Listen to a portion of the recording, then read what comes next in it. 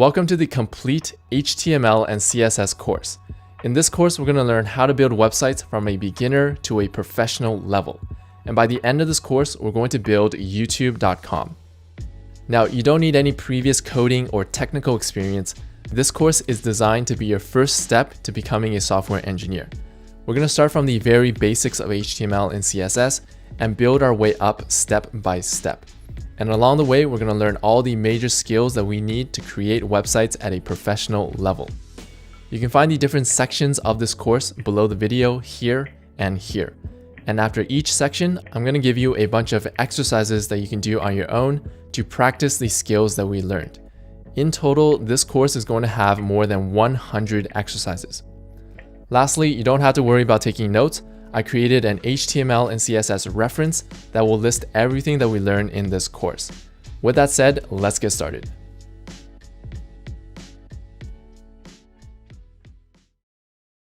I'm going to be doing this course on a Mac, but everything is the same for a Windows computer. Before we begin, we're going to need two pieces of software, a web browser and a code editor. A web browser lets us view websites on the internet. It's also going to let us view the website that we create in this course. The most popular web browser for web development is Google Chrome. A code editor helps us write our HTML and CSS code. The most popular code editor for web development is called VS Code, or Visual Studio Code. To install both of these, we can go to google.com and then search for Google Chrome or for VS Code. And then open the first result and follow the instructions to download and install. Once we have those two installed, we can start the course. We'll begin by learning what is HTML. HTML stands for Hypertext Markup Language. You don't have to worry about what that means. Just know that it's a tool that we use to create websites. Every website from YouTube to Google to Amazon uses a combination of HTML and CSS to create everything that we see on the website. The easiest way to understand what HTML is that we're simply giving instructions to a computer. We're telling the computer what to do step by step. The computer will then follow our instructions to create our website. So I find the best way to learn HTML is to jump in and give it a try. So we're going to create our first HTML file and our first website. Let's go to our computer and we're going to create a new folder. So this folder is going to contain all the code for this course. I'm going to call this HTML-CSS-course. Next, we're going to open this folder in our code editor. So I'm going to open VS Code. And then I'm going to click File, Open. And I'm going to find the folder that we just created, which is this one. Now, once that's open, you should see the folder name at the top here and on the side here. Now let's create our first HTML file. We're going to click this icon to create a new file. And we're going to call this file website.html. So we have to make sure that this file ends with .html. This tells the computer that this file contains HTML code rather than just text. So as I mentioned, HTML is basically some instructions you give to the computer. We're going to learn our first instruction, which is less than, button, greater than. And we also need to type less than / button greater than, but our code editor might autocomplete this for us. So this is an instruction to create a button. And inside the button, we're going to have the text hello. Now let's save our file, and we're going to learn how to open this in our web browser. To open our new website, we're going to go to the folder that contains our code. We're going to find our HTML file. We're going to right-click, open with Google Chrome. And now you can see that we have our first website that has a button with the text hello inside. And if we look back to our code, that's exactly the instruction that we gave to the computer. So as you can see, HTML is pretty straightforward. It's pretty easy to understand what's going on. Now let's try another instruction we can give to the computer. On a new line, we're going to type less than p greater than. And we also need to type less than /p greater than, and our code editor might autocomplete this for us too. So the P here stands for a paragraph. This is a paragraph of text. Inside a paragraph, we can put some text. So let's put the text, paragraph of text. Now we can save this, and to get our website to reflect our most current code, we're going to go to our web page and refresh. And now you can see that our website is displaying a paragraph of text, just like we told the computer to do. So that's basically how HTML works. The computer reads our HTML code from top to bottom, and then follows those instructions and creates a button and a paragraph of text. If we reverse the order of these lines, for example, if I put the paragraph up here, and I save it and refresh the page, then the paragraph will appear on top.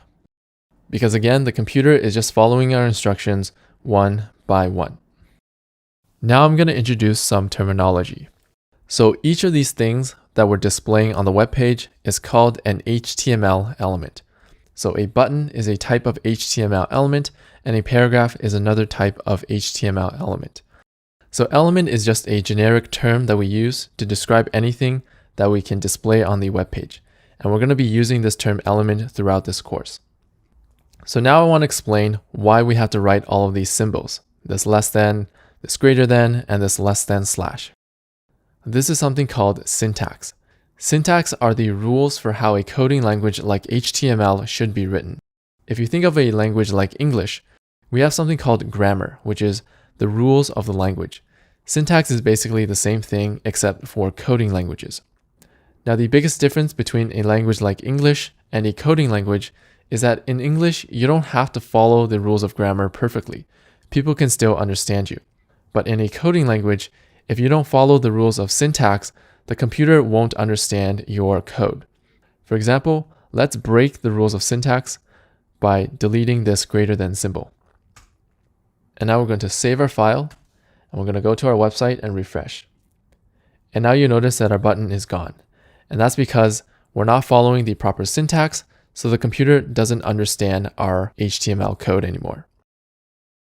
So let's put that greater sign back so that we're following the proper rules of syntax. And we don't need this. So let's save and refresh our page. And now our button is back because we're following the rules of syntax.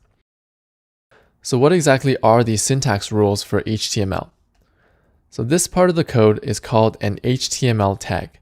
It basically tells the computer what we're trying to create. We write a tag by writing the less than symbol. This is the tag name, which tells the computer what kind of element we're trying to create, and then the greater than symbol. So every element consists of two tags, an opening tag and a closing tag. The closing tag is the same as the opening tag, except it has a slash in front of the tag name. That's how you can tell it is a closing tag. You can think of the opening tag as the start of the button and the closing tag as the end of the button, and then in between is the content or the text inside the button. And the same thing for the paragraph. The paragraph has an opening tag, a closing tag, and some content inside the paragraph.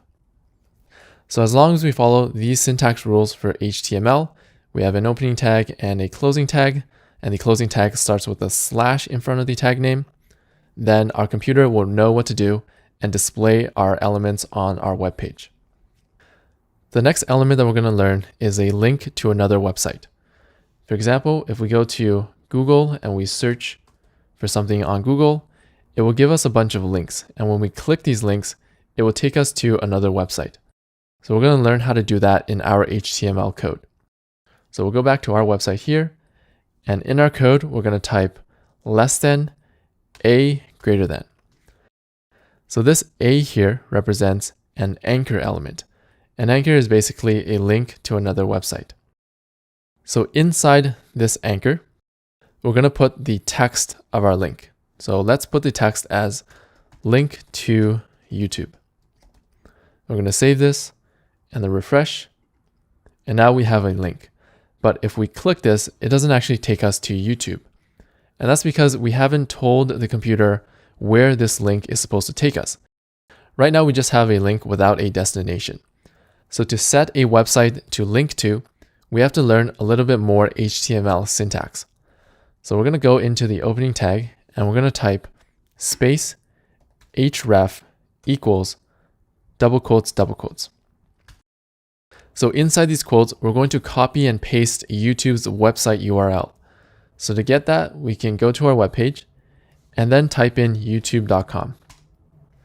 And at the top here, we have the URL. So we're going to copy this and paste this into our quotes. And now we're going to save our file. We're going to go back to our website and refresh. And now we have a link that we can click. So when we click this link, it's now going to take us to youtube.com.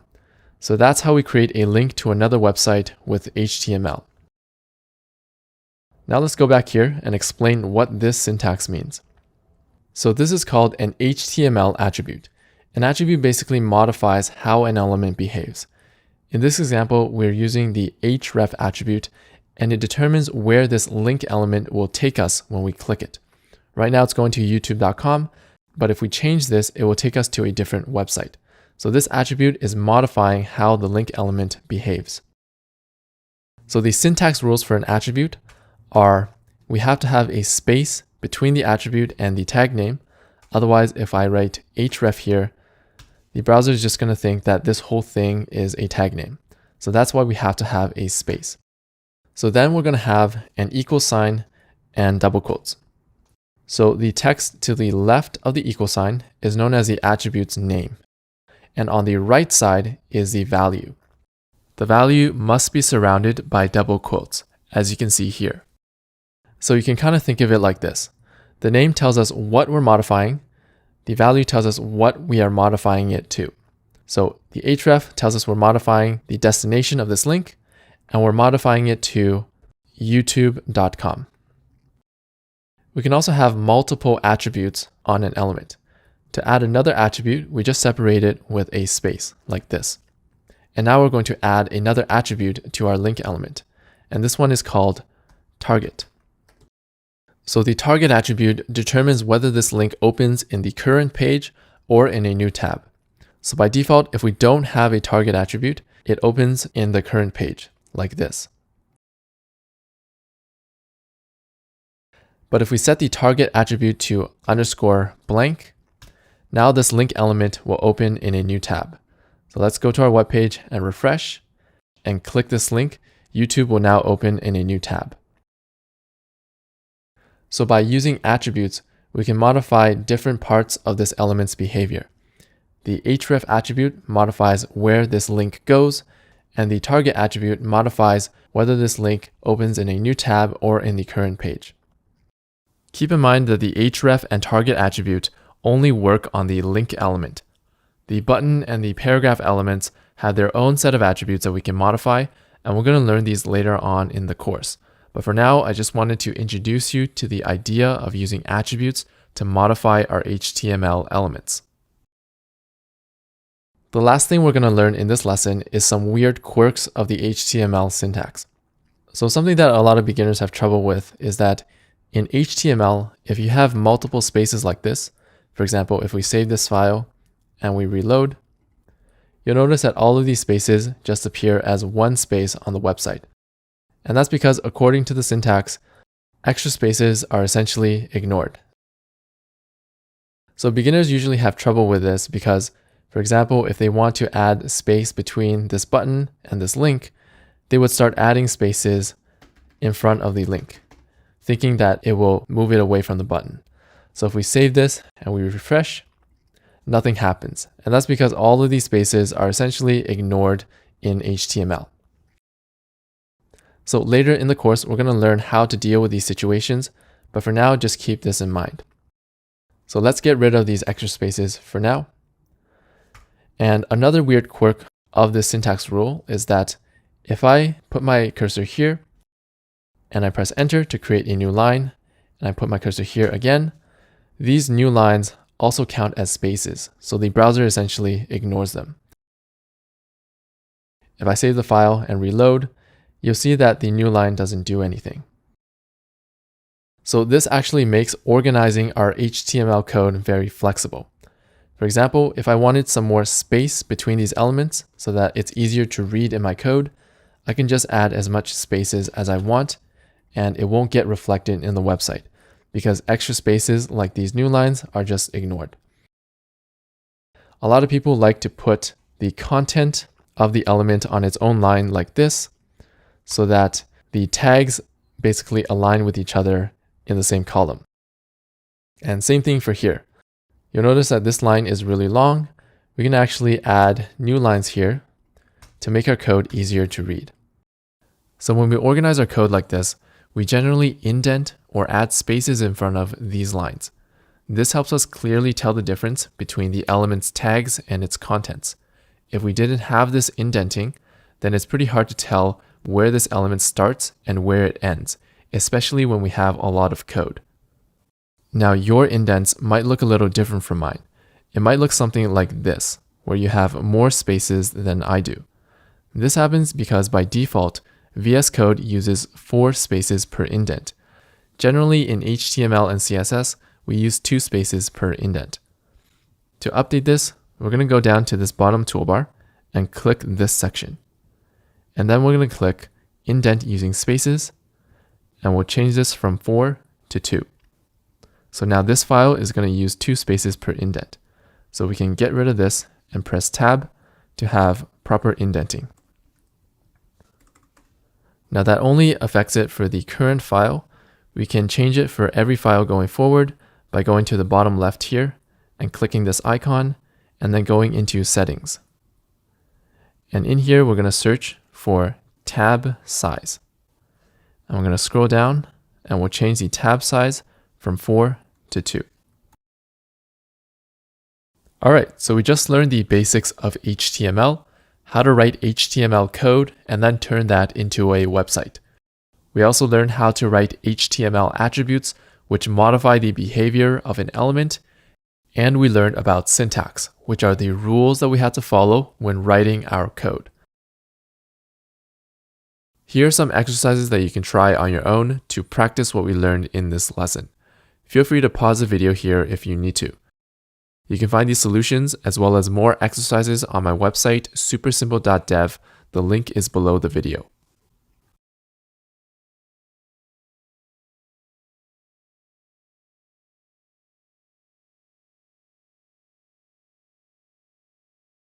In this lesson, we're going to learn CSS, or Cascading Style Sheets. Based on the name, it's used to style our web page. So it's used to change the appearance of our HTML elements. So I've actually prepared a project that we can do in this lesson. So we're going to open this project by going to supersimple.dev/exercises/buttons. So on this webpage, I have some really nice looking buttons from famous websites, namely YouTube and Twitter, that we can copy and practice our CSS with. So we're going to go into our code and we're actually going to create a new file for this exercise. So let's create a new file and let's call it buttons.html. And we're going to open our new HTML file in our browser. So let's open the folder that contains our code. We're going to right click, open with Google Chrome. And now I'm going to set this up by moving our reference design to the bottom like this, so that it's easier for us to copy it with CSS. I'm just going to move that to the corner, and then we can work here. So first, let's work on creating the subscribe button. So just like we learned before, we're going to create a button using HTML. So less than, button, greater than. And then inside our button, we're going to have the text subscribe. And now let's save and refresh our page. And now we have our button. Next, we're going to start changing the appearance of this button so that it looks like the subscribe button from YouTube. Let's go into our code and we're going to start writing some CSS to change the appearance of this HTML element. So to write CSS, we have to create a new element called a style element. So this style element is unique in that it doesn't appear visibly on the page. So for example, if we save our file and then we reload the page, the style element doesn't actually create anything. So the purpose of this element is that inside this element we can write CSS code, which modifies the appearance of other elements. For example, let's write our first bit of CSS code. We're going to type button, open squiggly bracket, close squiggly bracket. And then inside these brackets, we're basically going to give instructions to the computer on how to modify the appearance. For example, we can set the background dash color colon red and semicolon.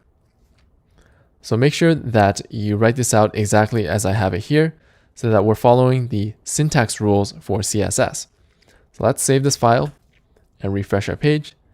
And now you can see that we set the background color of the button to red. So as you can see, CSS is similar to HTML. We're simply giving instructions to the computer, and then the computer follows our instructions step by step. And just like HTML, we have to follow certain syntax rules when writing our CSS so that the computer understands our code. So what are the syntax rules for CSS? How does this code work? So the word at the front here is called a CSS selector. It tells the computer which elements on the page we are targeting with our CSS code. In this case, we are targeting all buttons on the page, and we're going to change the background color of all buttons on the page to red. Now inside these brackets, there are other rules that we have to follow. The text to the left of this colon is called the CSS property. It tells the computer what we are changing. To the right of the colon is the CSS value. It tells the computer what we're changing the property to. In this case, we're changing the property background color to red, and that's exactly what the computer did. The colon is here to just separate the property and the value, and the semicolon here is just like a period in English. In English, you end sentences with a period. In CSS, you end a style with a semicolon. So that's what all of this syntax means. So we can actually add multiple styles inside these brackets. So let's go ahead and add another style. We're going to change the text color to white to match this design. So the property for changing the text color is called color. So notice that it's not called text color. It's just something that we have to remember. We're going to change it to white, and we'll end it with a semicolon. Let's save and refresh. And now you can see that we changed the text color of this button to white. And that's basically how CSS works. We tell the computer what we're targeting, and then we give some styles. And the computer is going to apply these styles one by one. So let's do another example. This time we'll set the border property. So notice that our button has a border while the subscribe button here doesn't have a border. So we're going to set the border property colon to none. And we're going to save this file and refresh. And now we just remove the border. So if you look at our styles here, it's actually pretty straightforward. They're pretty easy to read. We set the background color to red, text color to white, and border to none. So just like HTML, CSS is pretty straightforward. We're essentially just giving the computer instructions. So the general technique for going from something that looks like this to something that looks like this is to just change these styles one by one. So we're going to continue changing styles one by one until we get our design here. The next style I'm going to change is the height. So our button's a little bit short. I'm going to make it taller. So I'm going to set the height to something like 50 px. The px here represents pixels. Pixels are a very common unit of measurement in the digital world. Image sizes are measured in pixels, video sizes are measured in pixels, and your screen size is also measured in pixels. In this case, we're going to set the button height to 50 pixels. And don't worry too much about knowing what 50 pixels looks like. The more that you write CSS and work with pixels, the more you get a sense for how big these measurements turn out to be. So for now, let's save this file and refresh the page. And now we have a button that is 50 pixels tall, but it actually looks like it's a little too tall. So I'm going to change the height to something like 30 pixels. And we're going to refresh the page again. And I actually want it to be a little bit taller. So I'm going to change it to maybe 36. I'm going to refresh. And I think that looks pretty good to me. So you see that in CSS, we do a lot of trial and error to get our measurements right. Now let's keep working step by step to get to our design. Next, we're going to adjust the width. So let's change this to something like 100 pixels. Let's see how that looks. I'm going to save it, refresh, and I think it looks a little bit too small, so I'm going to increase it just a little bit, 105. And refresh. Okay, I think that looks good enough for me. Next, we're going to change the background color because currently our red is not the same as our design. So VS Code has a really nice feature, which is a color picker. So if we hover over this color box here, it gives us access to a color picker that we can pick another color with. So I'm going to pick something that's a little closer to what I see at the bottom. And don't worry, it doesn't have to be perfect. I'm going to pick something like 200, 0, 0. I'm going to save this and refresh. Okay, so I think that looks close enough. So you might be wondering what this value means. We went from a color of red to RGB 200, 0, 0. So this RGB value is another way of measuring color. It's a more precise way of measuring color than just using a word like red or white. So the way that RGB works is that pretty much every color can be created using a combination of red, green, and blue. So that's what this syntax represents. The R represents how much red we have in this color, G represents how much green, and B represents how much blue. And these three numbers represent how much red we have, how much green, and how much blue. The minimum value is 0 and the maximum value is 255. So if we removed all the red and green and we just have maximum blue and we save, that's going to get us a blue color. On the other hand, if we have all green color and we get rid of the blue, we're going to have a green color. So this is basically how RGB works. It's a combination of red, green, and blue to create any color that we want. Now don't worry too much about knowing what an RGB value looks like. For example, if you have a random value like this, if you gave this to me, I wouldn't even know what this color was. Usually I just use the color picker to pick the color that I want, and then it will give me the RGB value that I need. The only RGB values I suggest you remember are if we set all the colors to the maximum value, so 255, 255, and 255, this creates white. So we save it and refresh, that creates white. If we set all of these three to 0, that creates black. And we refresh, that creates a black color. So now let's go back to what we had before, which I think was 200, 0, 0, and we'll save and refresh. And the next thing we're going to change is, you might not be able to see it, but if we zoom in here, this button has rounded corners, while our button has pointy corners. So to make rounded corners, the CSS property for doing that is border dash radius, and the border radius takes a pixel measurement. The higher the pixels, the more round the corners will be. So for now, let's try 2 pixels and save. Now if we refresh the page, our button now has rounded corners just like our design. So I'm going to zoom back out and zoom back out. So the last thing I'm going to change is if we hover over this button, you'll notice that our mouse turns into this sort of hand. This hand is called a pointer. So we're going to change the cursor. The mouse, this thing that you point around, is usually called a cursor. And we're going to change the cursor to a pointer. Let's save and refresh. And that's how you get this hand whenever your mouse is over this button. So that's basically how we go from a basic HTML button to something that looks more professional. we create the button with HTML, and then we set the styles one by one. Now you might be wondering, how do I know all of these CSS properties? How are you supposed to memorize all of these? So usually when I don't know the CSS property for something, for example, if I want to create rounded corners, I would go to Google and search something like CSS and what I want to do. So let's say I want round corners. And usually the first few links give some really good suggestions on what the property is.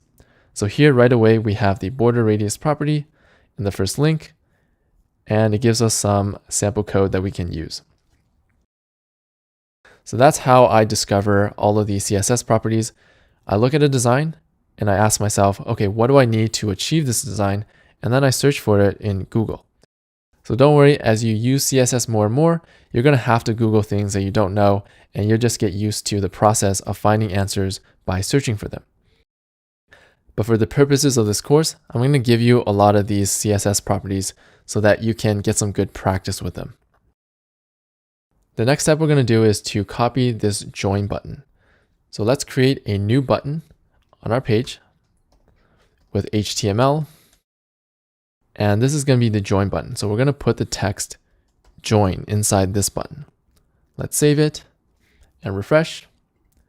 And unfortunately, it looks like our join button looks like the subscribe button. And that's because in our CSS, this word button means that all of these styles are targeted to all buttons on the page. So how do we get these styles to only target the subscribe button? So we're going to learn a new HTML attribute that we can use for this. So remember in the previous lesson, we learned that attributes modify the behavior of elements. In this lesson, we're going to learn a very useful attribute that is used a lot in CSS. We're going to go to the opening tag again, and we're going to add a new attribute called the class attribute. So we're going to type class equals quotes quotes. So the class attribute basically lets us label HTML elements.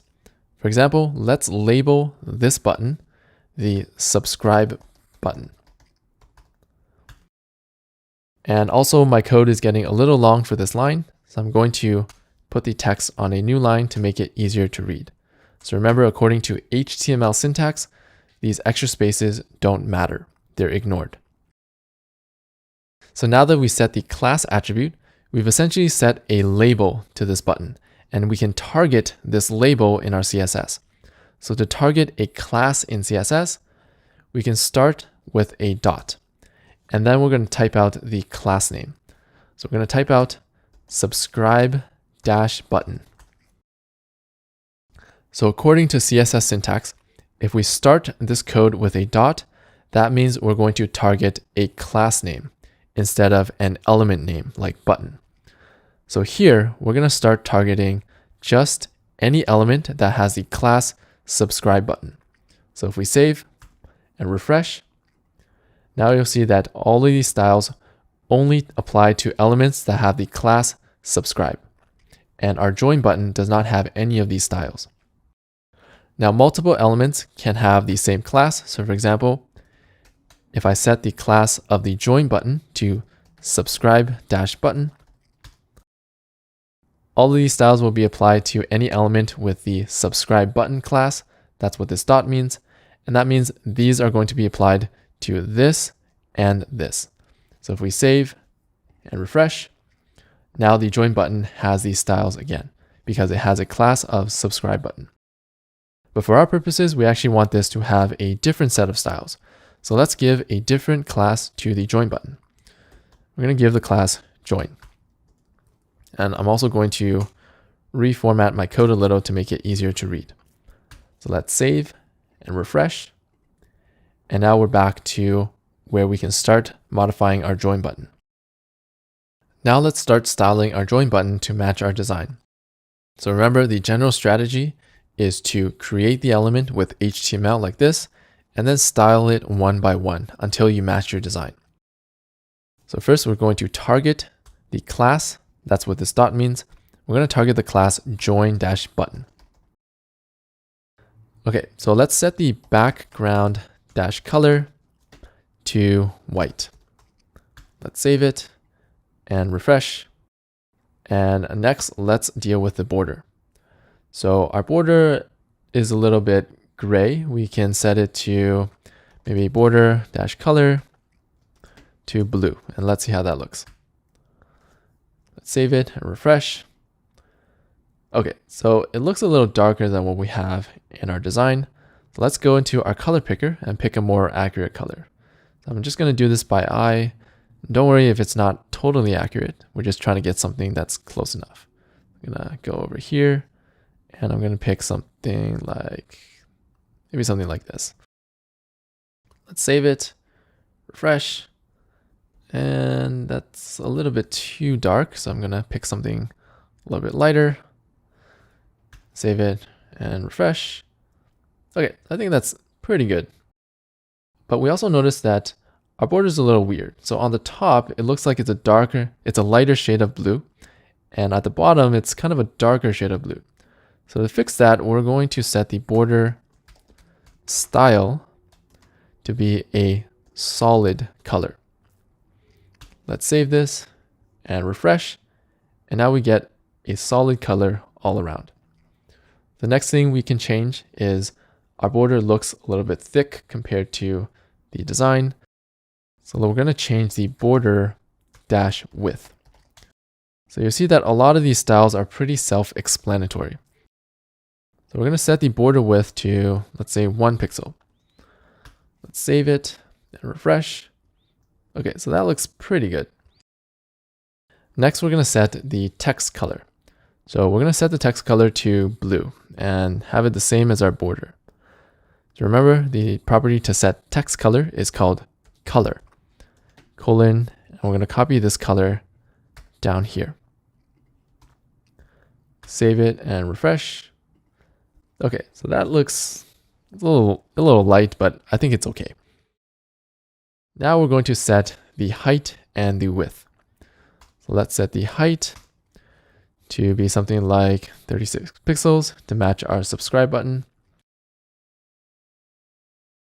Refresh. Okay, and now we're going to set the width. So let's try, 60 pixels. Let's see how that looks. Save and refresh. Okay, I'm going to set it to maybe 62. Okay, let's save and refresh. And again, we're going to set some rounded corners. So that is border dash radius 2 pixels. We're going to save it and refresh. And now we're almost there to matching this design. The last one we're going to set is cursor pointer to get that nice hand pointer when we're hovering over the button. So refresh. Now when we're hovering over the join button, we have this nice pointer icon. So another thing we notice is that there's a lot of space between these two buttons, and there's not a lot of space between ours. So in CSS, space is called margin.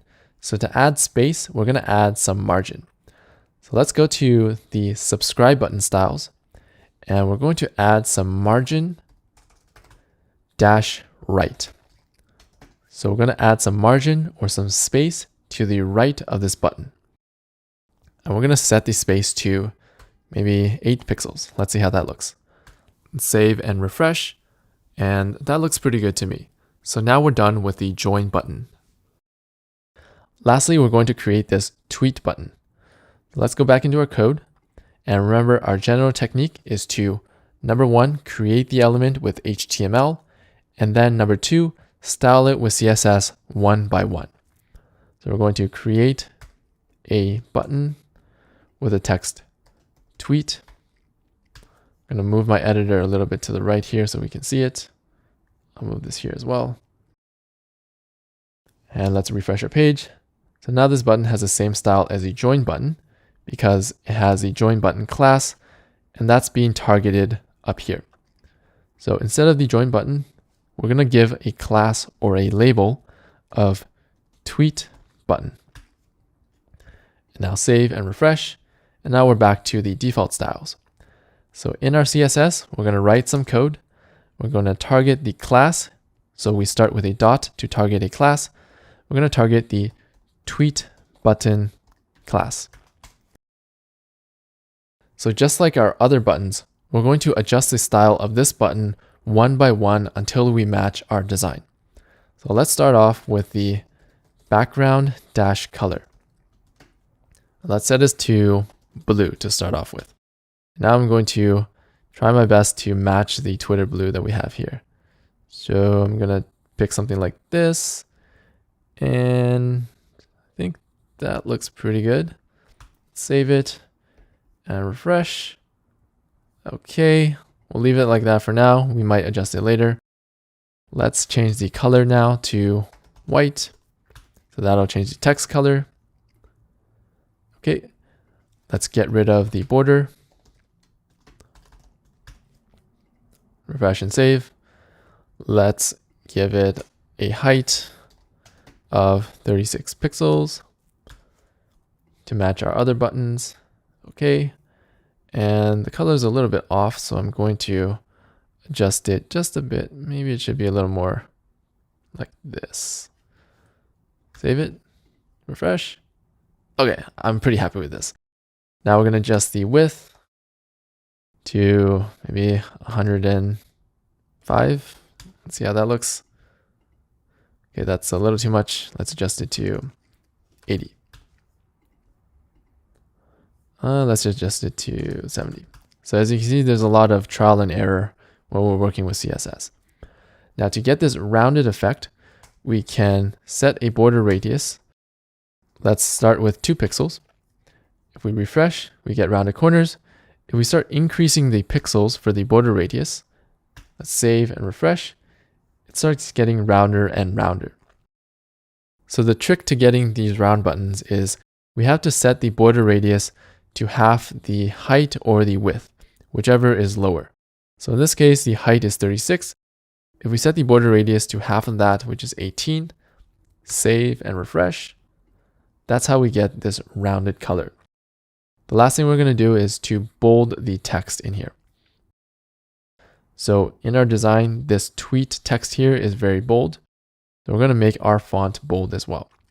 So to do that, we're going to set this property called font-weight. I'm going to set it to bold. Save and refresh. Okay, it looks pretty good. It looks like this font is actually a little bigger than ours. So let's actually set the font dash size. Set it to maybe 15. See how that looks. Save and refresh. Okay, I think that looks pretty close. I'm going to change the width to maybe 74. See how that looks.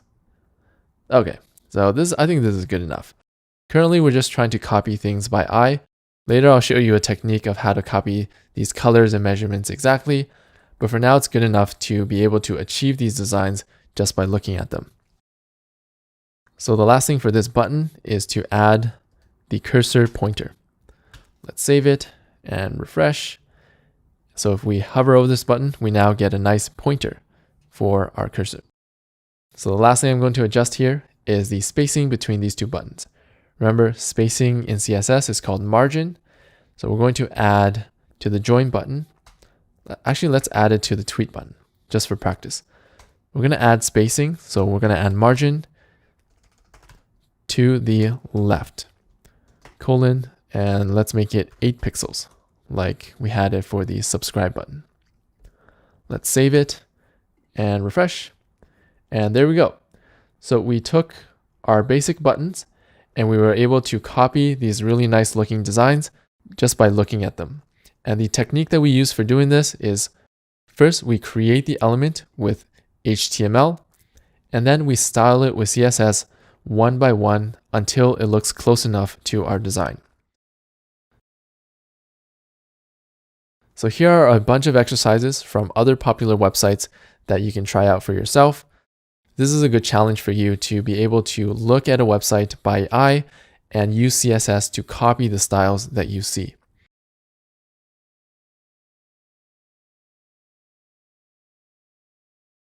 In this lesson, we're going to learn some intermediate CSS skills, such as how to create hovers, transitions, and shadows. For most buttons you see on the internet, if we hover over them with our mouse, they change their style slightly. Some of them get darker, some of them get lighter. We're going to learn how to do that in our code. So we're going to use the same exercise as before. As a reminder, you can find it at supersimple.dev/exercises/buttons. These buttons, when we hover over them, they actually change their style. So this is going to help us practice learning about hovers. In addition, you'll notice that if we hover in and out, they change their style smoothly. So we can also learn about transitions. And lastly, this tweet button, if we hover over it, it casts a little bit of a shadow. So that'll help us practice shadows. But first, let's work on the hover styles for the subscribe button. Let's go into our code and find the styles for the subscribe button, which is everything here. And now to create a hover effect, we're going to create a new block of CSS. We're going to use a dot to target a class. So this time we're still targeting the subscribe -button. But this time we're going to add :hover, open bracket, close bracket. So inside these are styles that will apply only when we hover over the button. That's what this :hover means. For example, we can set the background -color to green. Now let's save our file and refresh the page. And when we hover over this button, you'll notice that it's green.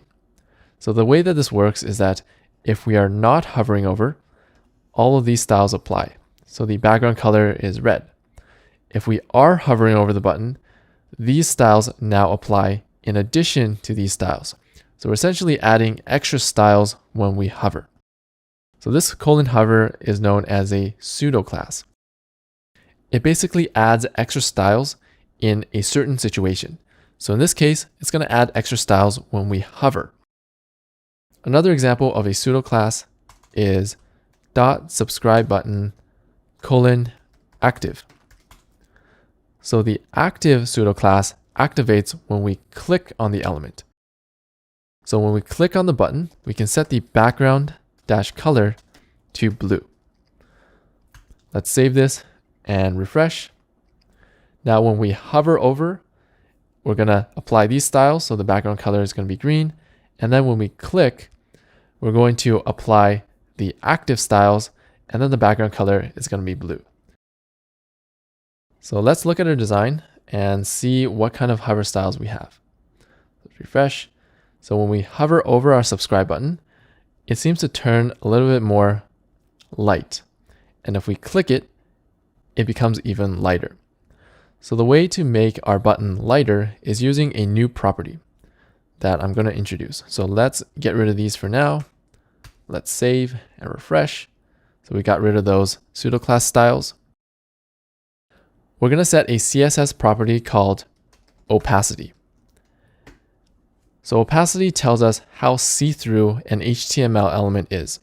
It takes a value between 0 and 1. A value of 1 means that this element is completely normal. So if we save this and refresh, you can see that if we hover over it, it's completely normal. And as we decrease the opacity, let's decrease it to 0.7,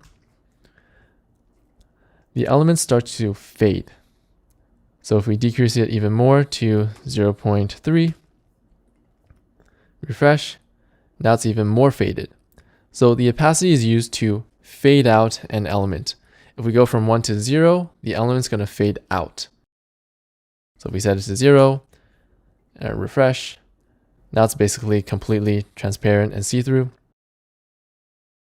If the opacity goes from 0 to 1, that means the element's going to start to fade in. So that's how opacity works. For now, if we hover over it, let's set the opacity to maybe 0.8. So it's going to be a little bit see-through, but not totally see-through. So let's refresh and hover over it. Okay, let's look at our design. So that looks pretty close to what we have. Next, let's set the active styles. So in our design, if we click on this, it gets even lighter. So we're going to set an even lower opacity to make our button fade out even more when we click on it. Let's set it to something like 0.5. 4 or 0.5, let's say. Save it and refresh. Now when we hover over it, now when we click, the button gets lighter. And we can compare that to our design. And that looks pretty good to me. Now we're going to work on the hover styles for our join button. So if we look at our design, the colors for this join button sort of inverts. So the background color and the text color, they reverse. So to do that, we're going to go into our code. And again, we're going to target the join button with a dot, join button. And we're going to add a pseudo class called :hover. And now all the styles inside here will apply when we hover over this button. So when we hover over it, we want to invert the colors. So we want to set the background dash color to our text color, which is this. Copy and paste. And we also want to set the text color to our background color. So we're going to switch them up. Let's copy and paste here. Save it and refresh. And now when we hover over our join button, that looks pretty good. The next thing is when we click the join button, you'll notice that it also fades out. So we're going to add an active pseudo class to this button as well. So target the join button class and add a pseudo class called active. So these styles will activate when we click this element. So let's set the opacity to maybe 0.7 maybe. Save it, refresh, click it, okay. So I think that looks close enough. So 0.7 looks pretty good. So that is how we set hover styles and other pseudo classes with our CSS code. Next, we're going to learn how to transition smoothly between these two styles. So for example, if we go back into our project and we hover over this button, you'll notice that the background color and the text color change smoothly. But for our colors, it changes almost instantly. So how do we make this transition? So to do that, we're going to scroll up to our subscribe button first. We're going to add a property called transition. So transition property takes two values. The first one is what we want to transition. So in our case, we want to transition the opacity smoothly. So we want to smoothly fade out the button when we hover over it instead of instantaneously. So let's transition the opacity. And the second value is how long this transition will take. For example, let's set it to 1s, which is 1 second. End it with a semicolon and save. Let's go back and refresh. And now when we hover over our button, you'll notice that the opacity changes smoothly. Now it might be a little bit hard to see, so let's change this to 0.1 to show you the effect. Refresh. So now you can see that the opacity is changing smoothly over 1 second. So this is how you transition between different styles when you're hovering over them. Now let's set it back to 0.8. And we're going to change 1 second because it's a little bit too long. So usually a good transition duration is something like 0.15 seconds. So it's pretty fast, but it's not too fast and it's not too slow. Let's go to our webpage and refresh. Now when we hover over it, we get a nice smooth transition. It might be a little bit hard to tell, but we do get a nice smooth transition instead of what we had before, which transitioned immediately. Let's work on the join button now. So this one is a lot easier to see the difference. Let's scroll down to the join button. And again, we're going to add a transition. So we're going to add transition. And we're going to give it two values, what we want to transition and how long. First, let's transition the background dash color and how long we're going to transition for 1 second as an example. Let's save our file and refresh. Now when we hover over the join button, the background color changes smoothly over 1 second. But you'll notice that the text color changes immediately, whereas the text color here also kind of transitions. So to make the text color transition as well, we need to add another property to transition. So we can actually transition multiple properties. We just have to separate it with a comma. So if we have a comma here, we can add another property to transition. This time I'm going to transition the color, and we're also going to give it a duration, which is 1 second. So how long it takes to transition this property. Save it and refresh. Now when we hover over this button, it will transition both background color and the color smoothly over 1 second. And that's basically how transitions work. So sometimes you might be tempted to put this transition property into the hover because you think that we want to transition when we hover, so we have to put it here. Now the problem with this is that if we refresh, when we hover over the button, everything looks good, but as soon as we hover out, these styles change immediately. And that's because, remember, these styles only apply when we're hovering. So if we are hovering, then we have a transition.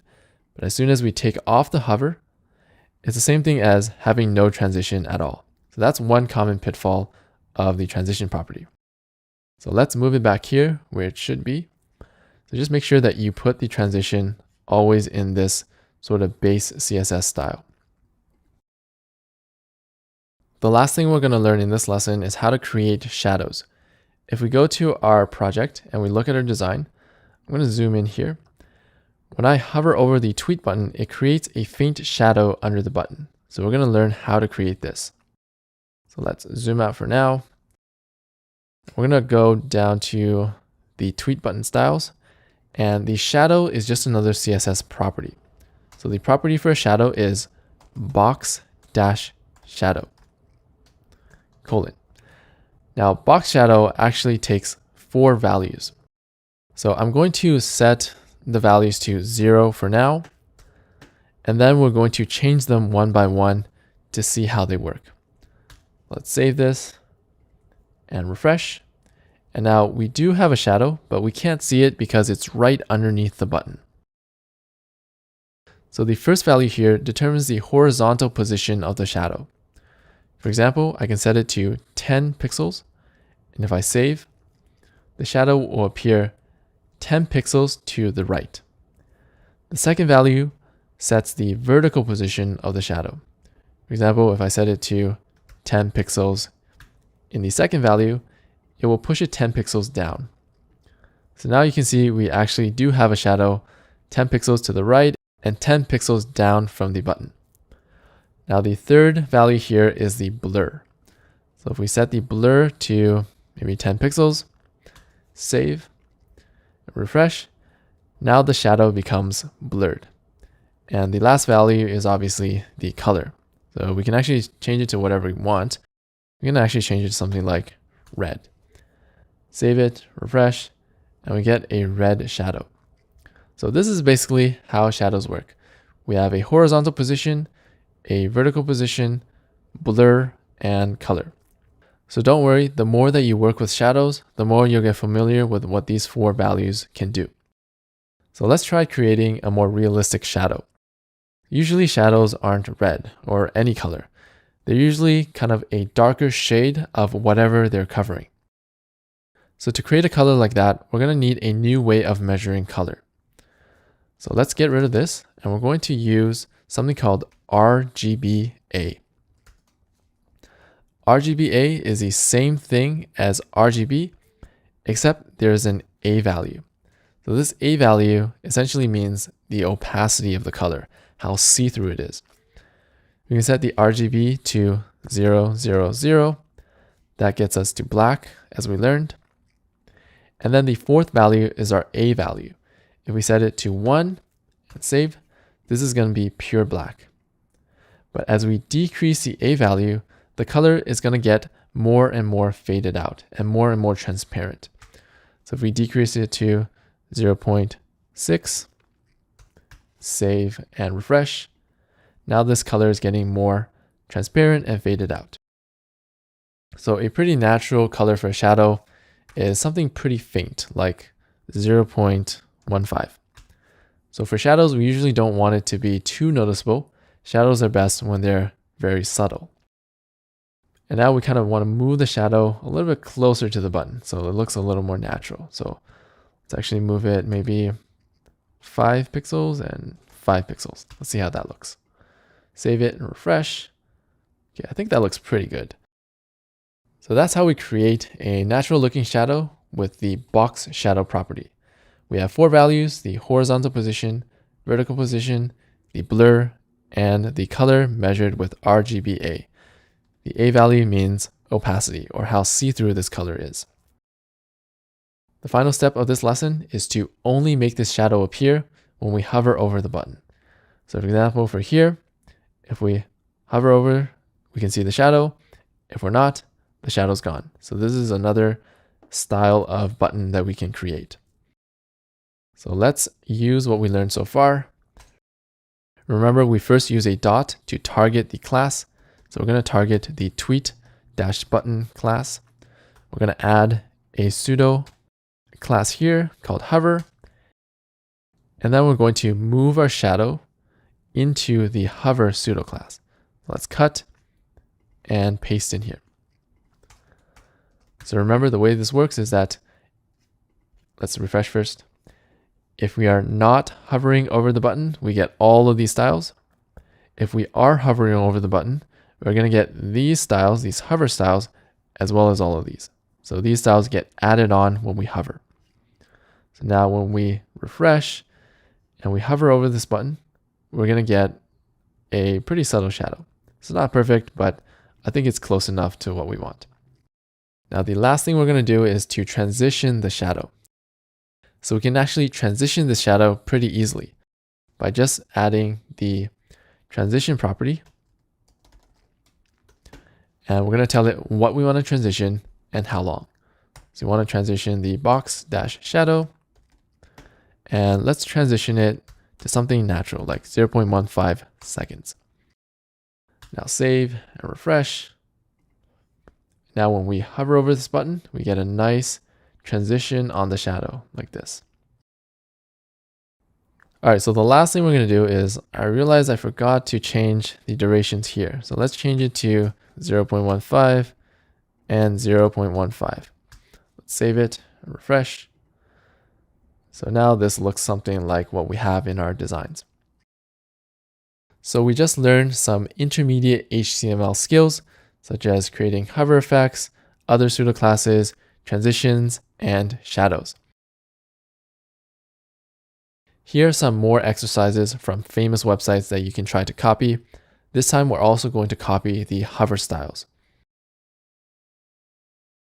As always, you can find these solutions and more exercises below the video.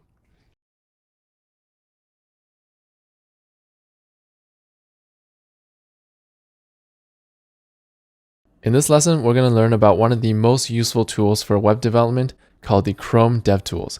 And we're going to use the DevTools to get perfect colors for our buttons. So first of all, what are the Chrome DevTools? So I find that it's a lot easier to demonstrate it than to try to explain it. So let's go to our website. And we're going to right click in an empty area. And we're going to click Inspect. And this will open up the DevTools. So the cool thing about this is that we can now see all the HTML on our page. If we drill down here, we can see all the buttons. So this is a great way to visualize the HTML as well as the CSS on our page. If I click into one of these buttons, I can see all the CSS that is applied to this button. So what's even better is that we can open the DevTools in any website that we want. So we can actually open it in supersimple.dev. And you can see all the HTML that is on this website, as well as all the CSS. So this is a really great tool where you can open it in any website that you want and see the exact styles that they're using on that website. The next feature I want to show you is this pointer icon in the top left. So instead of trying to find these buttons in all of this HTML, we can actually click this pointer icon and it will let us hover over any element on the web page and show it down here.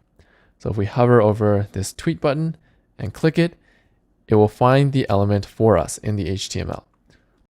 And now we can look at these styles here to see what kind of styles and, more importantly, what kind of background color is set on this button so that we can get a perfect background color.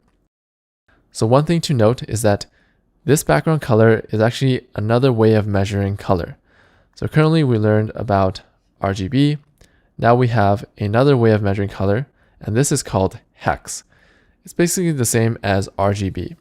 The first two characters here, 1 and D, represent how much red, the second two represent how much green, and the third two represent how much blue. So with a little bit of math, we can convert from hex to RGB. So I just Google a hex to RGB calculator, and I find any calculator, and then I use it to convert the hex value. So I'm going to copy this into the calculator and then convert it, and it will give me the RGB value. So it'll do that math for me. So that's just another way of measuring color called hex. The next feature I want to show you in the DevTools is this Computed tab. So this tab actually shows us all the final styles that are applied to this element. So we can actually scroll down here and we can find the background color in the RGB value.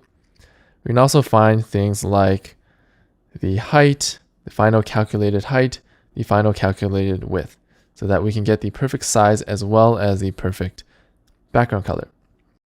So let's actually just use the background color here. And we're going to copy this and paste this into our code. So we're going to get an exact color instead of trying to guess it like we were before. So if I copy and paste here, save it, and now I refresh, now our button has the exact same color as what we have here. So the same thing happens for the join button. Let's click this icon here and hover over the join button to find it in the HTML. Click, and now we can see all these styles, all the final computed styles on the join button. So most importantly, we can find the border color, which is this. Let's copy it and put it into our CSS so that we can get a perfect color. End it with a semicolon to follow the syntax rules. Okay, copy it there and copy it here. Now we're going to save, refresh, and now our button color is going to match the design exactly. So that's how you use the DevTools to get perfect color for our HTML elements. Now we're going to learn about the CSS box model, which basically allows us to add space between our elements like this, as well as add space inside our element to make it bigger.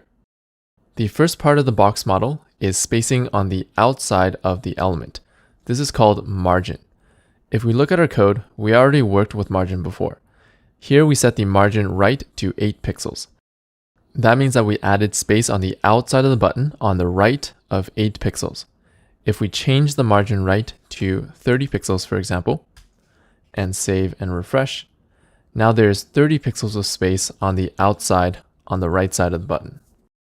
So we can add margin to all 4 directions: top, right, bottom, and left. Let's try adding margin to the left side of the button this time. We're going to add margin left of 20 pixels. Save it and refresh. And that adds space on the outside of the button on the left of 20 pixels. So that's basically how margin works. It lets us add spacing on the outside of the element. The second part of the box model is spacing on the inside of the element. So basically all the spacing in here around our text. So currently, if we look at our code, we're setting the height and width of our buttons. And this is not actually a good idea. I'll show you why. I'm going to scroll down to the join button because it's a little easier to see. And I'm going to change the text to join my channel. Save it and refresh. And you'll notice that the text is actually overflowing the button like this. And that's because if we scroll up, we're setting the height and the width. That means that we're forcing the button to have a height of 36 pixels and a width of 62 pixels. But here, notice that our content is too big. So what we want to do is to remove these lines and save it and refresh the page. And by default, our button actually adjusts its size automatically based on the content. So now instead of setting the height and the width, we're going to achieve the same thing by adding spacing on the inside of the button. So the spacing on the inside of the button is called padding. Let's go into our code and give it a try. So we're going to add padding -left of 30 pixels. Save it and refresh. And you can see that padding adds spacing on the inside of the button.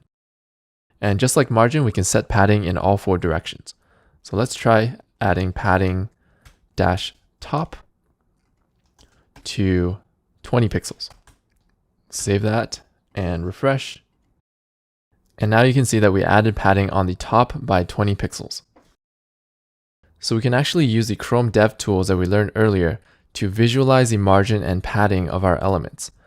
Let's go into a blank area of our web page, and we're going to right click and inspect, and then click this top left icon, and then click our subscribe button. So I'm going to drag this down, and then we're going to go into the computed tab. So this section is basically the box model. We have our margin, which is the space on the outside of the element. You can see that highlighted in orange. We have the border, which we learned earlier, and we have the padding, which is the space on the inside of the element, which you can see highlighted in green. Buttons by default have a padding of 6 pixels on the left and right, and 1 pixel on top and bottom. So let's click this top left again and go to our join button and click this button. In this example, we have padding on the top of 20 pixels, which is what we have in our code. We have padding on the left of 30 pixels, also what we have in our code. And then we have a default padding of 6 pixels on the right and 1 pixel at the bottom. And for this button, we have a border of 1 pixel wide, which you can see here in our code. So all of these combined make up the CSS box model. This basically determines how much space an element takes up on the page and how far it is away from other elements. So now that we learned the box model, we're going to use it to recreate our design here. So currently, if we look at our code, we're using height and width. Let's replace this with the box model. Let's get rid of this and save it and refresh. And now our button's back to what it was before. And now we're going to add padding to this button so that it matches the design at the bottom here. So let's add some padding -top of 10 pixels. So we'll add spacing on the inside of the button at the top here of 10 pixels. We're also going to add padding -bottom of 10 pixels. So let's save that and refresh. Okay, so now we have space at the top and bottom. So that looks pretty close. We're also going to add space on the inside on the left and right. So we're going to add padding -left of 16 pixels and padding on the right of 16 pixels. So let's save that and refresh. And I think this looks close enough. So using padding, we added spacing on the inside of our button. And the good thing about this is that if we change the text like this and save it and refresh, the button will resize with the text, but it will keep the spacing on the inside. So using padding is a better alternative to height and width. So let's save that and refresh the page. And let's actually move these buttons back closer together. So currently, if we scroll up, we have margin on the right of 30 pixels. So spacing on the outside of the button on the right of 30 pixels. We're going to change it back to 8 pixels so that it's closer like we have in our design. Save it and refresh. Okay, so that looks pretty good. Now, one thing you'll notice is that our buttons are not aligned with each other. So the join button is all the way at the top, while our subscribe button is a little bit below. So why is this happening? By default, the browser tries to align our buttons based on the text. So notice that the text is in one line like this. So that's the default behavior of the browser. This is because browsers in the beginning were mostly text-based. Now to override this behavior and align everything to the top like we had before, we can go into our CSS and we're going to add a property called vertical-align. And we're going to set this to top. So instead of aligning the buttons based on the text like this, we're just going to align everything to the top. If we save that and refresh, now the subscribe button is aligned to the top, which is right there. Let's do the same thing for the tweet button. We're going to scroll down and we're going to add vertical-align: top here as well. Save and refresh. And now everything's aligned properly again. Now let's work on the join button. I'm going to scroll down and remove this extra text here. Save it and refresh. And now we're going to go to our CSS for the join button. So I'll scroll up to right here and we're going to adjust the padding. So let's actually just borrow the padding from the subscribe button because they look pretty similar. So I'll scroll up here and copy these and just move them down to the join button right here. Save that and refresh. Okay, so that looks pretty good, except our join button looks a little bit off. It looks a little bit taller than our subscribe button. And that's because the border actually adds a little bit of size to this button. So it adds 1 pixel on the top and bottom. That's why this button is taller than the subscribe button. So to compensate, we're actually going to reduce the padding at the top and the bottom by 1 pixel. Save it and refresh. And now they're the same size. We have 9 pixels of space on the inside plus the 1 pixel of the border width. And that matches the 10 pixels of space on the inside of the subscribe button. And I'll leave changing the tweet button up to you as an exercise. So that is the CSS box model.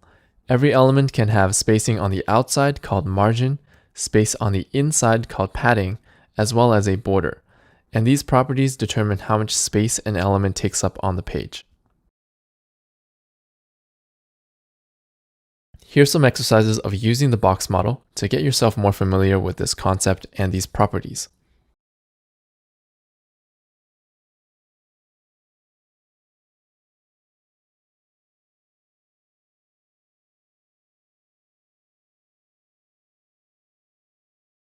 For most of the course, we've been working with buttons. In this lesson, we're going to work with text, and we're going to learn how to style text. So just like our button lesson, I've created an exercise that we can practice with text. So we're going to go to supersimple.dev/exercises/text. And now we have some text from YouTube and Apple that we're going to learn how to copy. So first of all, let's create a new HTML file where we can focus on practicing text styles. So I'm going to go here and create a new file. And let's just call this text.html. And now we're going to open this file in our browser. So open the folder that contains our code and right-click, open with Google Chrome. I'm actually going to put this up here. All right, so now we're ready to begin. If you've ever written a text document before using something like Google Docs or Microsoft Word, you've probably seen something like this. This is a toolbar that allows us to change the style of our text. We can change the font, the text size, we can make it bold, we can center it, etc. In CSS, we have a style for each of these things. Let's go to our code, and we're going to first start by creating some text on our page. So let's first create a paragraph. And then inside our paragraph, let's start with the text here. So I'm going to copy and paste this into our paragraph. And I'm just going to reorganize the code a little bit and save. Remember that in HTML, these extra spaces and new lines don't matter. Now refresh the page, and we have our first paragraph that we can practice with. Next, let's create a style element so we can write some CSS code. Now we'll set a class on this paragraph so that we can target it in CSS.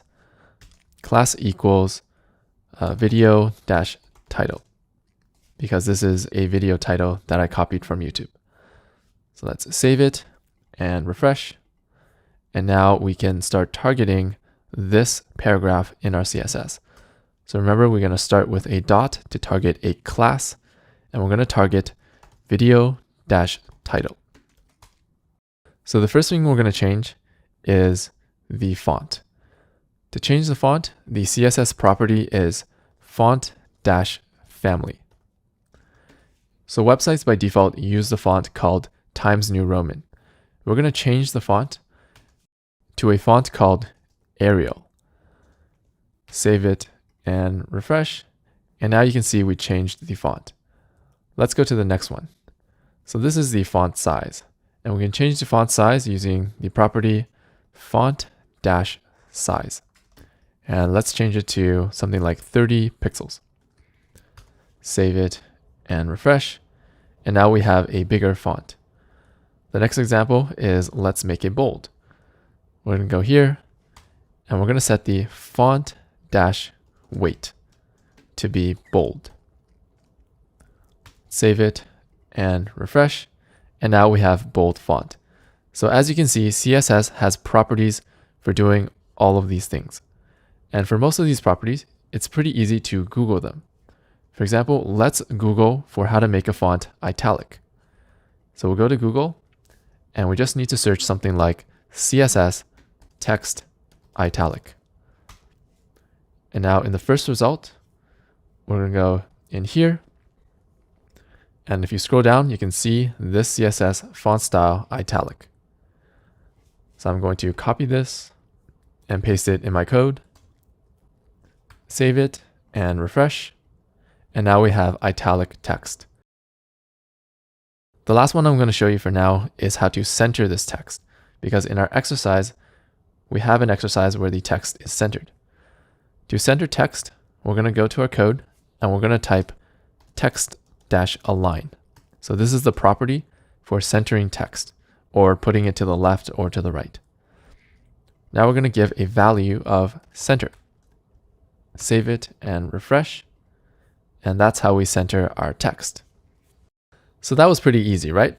Now let's go ahead and try to copy this style in our exercise. So if you remember, the general strategy for creating anything that we see is first create the element with HTML and then style it with CSS one by one. Let's go ahead and do that for this exercise. So I'm just going to resize this back, and we're going to start by resetting all of these styles. Save it and refresh. First, I'm going to start with the font family. So for this exercise, I actually use the font family Arial just to make it easier for us. So we're going to set the font-family to Arial. Save it and refresh. Next, I'm going to change the font weight. So this font is bold, and I want to make my font bold as well. So we're going to add font-weight bold. Save it and refresh. Next, let's change the font size. So I'm going to change this font size to something bigger, like maybe 20 pixels. Save it and refresh. And it looks a little too big compared to the design. So let's tone it down just a little bit, maybe 18 pixels. Save and refresh. Okay, so I think that looks close enough. Next, you'll notice that this text sort of wraps around to a second line, while ours doesn't. The way to make this happen is we're going to set a width on this title. Now I know that in the previous section, we said it's bad to set a width, but here it's actually what we want. Because if we set a width, we're going to force the text onto a second line. So let's go ahead and set a width right now. And I'll set it to something like 400 pixels. Let's see how that looks. Save it and refresh. Okay, so it needs to be less than that. Let's do 300 pixels. Save and refresh. Okay, so that looks right to me now. And the final thing with the title is I notice there's more spacing between the lines here than what we have. So to adjust the spacing between lines, the property is called line-height. So don't worry if it seems like we're learning a lot of new properties. The point of this lesson is for us to go through some complicated examples together, which will prepare you for the exercises that you can practice on your own. So for this line height, let's try something like 20 pixels. Save it and refresh. Okay, so it looks like that didn't work. Let's change it to 26 maybe. Save it and refresh. Okay, maybe 24. Save and refresh. Okay, so I think that looks pretty close. Next, let's work on the second paragraph. So we're going to create a new paragraph. 3.4 m views. And now to create this dot, we're going to create something called an HTML entity. So an HTML entity lets us type out special characters. For example, this dot and this check mark. To get the HTML entity for this dot, we're going to Google HTML entity middle dot. And now if we scroll down, this will give us some HTML code that we can copy into our code. So I'm going to copy this and then paste it here. And that's going to create a dot on our page. So if I save it and refresh, that's what we get. Now I'm going to type out the rest of the text in this paragraph. Now let's save that and refresh. So now remember, the general process is we created the element with HTML. Now we're going to style it one by one. First, let's give this a class so we can target it. Let's call this video-stats. And now in our CSS, we're going to style this text. We're going to start with font-family Arial. Save and refresh. And then we're going to change the font size. So it looks like our design is a little bit smaller than what we have. Let's change the font size to maybe 14 pixels. Save and refresh. And I think that looks pretty close. Next, let's change the color. So let's set a color of maybe gray and refresh. Okay, so that's a little too light. So to get an exact color, we can right click in a blank area of the web page, click inspect, and then we're going to inspect the styles of this element. So the trick to doing that is we're going to click this top left icon, hover over this element and click it. And then we can find all its styles in the Computed tab. So if we scroll down, we can get the text color. So let's copy this and save. Let's refresh. And that looks pretty good compared to the design. Next, let's adjust the spacing between these two paragraphs. So remember from the previous lesson, the spacing outside of an element is called the margin. But if we look at our code, we didn't actually set any margin yet. So why is there so much space between these two paragraphs? And the reason is, if we right click in an empty area of the web page and click inspect, and we click this icon and hover over this paragraph already has margin at the top and bottom. So if we click this, go to computed, it has 14 pixels of margin at the top and 14 at the bottom. And the same thing for this paragraph. And the reason for this is because paragraphs by default come with margin at the top and at the bottom. So that's why there's all this spacing that we have here where we didn't set it in the CSS. So the general process is we're going to remove the default spacing and then we're going to set our own spacing. So let's go into our code. And first we're going to remove the margin dash bottom of the title. Set that to 0. And we're also going to remove the margin at the top of the second paragraph and set it to 0. Let's save that and refresh. And now there's no default spacing between these and they're really close together. Next, we can set a more precise margin bottom. So let's set it to maybe 20 pixels. Let's see how that looks. Save it and refresh. Okay, so that's way too much space. Let's tone it down to something like maybe 5. Save and refresh. Okay, so I think this looks pretty close to the design actually. Let's move on to the next paragraph. We're going to move all the way down and create a new paragraph element with this text inside. And now for this check mark, we're also going to use an HTML entity. Now I know that you can actually copy this and put it into our code directly, but some browsers might not support this. So that's why we're using HTML entities. We're going to go to Google and we're going to search HTML entity check mark. And we're going to scroll down and grab the HTML entity here. So here we actually have 3. I'm just going to take the first one. Copy, paste, save it.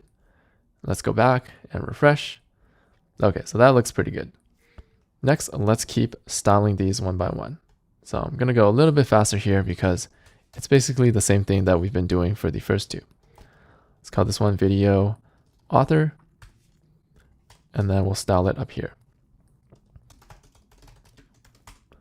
So we'll set the font family to Arial, like the rest of the paragraphs. I'm going to set the color to the same as this paragraph. So copy and paste. Okay, that looks pretty good. Oh yeah, we have to set the font size. It looks a little too big right now. Set the font size to 14 pixels. Next, we're going to reset the default spacing here. So we're going to set the margin dash bottom and remove it by setting it to 0. And also remove the margin top and set it to 0. Save and refresh. And now we're going to set a more precise margin. So let's try maybe 30 pixels. See how that looks. Okay, that's way too much. Maybe 20 pixels. Okay, I think that looks about right. Then we're going to do the third paragraph. Let's go down here, create the element, and then style it with CSS. I'm just going to copy and paste this in here. Save and refresh.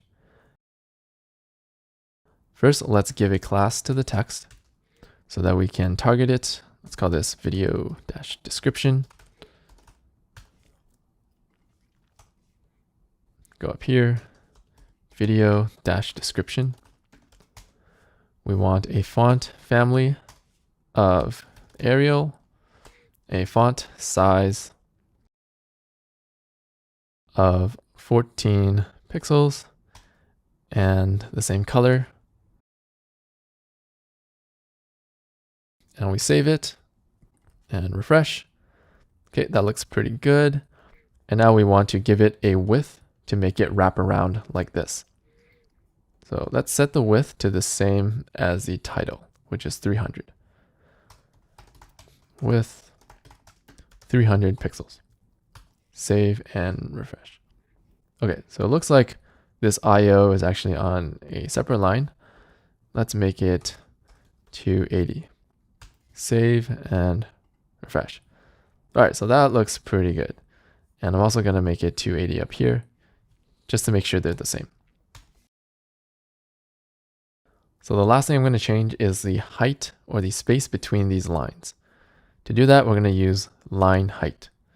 Let's scroll down and then add another property called line-height. And let's set this to 20 pixels. Let's see how that looks. Save and refresh.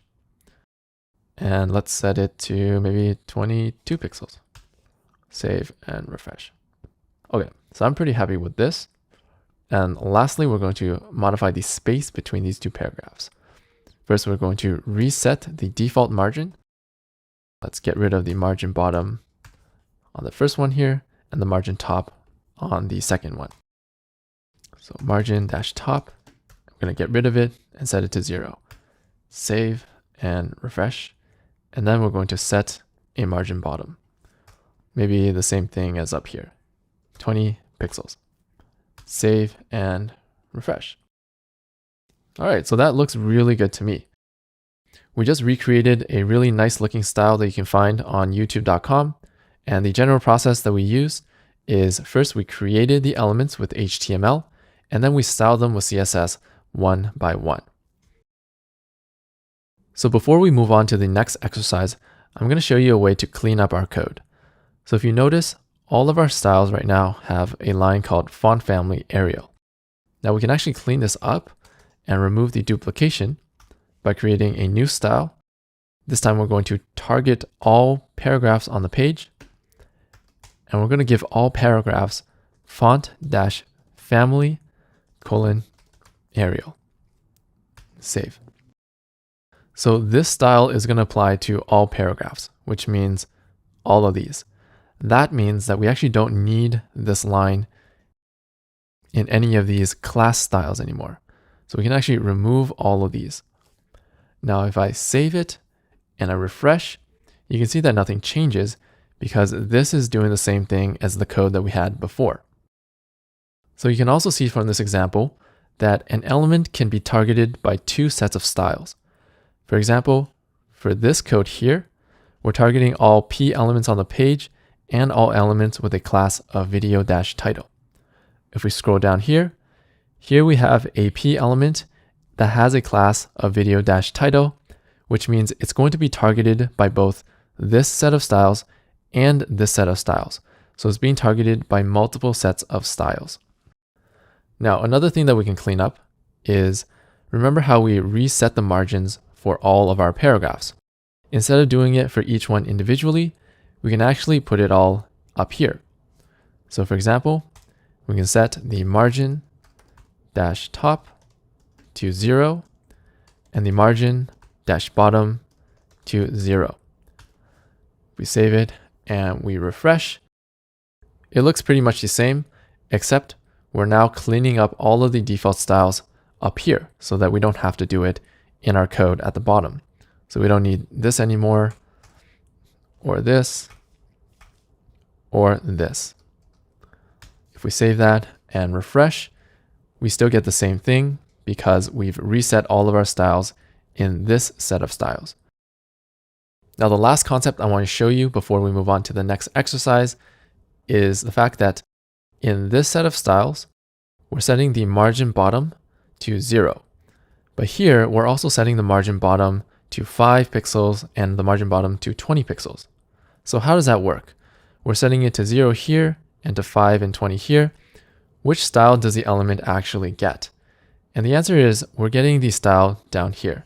So if we refresh, you'll notice that there's still 20 pixels of space between these two paragraphs. Now you might think that it's because this line is at the top, and then once we get to this line, it overrides anything that comes before it. But if we actually move this to the top, and we save and reload, you'll see that we still have 20 pixels of margin bottom. So why is this happening? This is something called CSS specificity. If we have multiple lines setting the same property, there's actually a priority that the browser follows. So in this situation, this style has more priority than this style. And to determine which one has more priority, we have to look at this word before the brackets. So this word tells us what these styles are targeting. This is known as a selector. This is another selector that targets a particular class. Now the selector that is the most specific is going to have higher priority.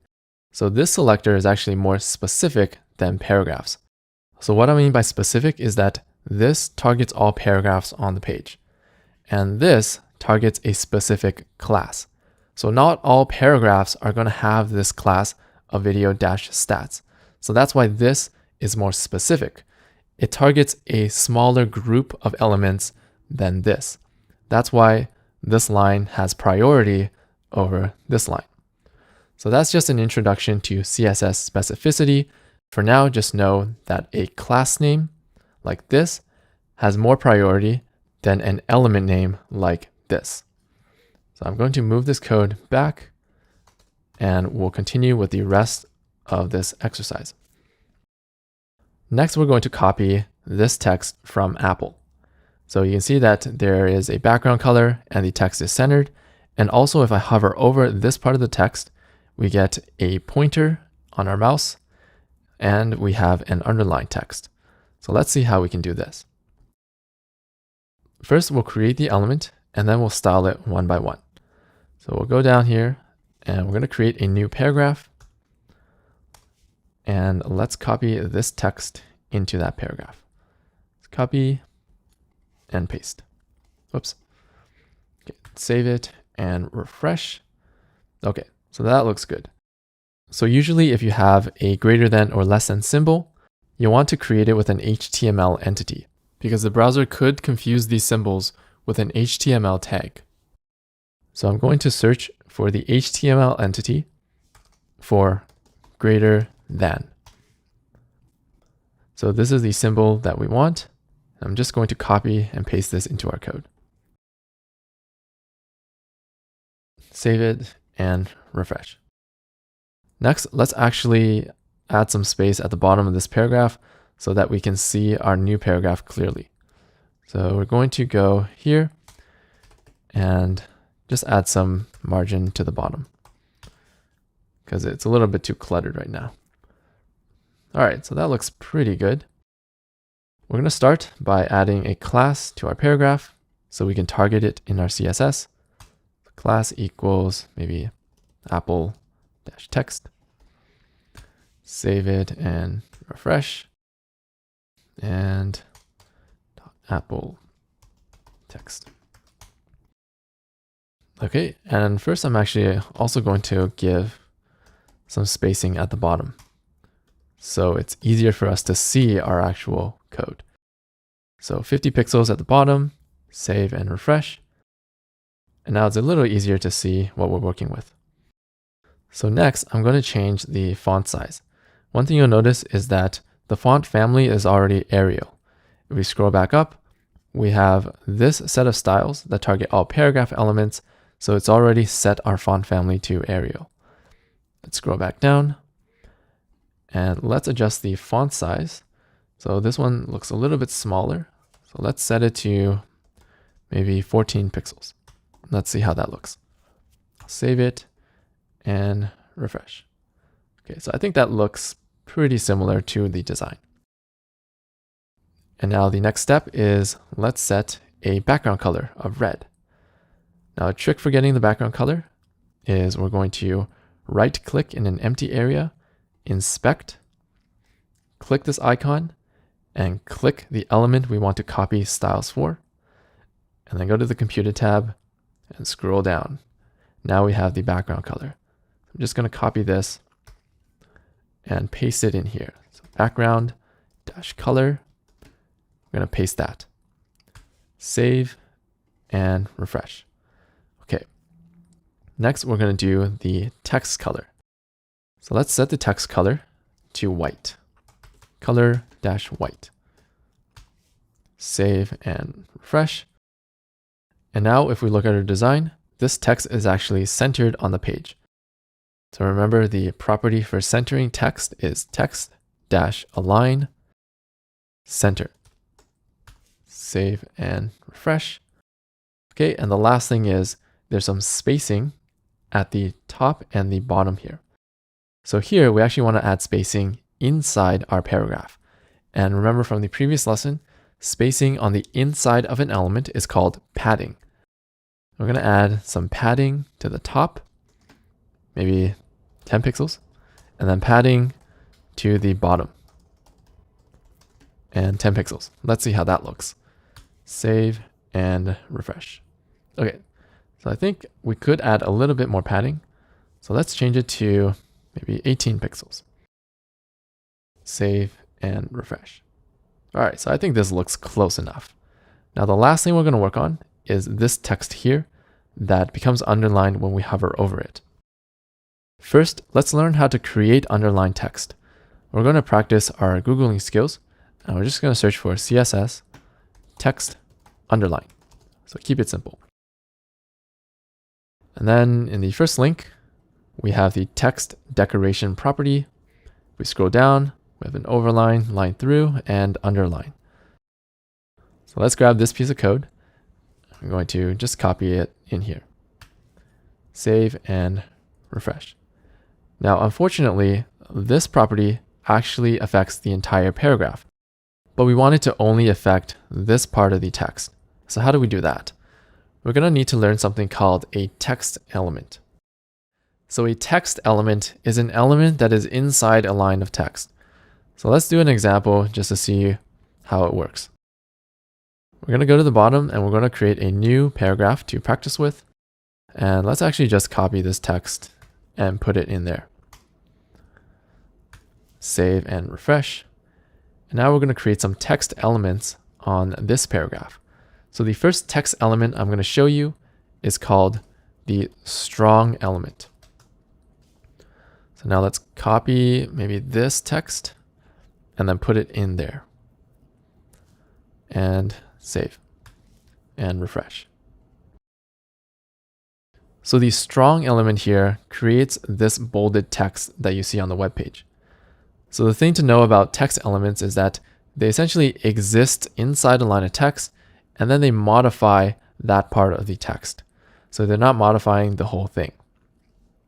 Another text element we can create is the U element. So this one creates some text that is underlined. So if we move this text into here, save it and refresh, we now get an underlined text element. So that is how we style specific parts of a line of text. The final text element I want to show you is called the span. So let's create a span element. And we're going to put this text inside. So cut and paste. Save it and refresh. Okay, so the span element is here, but you'll notice that nothing changed. And that's because the span element is the most generic text element. It has no styles. So the span is really useful because we can actually give it a class and we can style it ourselves and give it any style we want. Now we could add the class attribute to these other text elements like the strong and the U element, but notice that these text elements come with a default style, and that may not be what we want, especially in this situation where we don't actually want a style until we hover over it. So that's why we use the span text element.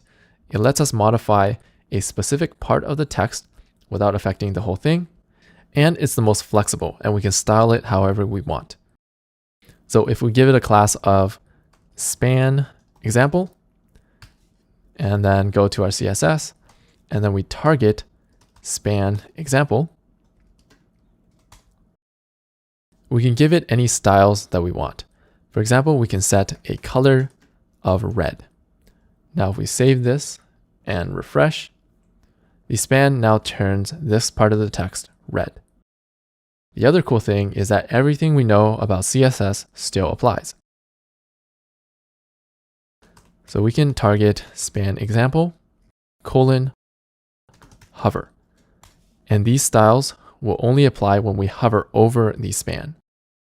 So in this case, let's underline it because that's what we want.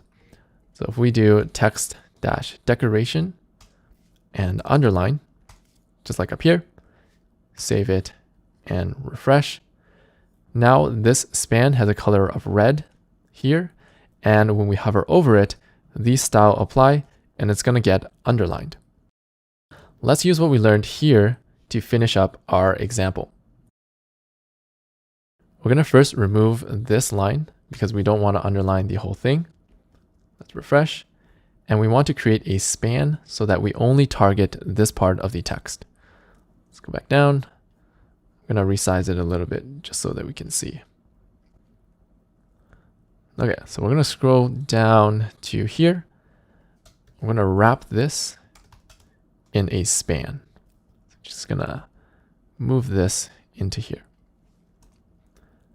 Save. Refresh. And now we're going to style this span. So remember, we're going to give it a class so that we can target it in our CSS. Let's call this the shop link. Save it and let's go here and we're going to style it now. So shop-link. So remember, the style for this is that the mouse turns into this pointer So to do that, we're going to use the property cursor dash pointer, save and refresh. So now when we hover over it, our mouse is a pointer. And the last thing is that we want it to be underlined when we hover over it. So let's create a hover style, shop-link, and we're going to give this pseudo class :hover. And we're going to underline it with text decoration underline. Save it and refresh. And now when we hover over this, it's going to turn our mouse into a pointer and it's going to underline it. So we've achieved the exact same styles as our design.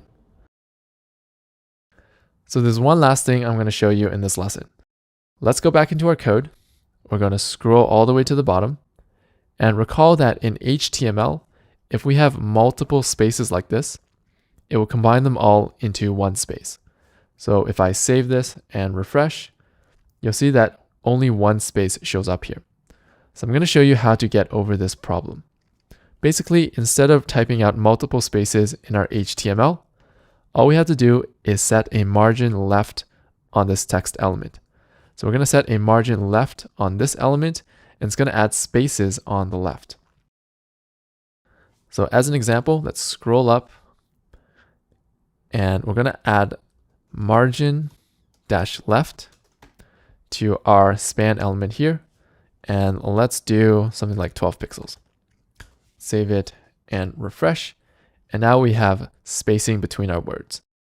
So this is how we achieve multiple spaces between our words, even though HTML combines them. So that is how we create really professional looking text like this and like this. We first create the element with HTML, and then we style it one by one with CSS. And if we want to style only just a part of the text, we have to use a text element like a span.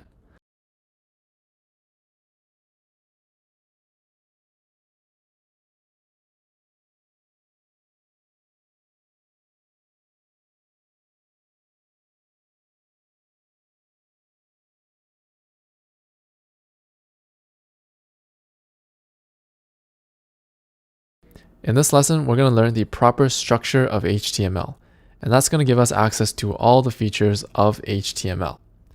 So up until this point, we've actually haven't been following that structure. For example, if we look at our code, if we scroll down, we can see that we're creating elements directly like this. If we go to our website, however, and we right-click and inspect, and we look at our HTML, we can see that we have some elements here called the HTML element, the head element, and the body element. So this is the structure that we're actually supposed to have in our HTML file. And because we don't have it, the browser is automatically creating this for us.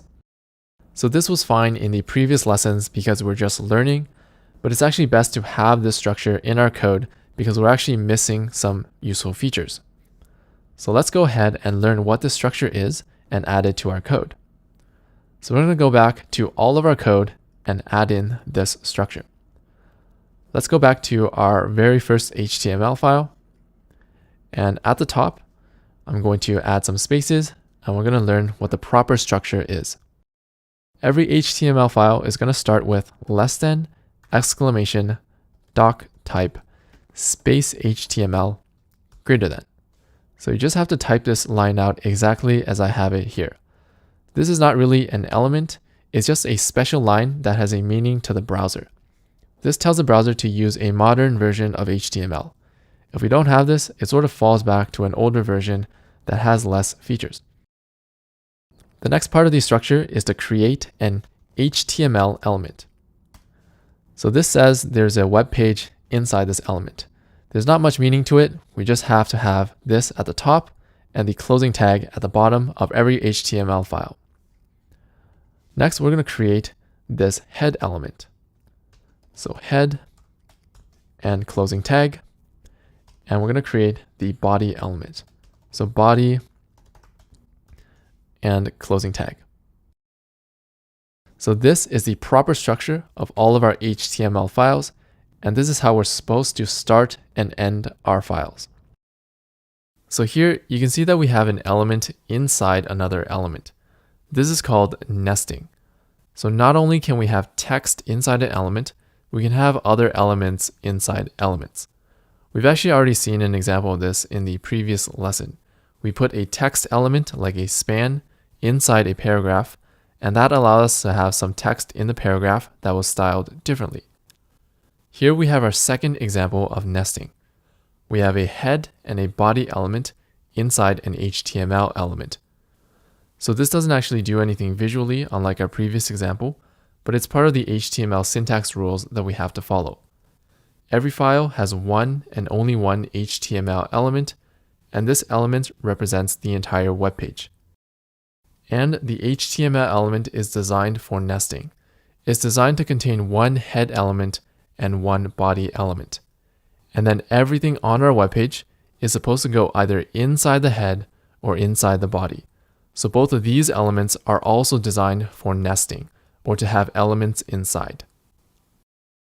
The body element here is supposed to contain all the elements that are visible on the page. So let's actually open this website. I'm going to go into our folder that contains our code. I'm going to right-click, open with Chrome.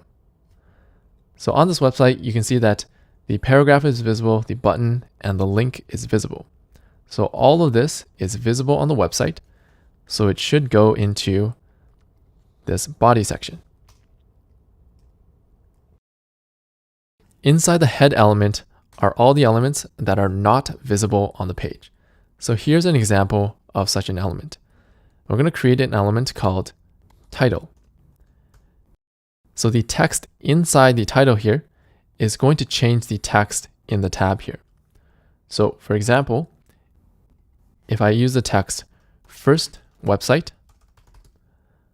that's going to show up in the tab. So if I save and refresh, that's where the title element shows up. But notice that this title element doesn't actually show up on the page, and that's why it belongs in the head section. So the title is the first feature that we get from following this structure. The second feature that we get that's really useful is the ability to automatically reload our web page whenever we change our code. So you may have noticed that every time we change our code, we have to go to our website and then refresh the page to see our new code. Now we can actually avoid this by following this structure and then installing a VS Code extension. So let's go to this extension area here, and we're going to install the extension Live Server. I'm going to install this. And now we can use the Live Server to reload our page automatically whenever our code changes.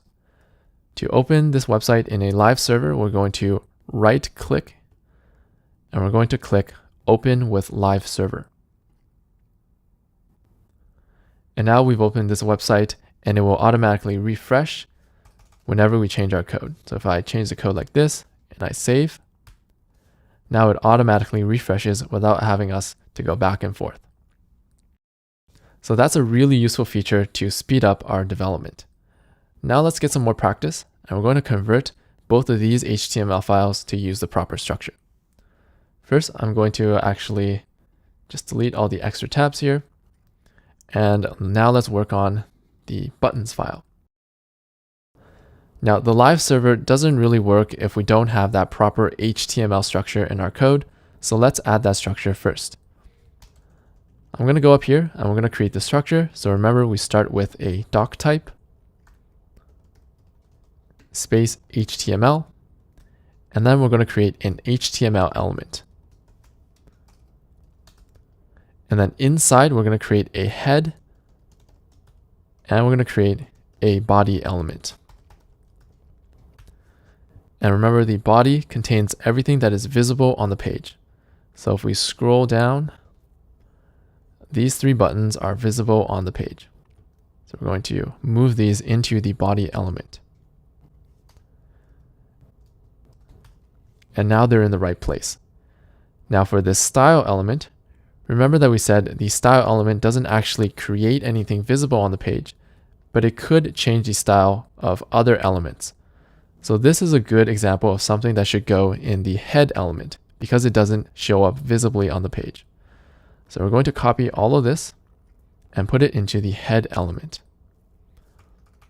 I'm going to go up and we're going to save this in here. So now all of our CSS code is in the right place. And now that we have the proper structure, we can open this with our live server just to make sure everything looks good.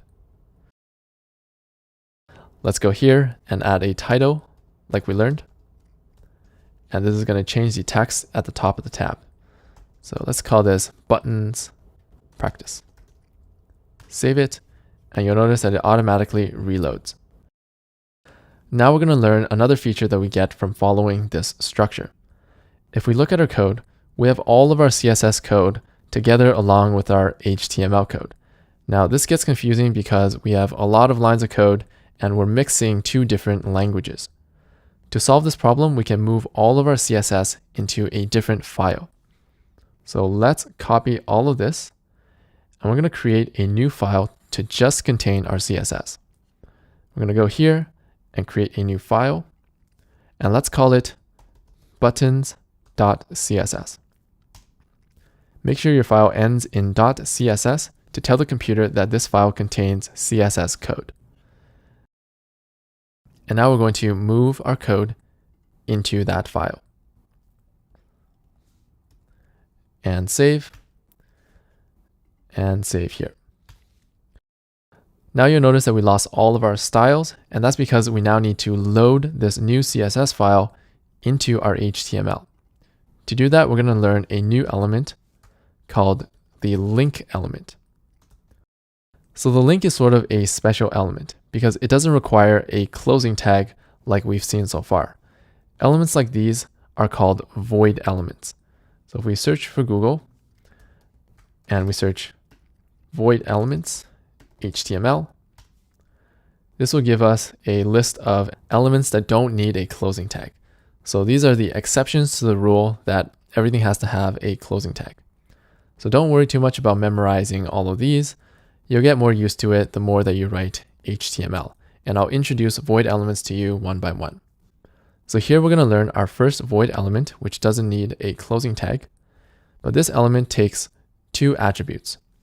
The first one is called REL, which stands for relation. So what kind of thing are we linking in? In this case, we're going to link in a style sheet. And then we have to tell it another attribute, which is href. So this tells a link what file we're going to link into this file. So here we're going to link our CSS file into our HTML. So we're going to link buttons.css. Okay, now let's go back to our page. You notice we don't have our styles. And now when I save this, we get all of our styles back. And that's because we're loading all the CSS code found in buttons.css, which is all the code we had before, into our HTML. So this is another way to load CSS without having to write it all in our HTML file. Now the big benefit of this is that each file contains less code and each file contains one type of code. So in this file, we only have HTML code, and in this file, we only have CSS code. So it makes the files smaller and more focused, and that's going to help us develop easier. Now, before we move on, I do want to talk about the href attribute. So the way that the computer finds this file is that it's going to search right beside our HTML file. So it's going to search right beside the file that this code is in. So it's going to look for a file called buttons.css. It finds it and it loads it into our HTML. But if this file was in a folder, let's create a new folder. Let's call this styles. Let's put the CSS file in our new folder. And now you notice that the styles are gone. And that's because this link can't find buttons.css anymore. What it's trying to do is it's trying to look for a file called buttons.css beside our HTML, and there's nothing there.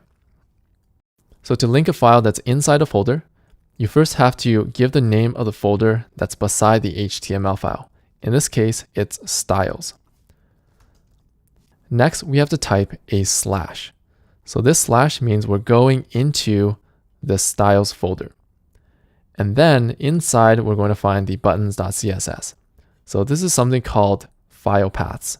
And this is basically how we locate different files within our HTML code. So let's save this. And now we're able to successfully link our CSS file. So that's a little bit about how file paths work. We're going to need to use this later on in this course when we recreate youtube.com. Now let's get some more practice, and we're going to convert our final file into the proper HTML structure. So let's create the structure first because we can't use live server just yet. We're going to write a doc type space HTML at the top. And then we're going to have an HTML element. And then inside, we're going to have a head element. And then we're going to have a body element. Now everything that is visible is going to go inside the body.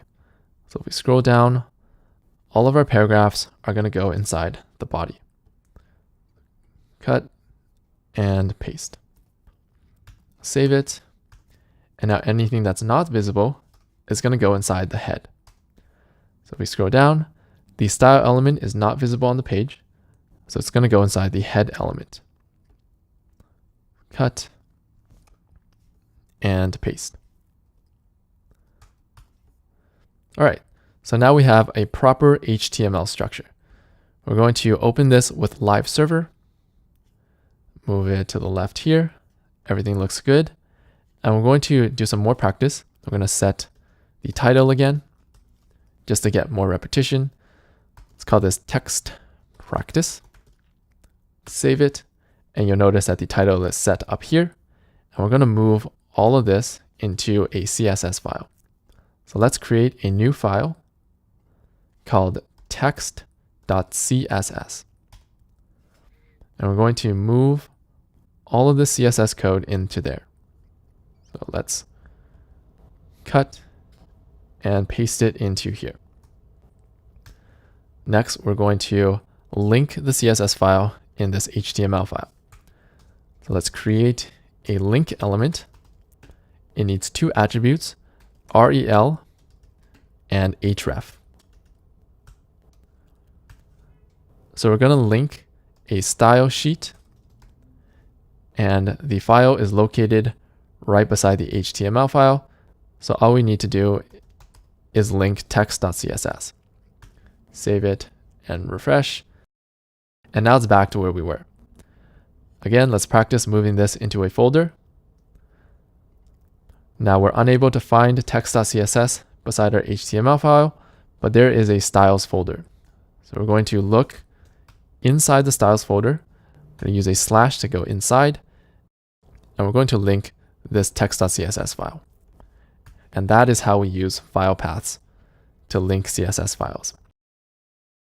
The last feature we're going to look at that we get from this structure is the ability to add new fonts onto our website. So websites have a set of fonts by default that we can use. For example, one of them is called Arial. Another one that we've seen is called Times New Roman. That's basically the font that we get on a fresh website. Now, in addition to these default fonts, we can actually load new fonts from the internet, and we're going to learn how to do that within this structure. So let's go to our webpage. And Google actually provides a lot of really great free fonts that we can use. So we're going to open a new tab, and we're going to search for Google Fonts. And we're going to go into this first link. Now, this website might look a little different for you, but the general process is the same. First, we're going to search for a font that we like. So a good font to use here is Roboto. And this is the font that we're going to use for our final project. We're going to pick this font, and then inside here, we're going to pick the styles that we want. So for example, I'm going to pick the regular style, and I'm also going to pick the bold style here. So I'm going to pick the bold style. And then I'm going to go to the basket of fonts that I selected, and then Google is going to give me the code that I need to load these fonts. All we need to do is copy this code exactly and then put it in our head section of our HTML. So we're going to put it in our structure in this head section. And now we've loaded a new font that we can use on our website. So now let's go back to our website and we're going to use this new font. So remember that currently we set our fonts to Arial. This time we loaded the font called Roboto, and that's what we're going to use. So let's change Arial here to Roboto. Now when I save, the font is going to change. And there you go. It might not look that much different because Roboto is very similar to Arial, but if we inspect and we click on this element and go to the Computed tab, we'll see that the font family has now been changed to Roboto. So this is how we can load a huge selection of fonts from Google onto our web page and use them on our website. So those are the features that we get from following this HTML structure. Every website that we create from now on will always have an HTML tag, a head and a body, and a doc type at the top.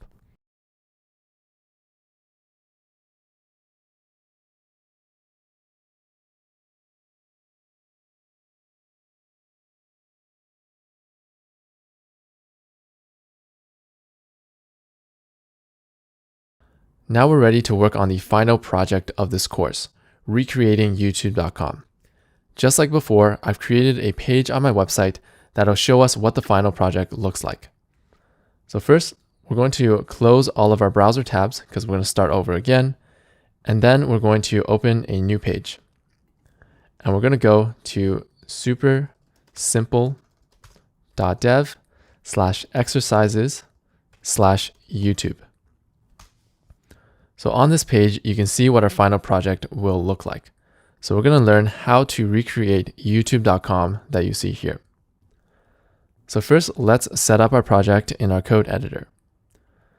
So let's go into here and let's actually create a folder that's going to contain all of our previous code. So the final project is going to contain a lot of code, so we don't want to get it confused with the previous lessons. So let's call this intro-to-html. And we're going to put everything inside this folder. I'm going to put this in here and these HTML files in here as well. Next, we're going to create a new HTML file for our final project. So let's create a file called youtube.html. And I actually put it inside this folder. I'm going to take it out by dragging it down here. So now we have an intro to HTML folder and our youtube.html, and we're ready to get started. First, we're going to set up the proper structure of HTML that we learned in the previous lesson. So we're going to start off with a less than exclamation doc type and HTML.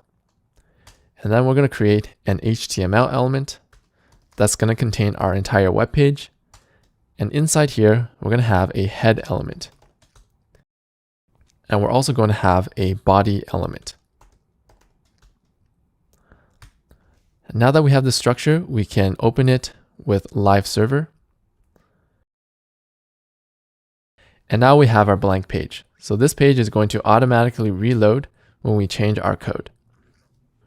Now, before we can work on the final project, we need to learn two more HTML elements: how to load images onto our website and how to create a search box. So let's start with loading images first. So I'm going to show you how you can download these thumbnails from my website. We're going to right click in a blank area and inspect. And now if we click this icon in the top left and hover over an image and click it, and you might need to drag this down to see the HTML, we can find the image in the HTML, and here is the URL for the image. So we can actually click this and it will open the image in a new tab, and we can Control S to save it. So make sure we save this image in the folder that contains all of our code. So that's this folder for me. I'm going to save it. And now in my code editor, I can see the image. Next, we're going to create an HTML element to load this onto our page. So I'm going to go back to my page here, and then we're going to go into the body and create the image element, which is less than img greater than. Now the image element is unique because it's another void element. So we mentioned void elements briefly in the previous lesson. It's an element that doesn't require a closing tag. So this is one of those exceptions to the rule. So the image element takes one attribute called src. Now this attribute tells the computer which image to display on the website. So for us, that image is the one we downloaded called thumbnail1.webp. So we're going to display thumbnail-1.webp. And when I save it, the image is now loaded onto our website. So this source attribute works the same way as the link attribute that we saw earlier. It follows the rules of file paths to locate our file. So just as a reminder, if we type thumbnail1.webp here, it's going to look for a file named thumbnail1.webp right beside our HTML file. It's going to find it and then load it onto our website. But now we're actually going to create a folder because we have multiple thumbnails and we want to organize them. We're going to create a folder called thumbnails. And we're going to drag this into that folder. So now for the source attribute, we don't have a file beside our HTML called thumbnail1.webp, and then you see this error here. So this means that there was an error loading an image. Now to find it in the thumbnails file, we're going to type thumbnails/thumbnail1.webp. So first, it's going to look for a file or folder called thumbnails beside the HTML file.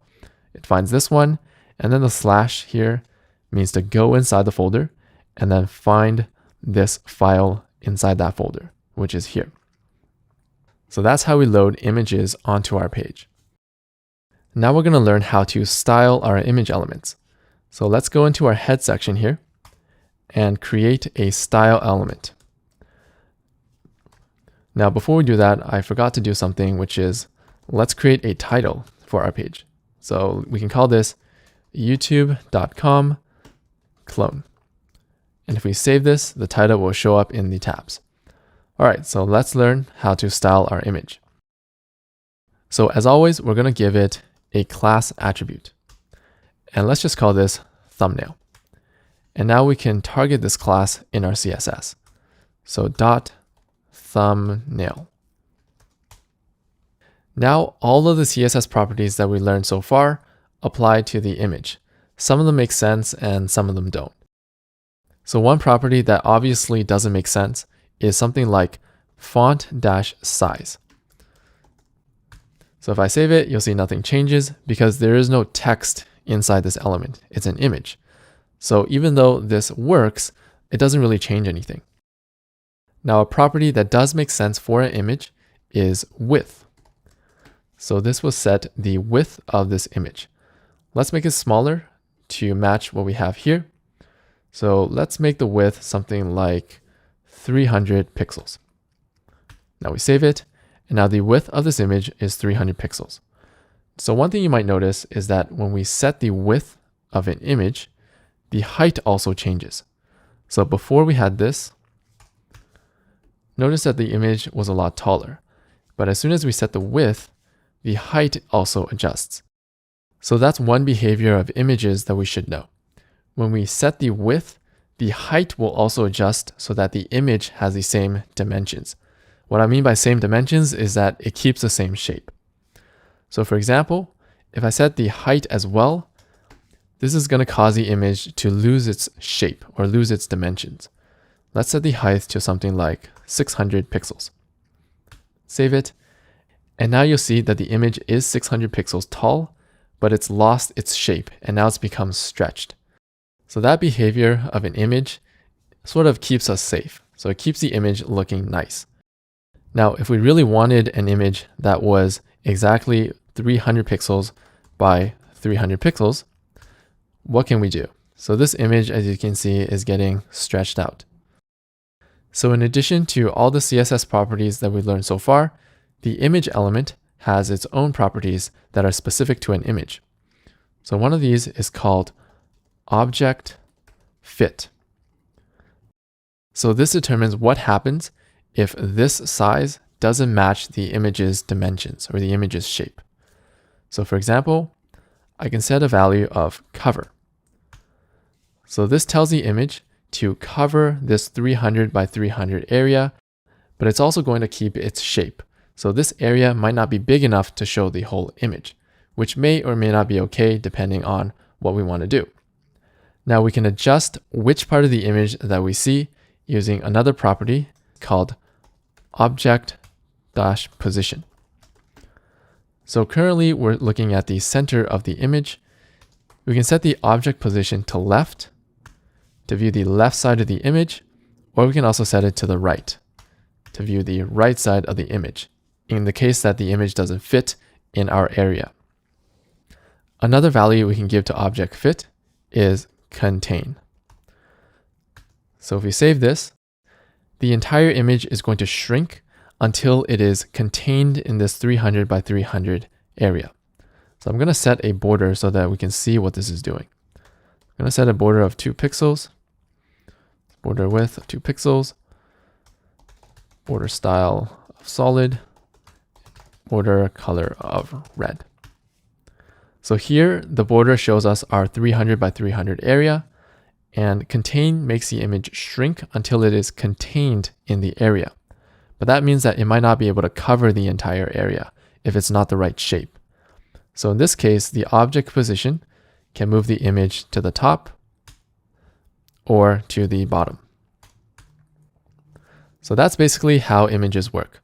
As you can see, a lot of the CSS properties that we learned before, like width and height and border, can be applied to the image element, and the image element also has some of its own properties that determine how the image is displayed.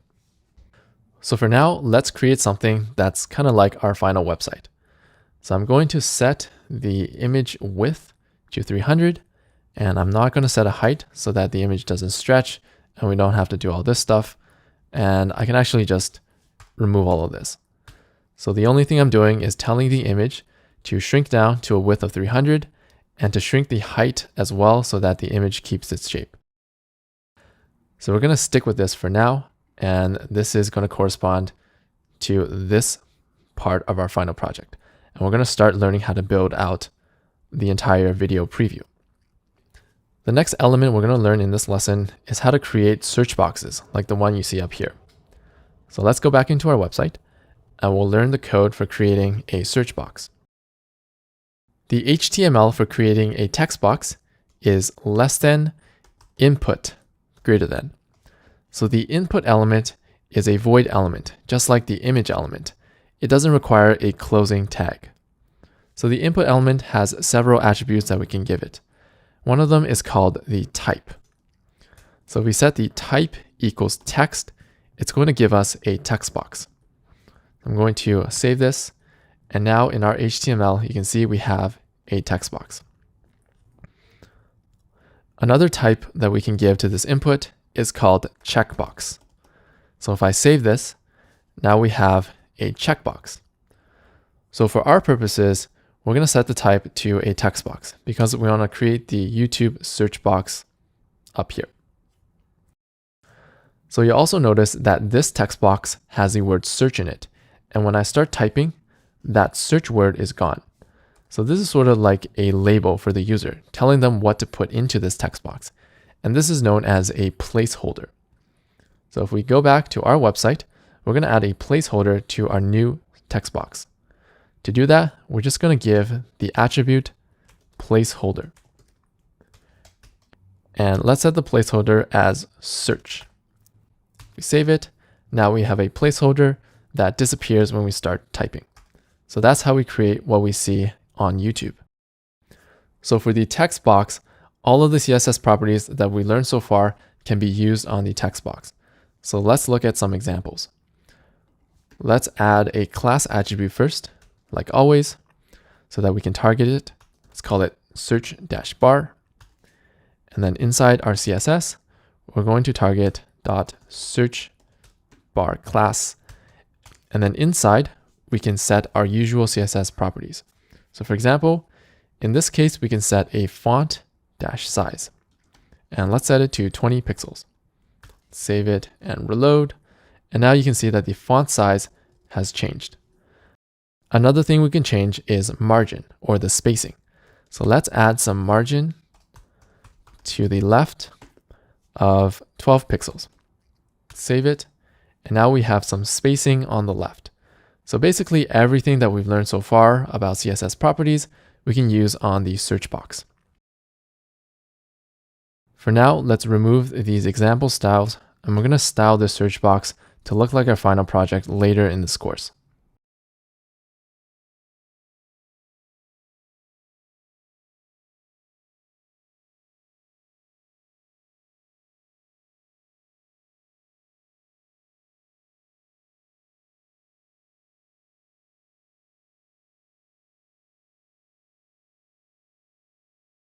In this lesson, we're going to learn one of the most important CSS properties called the display property. And we're going to use this to start building out our final project. We're going to start off by taking a look at our final project. And we're going to start building out the text here.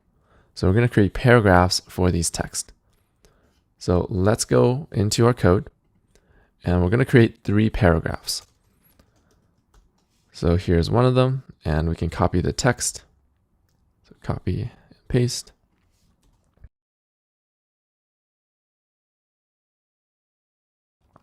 So here's another paragraph. And we're going to copy this and paste it in our code. And here's the final paragraph.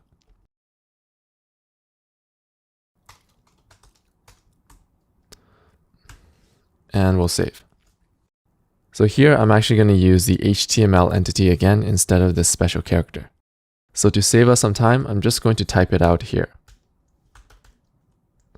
Now I'm going to save this and go back to my web page. And now we have the text that we're going to use. But you might notice something weird. How come this text box is beside our image?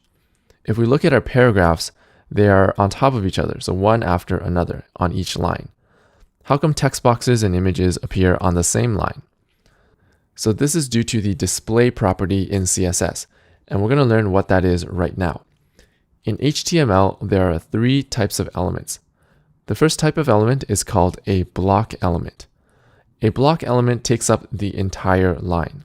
So a paragraph by default is a block element. We can see that in our dev tools by right-clicking in the browser, and then clicking Inspect, and then clicking this icon in the top left, right here, and then hovering over our paragraph. So you can see that even though the text goes to here, the paragraph extends to the end of the line because the paragraph by default is a block element. Block elements take up the entire line. So let's go into our code, and I'm going to demonstrate another property of block elements. If we set a class on the paragraph and we style it, so let's set a class of video-title. Let's save it, and we're going to style it, and let's give it a width of 300 pixels. Save and refresh. And now this paragraph is only 300 pixels. So it's not stretching to the end of the line anymore. Let's verify that using the DevTools by clicking this top left and then hovering over. So you see that the paragraph itself only takes a width of 300 like we set in our CSS, but it still takes up the entire line, denoted by the orange part on the right here. If we click on this paragraph and we go to the Computed tab, notice that there is no margin on the right side, but we still have a ton of orange area on the right. So this is how block elements work. Regardless of how much space they actually take up the entire line. So they're forced to be on their own line, like this paragraph and these 2 paragraphs. So that's what a block element means. The second type of element is an inline block element. An inline block element only takes up as much space as it needs to, and doesn't take up the entire line. An example of an inline block element is the image element and the input element. They only take up as much space as they need to, and they don't take up the entire line. So another element could appear beside them, like we see here. So that's the inline block element. The third type of basic HTML element is called the inline element. Inline elements are basically just text elements. They appear within a line of text. So if you remember, we briefly introduced the element strong. So this element appears within a line of text like this. So this element makes a part of the text bold, and it appears within a line of text. So those are the three basic types of HTML elements: a block element, which takes up the entire line, an inline block element, which only takes up as much space as it needs to, and an inline element, which appears within a line of text. Now, the most interesting of these three are the block elements and the inline block elements, because they determine how these elements are displayed on the page, whether beside each other or above and below. In addition, we can use a CSS property called display to easily switch between block and inline block. So let's see how that would work.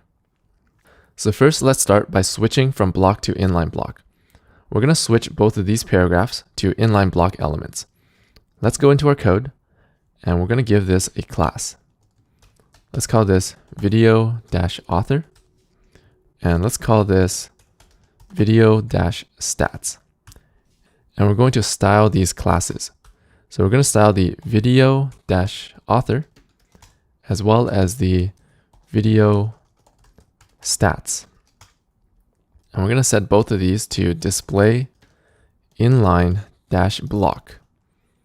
And this one as well, display inline-block. I'm going to introduce a little bit of CSS syntax here. If we have two sets of CSS styles that are the same, we can actually use a different syntax by adding a comma here. So this comma means that we're going to target both the video author class and the video stats class with this set of styles. So this is how we target multiple things in CSS with a comma. So as you can see, these two elements now appear beside each other. They're both inline block elements and only take up as much space as they need to. If we click the top left in the DevTools and hover over this, you'll notice that this paragraph is now only taking up as much space as the text, and the same thing for this paragraph. So as you can see, even though paragraphs by default are block elements, we can change them very easily to inline block with the display property so that we can put them beside each other. Next, we're going to try the opposite direction. We're going to go from an inline block element to a block element. And we're going to put these two on separate lines. So let's go into our code, and we're going to style the thumbnail class. So I'm going to scroll up here, and I'm going to convert this to display block. And now it will turn the image into a display block, and this will cause the image to take up the entire line, pushing the text box down to the next line. If I save it, now you can see that this image is taking up the entire line. We're going to verify this by clicking the top left and then hovering over this image. So using this property, we can control whether an element appears on the same line or on a different line. And that's what we're going to do to copy this design. The search bar is at the top. We have an image and then 3 paragraphs, each on a different line. So we're going to use the display property to achieve this. Let's go into our code, and first let's put the search box at the top. Save it. And since our image is already display block, it's going to take up the entire line. So it's forced to take up a line below the search box. So I think this is pretty good. As long as the search box is up there, then we're good to go. Next, we're going to turn these back into display block because we want these on separate lines, like our design here. So to do that, we're going to go into our code, and we could change this to display block, but remember that paragraphs by default are display block. So we can just get rid of this code. Save it. And now our elements are appearing at least in the same structure as the design, from top to bottom, and each element is taking up its own line. So that is the display property. It allows us to control how an element is displayed, whether they're a block element and take up the whole line, or they're an inline block element and only take up as much space as they need to.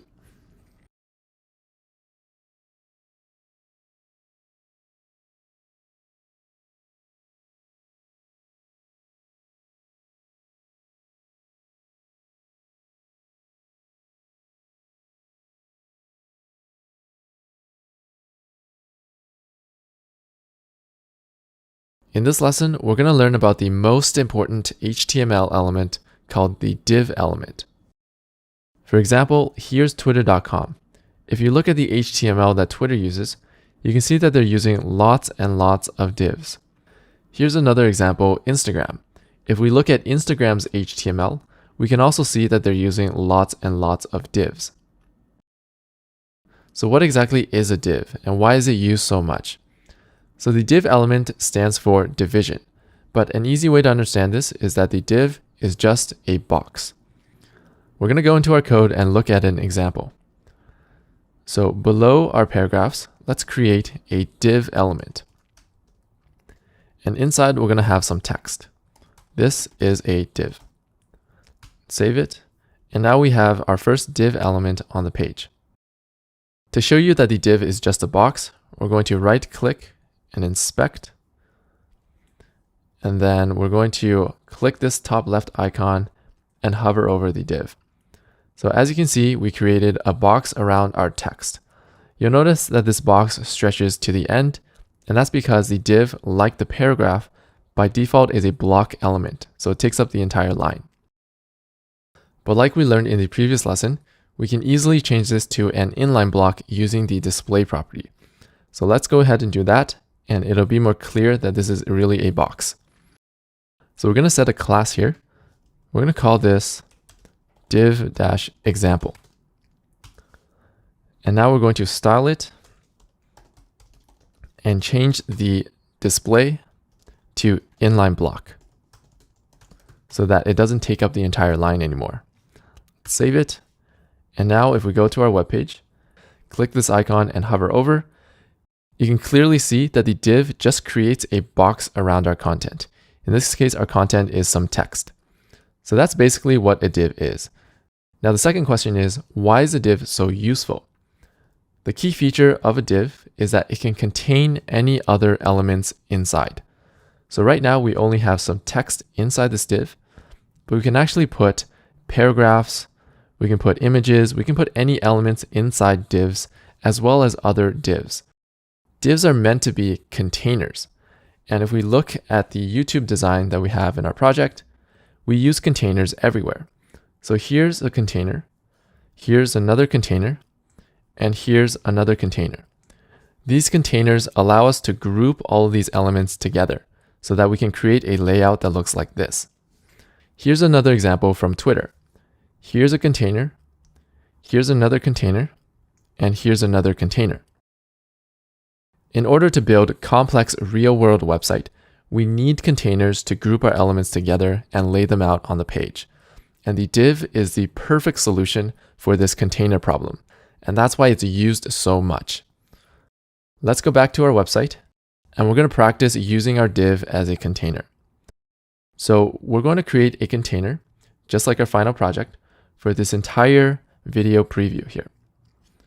So that means we're going to put all of these elements, this image and all three paragraphs, inside our div. Let's see how that works. So I'm going to get rid of this text first, and then I'm going to change this div to a class of video-preview because this is going to contain all these elements that are part of a video preview. And then I'm going to move the image and the three paragraphs into the div. Now save. And you might not notice any difference because the div is simply just drawing a box around the content inside. But we can right click and inspect, and we can see the div in our HTML here. And inside the div, we have our image and our paragraphs. The div is just creating a box around all this content. So now I'll show you why containers are so useful. We're going to go into our code, and we're going to change the width of our div element here. So we're going to go up here and we can remove this. Let's style the video preview class. And we're going to set a width of 300 pixels. Let's see how that looks. So the page doesn't look any different, but if we click the icon in the top left and then hover over our paragraphs, we'll notice something interesting. This paragraph is a block element, so it's supposed to take up the entire line.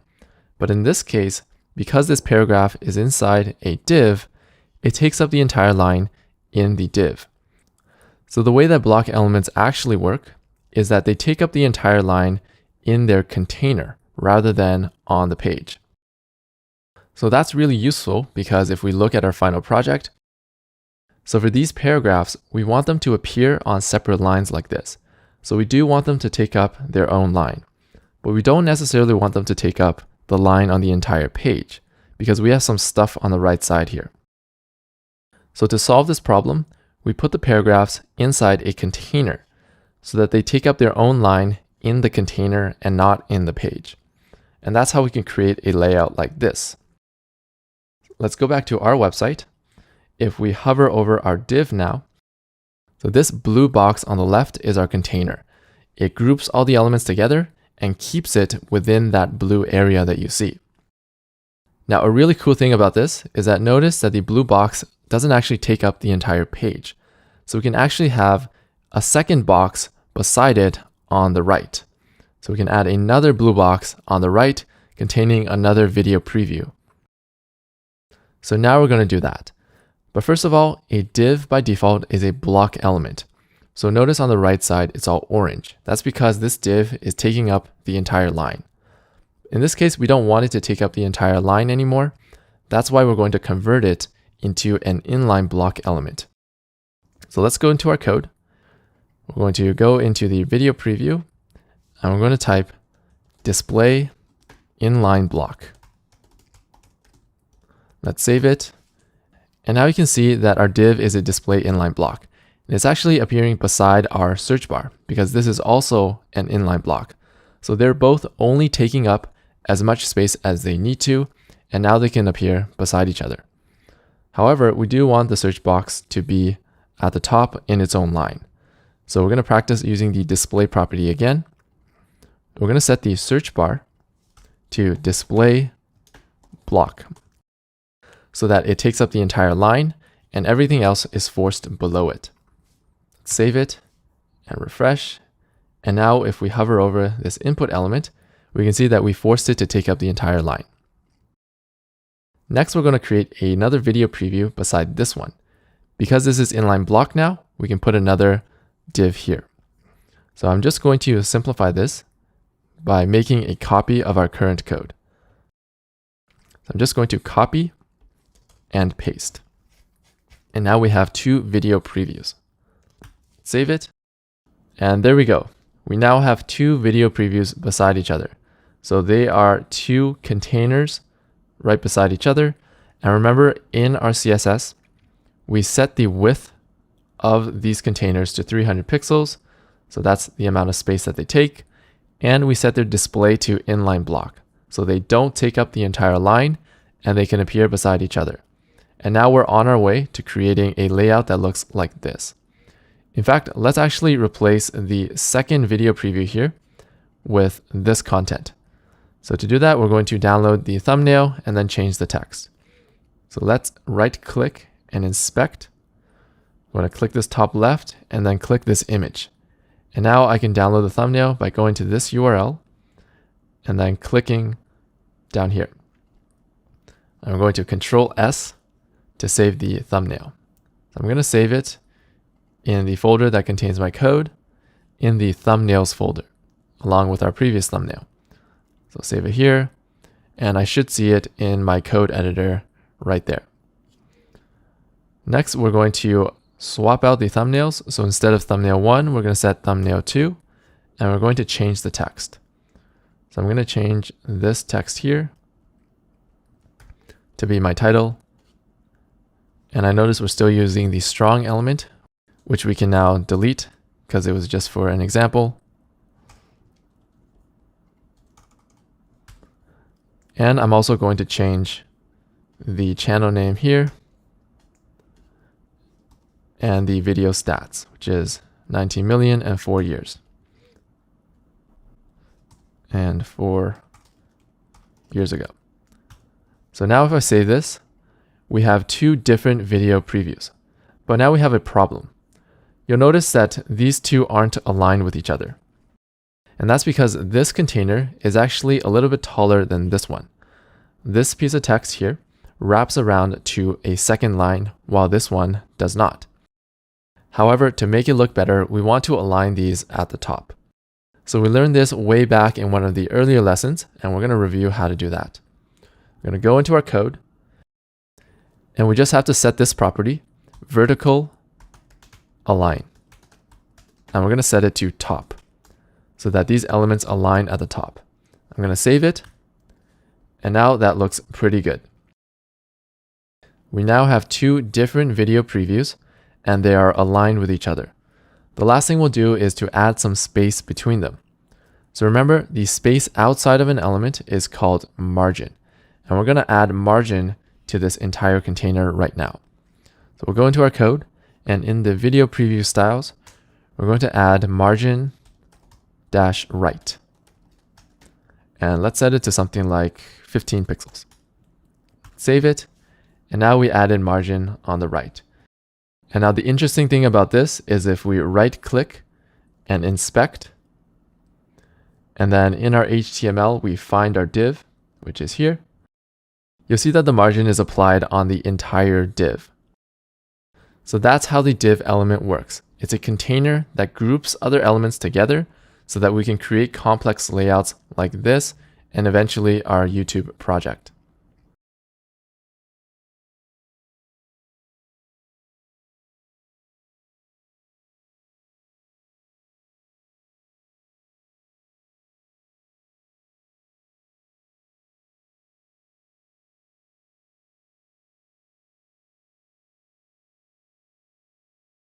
Alright, so this is probably the most important lesson of this course. We're going to learn a technique called the nested layouts technique. And this is going to get us to a professional level with HTML and CSS. So what is the nested layouts technique? The basic idea is that there are two types of layouts. The first one is a vertical layout, which looks like this, where items are on top of each other. And then the second one is a horizontal layout, which looks like this, where items are beside each other. And by using a combination of vertical and horizontal layouts, we can create almost anything that we see on a website. So for example, let's take the YouTube video preview that we've been working on. We can break this down by using a vertical layout, and then inside this vertical layout, we're going to have a horizontal layout. And then inside this horizontal layout, we're going to have a vertical layout. So as you can see, we have layouts inside layouts inside layouts. And that's why it's called the nested layouts technique. And using this, we can pretty much break down almost everything that we see on a professional website into a series of layouts and then recreate them using our code. So now we're going to go through together a way that we can practice using the nested layouts technique to break down a design. We're going to go to our final project. If you close it, you can go to supersimple.dev/exercises/YouTube. And what we're going to do is we're going to take a screenshot of one of these designs, and then we're going to use an image editing software to draw out the layout. So first, let's create a screenshot. On Windows, you can use an app called Snip. On Mac, we're going to type Command Shift and 4 to create a screenshot. So let's take a screenshot of this. And then we're going to upload this into an image editing software.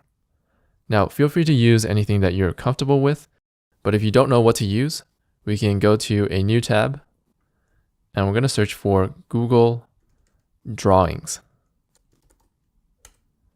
And we're going to use this to practice the nested layouts technique. So once we have this open, we're going to upload our image. I'm going to go to my computer and upload the screenshot.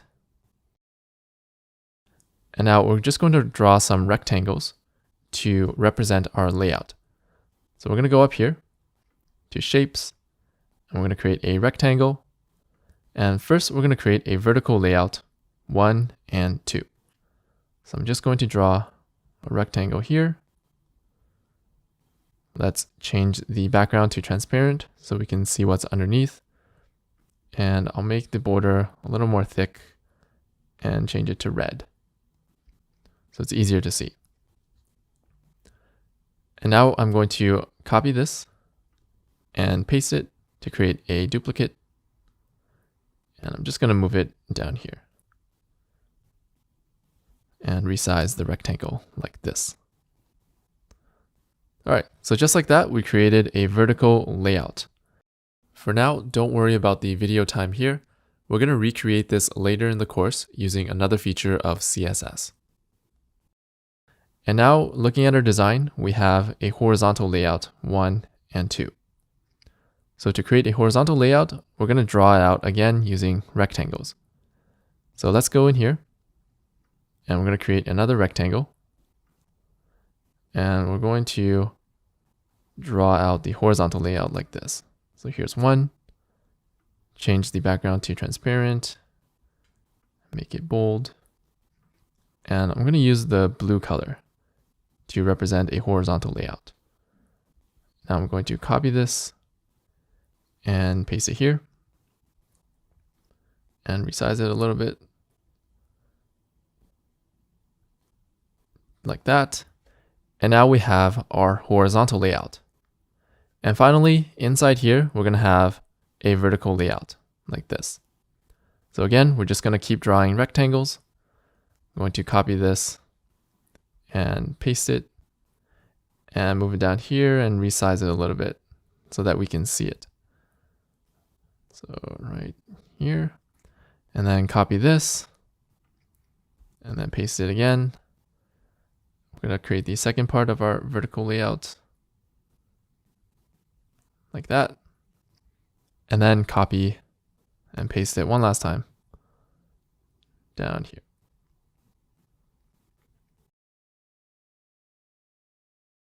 So that's how we use the nested layouts technique to visualize and break down a design into a combination of vertical layouts and horizontal layouts. Now let's do some more practice. We're going to take another design and break that down using this technique. So we're going to open a new tab, and we're going to go to twitter.com/super-simple-dev. And we're going to just take one of my tweets here and take a screenshot of this. And we're going to break down this design using the same technique.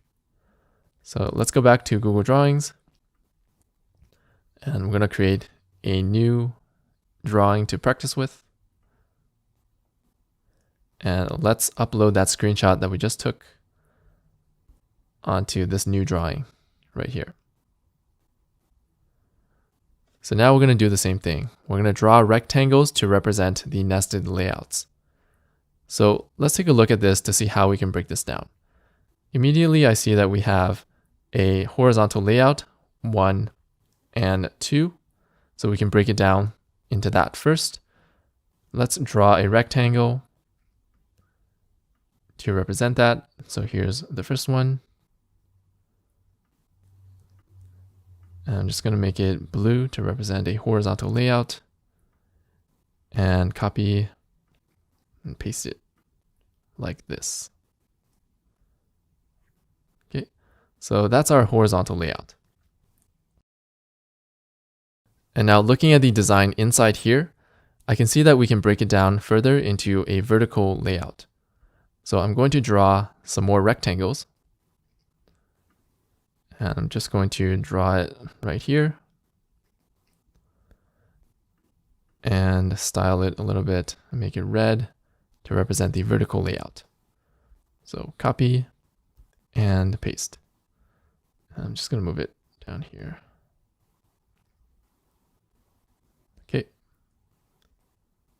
Okay, so that's 2. Copy and paste to get 3.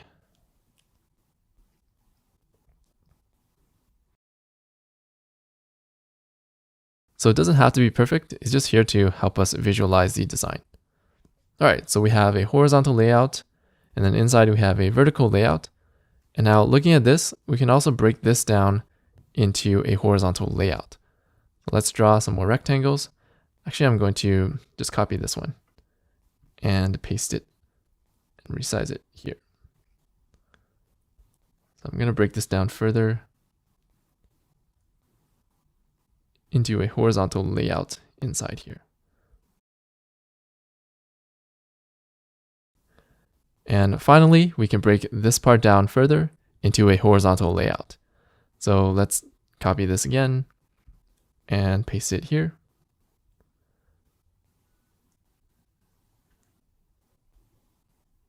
And I'm just going to create a few of them like this. So just like that, we broke down this design into a combination of vertical and horizontal layouts using the nested layouts technique. So now that we have a good understanding of how this works, we're going to learn how to recreate this using code. So let's go back into our project. I'm going to delete all of these extra tabs here. So we're going to go from something that looks like this to something that looks like our final design here. Now, before we start, we actually need to download this channel profile picture. So remember, to do that, we can right click and inspect, click the top left icon here, and then click this picture. And we have the URL to download it here. So I'm going to hover over it, scroll down, and click this link. Now Control S to save, and I'm going to save it in the folder that contains our code, which is right here. And now this should show up in our code editor. So I'm actually going to create a folder to store all of these channel profile pictures, since we're going to have a lot of them. So I'm going to call this channel-pictures. And I'll put this in there. Now we're ready to create our layouts. So let's go back to our final design and see what kind of layouts we have. So we're going to have a vertical layout. It's 1 and 2, so 2 rows. And then inside the second row, we're going to have a horizontal layout, which is 1 and 2. Now inside the second horizontal layout, we're going to have a vertical layout, 1, 2, and 3. So that's how we're going to break down this design. And again, don't worry about the video time here. We're going to recreate this later in the course. Let's go into our code and we're going to implement that. So make sure that we have our project open on the left here. And we're going to start by creating some vertical layouts. To create a vertical layout, we're going to create 2 divs. So this is going to be our vertical layout. Now remember that divs are block elements by default. So they're going to take up the entire line and appear one on top of another. And that's exactly what we want for a vertical layout. So let's look at our design here. We have the image in the first row. So I'm going to move this up, cut and paste. And then in the second row, we have everything else. So I'm going to put everything here in the second row. So cut and paste. Let's save it and refresh. Now we're going to create a horizontal layout down here. One column is going to have the channel profile picture, and the other column is going to have the text. Let's create the channel profile picture first. We're going to create an image element. We're going to give it the source of the picture that we downloaded in the beginning. So that picture is in this folder. So we're going to go into this folder first, which is channel-pictures. And then remember to have a slash to go into that folder, and then channel1.jpg. Save it. And now if we look at our current website, the image is actually in its own row. And that's because the paragraph is a block element, so it has to appear on its own line. We're going to change this by creating a horizontal layout like 1 and 2. So to do that, we're going to create 2 divs. Here's one div, and here is another div. Now the difference here is that we're going to make these divs inline block elements. So remember that inline block is what allows elements to appear beside each other like this, while block elements force the element to take up the entire line, so they will appear vertically. So we're going to make these two divs inline block elements to create our horizontal layout. Let's reference our design first. In the first column, we have the channel profile picture. So I'm just going to move this into the first div here. And then in the second div, we have all the text. So I'm going to move all of the text here. Cut and paste. Now let's make these divs inline blocks so that they appear next to each other. I'm going to give a class so that we can target it with CSS. Let's call this the channel picture. And then we're also going to give a class to this div so that we can target it. Let's call this the video-info. And now in our CSS, we're going to make the channel picture display inline dash block. And we're also going to make the video info display inline block so they appear next to each other. Video dash info display inline block. Save it and refresh. Now you'll notice that they're still on top of each other, and that's because divs by default have a width of 100%. So we need to decrease the width of these two divs so that they appear next to each other. So remember that for the video preview card, so this whole thing, we set the div to 300 pixels, and that's how they can appear beside each other. So we're going to do the same thing for our horizontal layout down here. For the channel picture, let's set a width of 50 pixels. And then for the video info, we're going to set a width to 200 pixels. So this is the first column of our horizontal layout. It's going to take up 50 pixels like this. And then this is the second column. It's going to take up 200 pixels. It's going to appear beside the first column because both of them are display inline block. So let's save this. And you'll notice it looks really weird. So let's look at our code and see what the problem is. I'm going to scroll up here, and you'll notice that we set the width of the video title, which is this text, to 300. So we're forcing it to overflow here, and that's not what we want. So we just need to remove this and not force the width.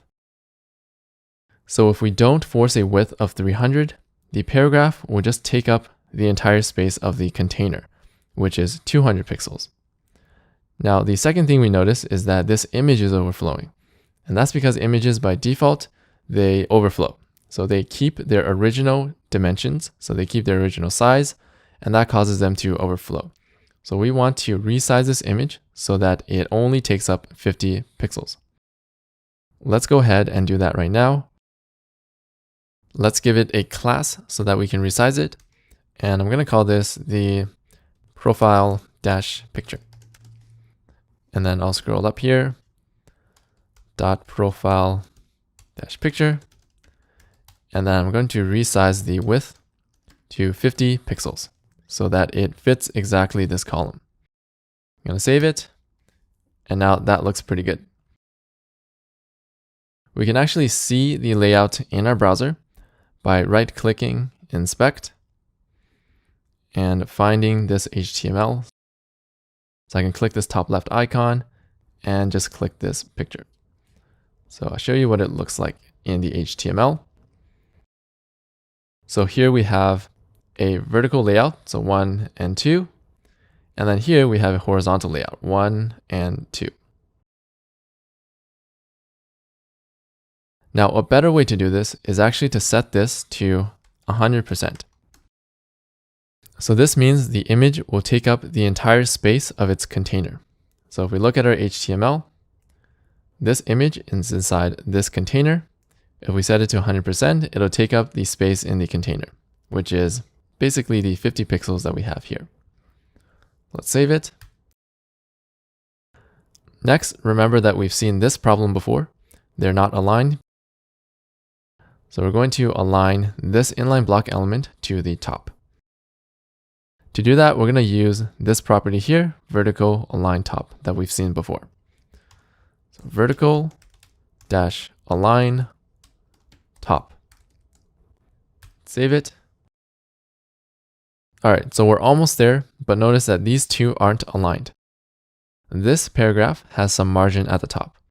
Remember that paragraphs by default come with margin at the top and at the bottom.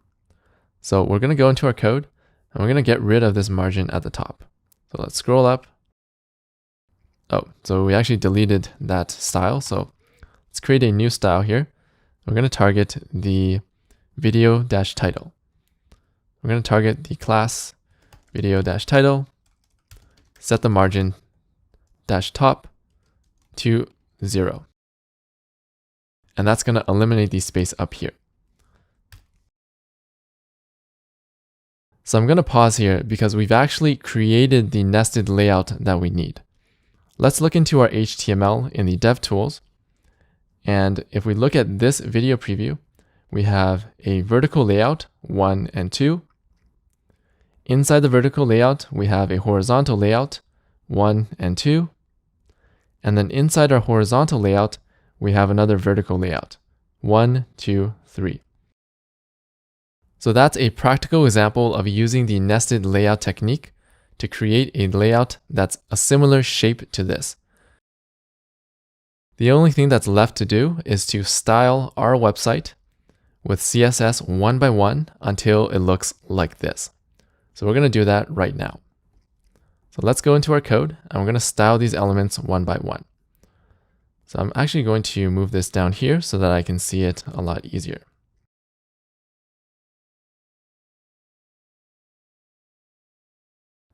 So the first thing I notice is that the image is round. So remember, to create a round image or round anything, we're going to use rounded corners. So we're going to set the border dash radius to, let's say, 20 pixels. Save it. Okay, so we have rounded corners and it's getting more round, but it's not a full circle yet. So let's set this to maybe 50 pixels. Okay, so now it looks a little too big. Let's set the width to something like 40 pixels. I think that looks pretty close and we can always change it later. Next, there's some spacing between the first row and the second row. So let's go in here. We're going to set a class here. Call this the thumbnail dash row. And then we're going to style this thumbnail row.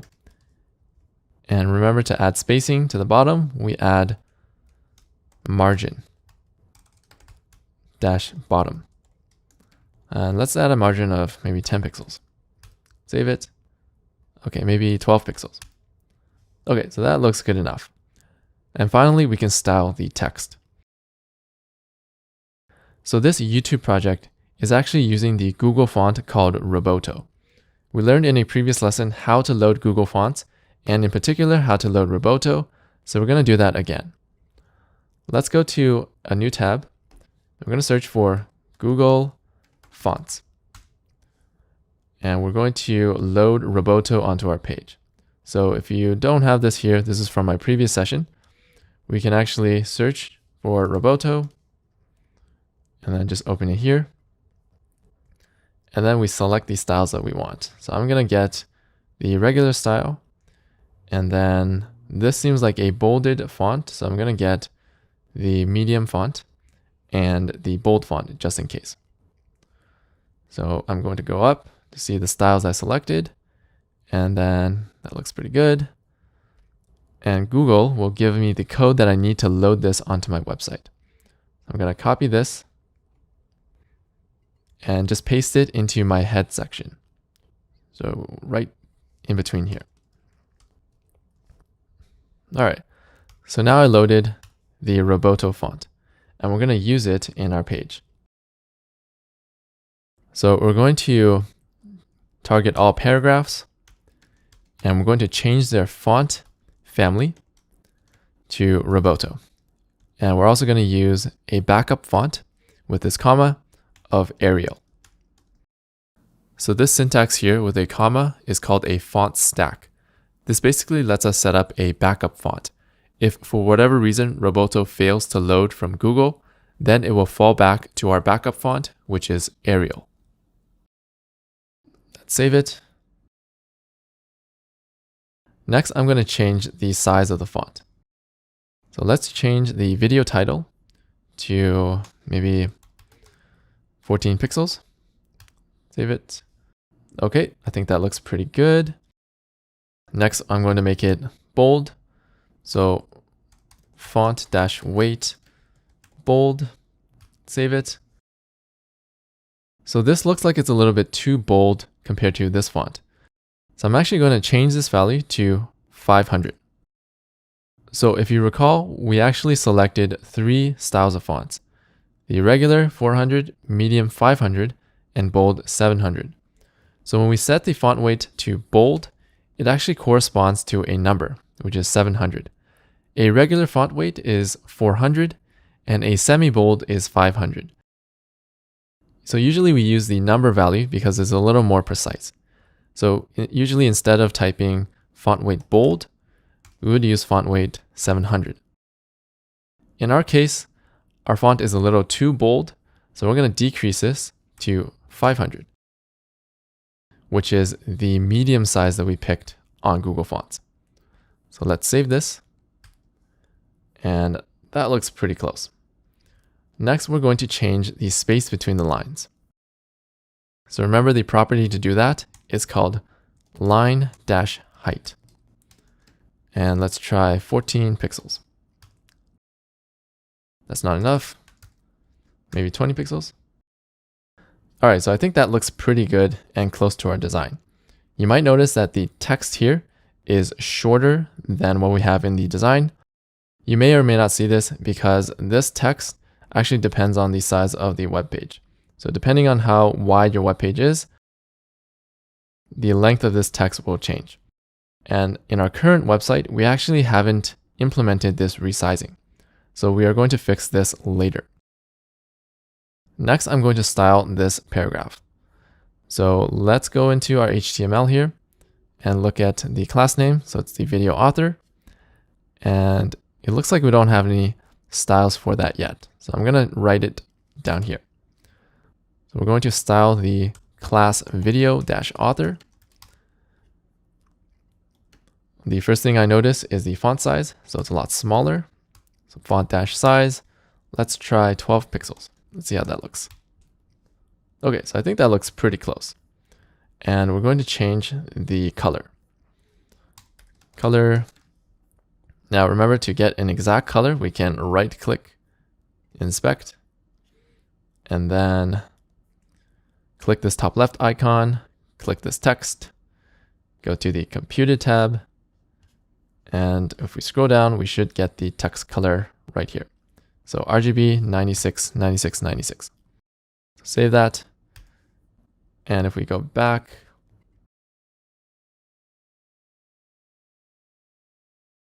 okay, that looks perfect. Next, I'm going to style this paragraph. So in our code, this paragraph is called video-stats. And I'm not sure if we have a style for this. Doesn't look like we do. So I'm going to write a new one. So dot video-stats. We're going to set the font size to 12 pixels because these two look the same. Okay, and then we're going to set the color as well, since these two look the same. And now remember that whenever we have these duplicate styles like this and this, we can actually target multiple classes by adding a comma. So we're going to target the video-author class as well as the video-stats class. So this is going to help us reduce duplication of our code. So I'm going to delete these lines. Save it. Everything looks okay. And the last thing we're going to modify is the spacing between the paragraphs. So remember that paragraphs by default come with margin at the top and at the bottom. Now, instead of removing them individually, I'm actually going to go up to the top of our page. So we did this once before, we're going to get rid of the default margin for all paragraphs on the page. So to do that, we're going to go into these styles and we're going to set the margin dash top to 0. And we're also going to set the margin dash bottom to 0. And this will get rid of all the default margins. Save it. And now we can set a more precise margin at the bottom here. So under the video title, let's set a margin bottom of maybe 15 pixels. Save it. Okay, looks like it's a little too much, maybe 12 pixels. Okay, I think that looks pretty good. And now under the video author, we're going to add some margin. So currently we have some styles that apply to both of these. I'm going to target .video-author individually down here. So for the video author, I'm going to add a margin dash bottom of maybe 6 pixels. Save it. And maybe 4 pixels. Okay, so I think that looks pretty close. And now if we look at our website, you can tell that it's actually really close to the final design that we have. Now to finish off this second video preview, you have a choice. You can either do everything that we did in the code here to give yourself more practice, or if you want to save time and move on to the next section, we can just copy all of this HTML and replace this part here. And then just swap out the thumbnail as well as the channel profile picture, which you will need to download first from here, as well as swap out all of the text. So I'm just going to fast forward this video to finish up this second video preview, but feel free to pause it and try it yourself to give yourself more practice.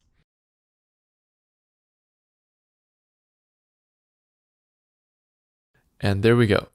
In this lesson, we learned the nested layouts technique, which is one of the most important techniques for being able to break down a design that you see on a website and recreate it using code.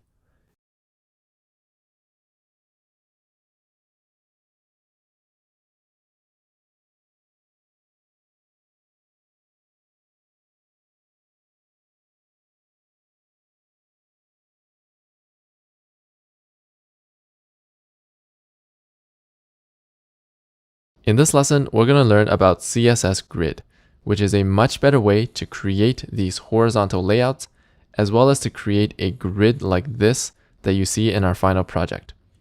First, we're going to open up the website we were working on. So I have it open right here. And remember that for our horizontal layouts, we were creating them using something called Display Inline Block. So if we go into our code and we scroll down, we were using Display Inline Block and a width to put these two side by side. Now there are some problems with Display Inline Block that I want to show you right now. We're going to set the background color of these to gray. So this will make it easier to see what the problem is.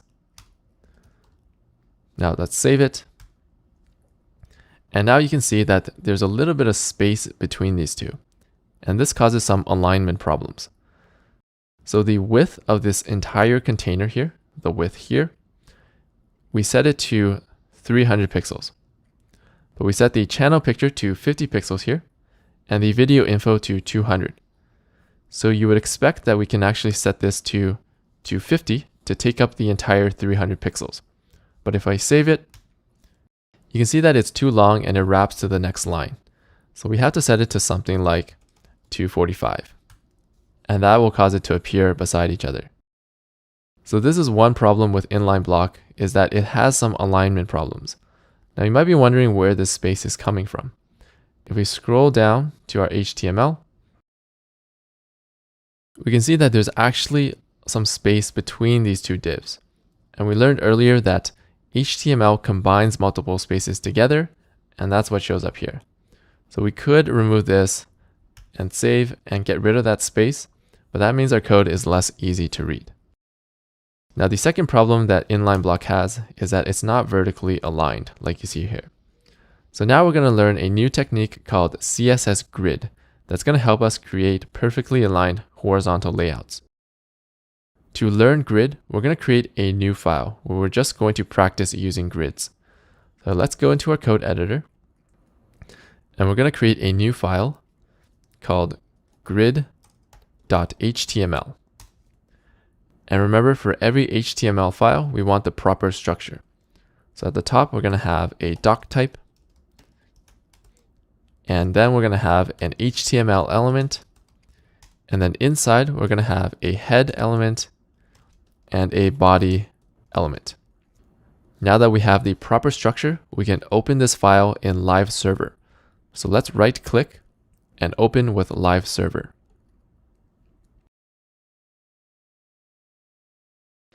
And then let's set the title or the text in the tabs here to grid practice, so we know what this file is about. Let's save it. So I'm going to resize my windows here just so we can see what's going on. We're going to start off in the body, and we're going to create a div. And then inside this div, we're going to create two divs. So let's call this div 1, and let's call this div 2. Save it. And now to help us learn, I'm actually going to show you a new way of writing CSS. So if we go to the opening tag here, we can set a special attribute called a style attribute. Now the style attribute is unique because it lets us write CSS code inside. So let's write the code background-color light blue. And we save it.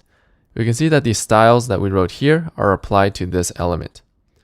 So this code here is another way of writing CSS called inline styles. We're writing our CSS inside a line of HTML. We've already learned two other ways of writing CSS. One of them is the style element, and the other is to put our CSS in a separate file. This is a third way of writing CSS. Now, generally, we don't use this in real websites because it makes our HTML harder to read. In real websites, we put our styles in a separate file. But for now, since we're learning, this is pretty useful because number one, it only affects the element with the style attribute. And the other thing is that the CSS code is right beside our HTML, so that when you go and review this file later, it's very easy to see what's going on. So let's practice with the style attribute. We're going to add another one to this second div. So let's set the style to background color, and we'll set a background color of light pink. Let's save it. And now we have the two divs we're going to work with. Now currently we just have two divs inside another div. There's nothing new going on here. But now we're going to create our first grid. So what is a grid? A grid is a layout that has rows and columns. For example, this is a 2x3 grid. We have 2 rows and 3 columns. This is a 1x2 grid. We have 1 row and 2 columns. So we're going to learn how to make this kind of structure in our HTML. To do that, we're going to style this outer div or the container. So let's see how that works. We're going to set a style attribute here. And to create a grid, we're going to need 2 steps. The first step is to set the display property. And we're going to set display to grid. The second step is we need to set how many columns our grid has.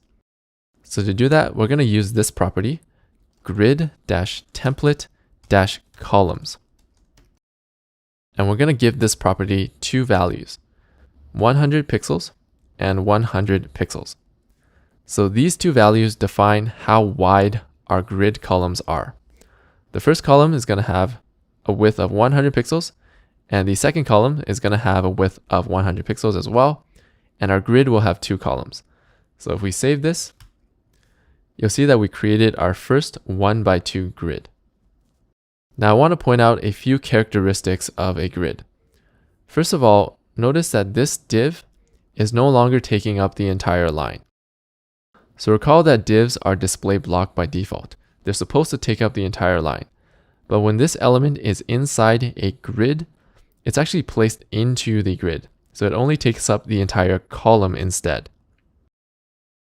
The second thing you'll notice is that there's no extra space between these two, unlike with display inline block.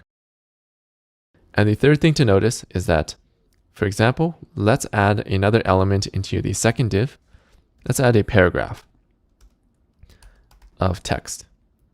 Save it. When we add more elements, this makes the second div taller than the first one, but they are vertically aligned. And that's another difference between grids and display inline block. Grids maintain alignment much better.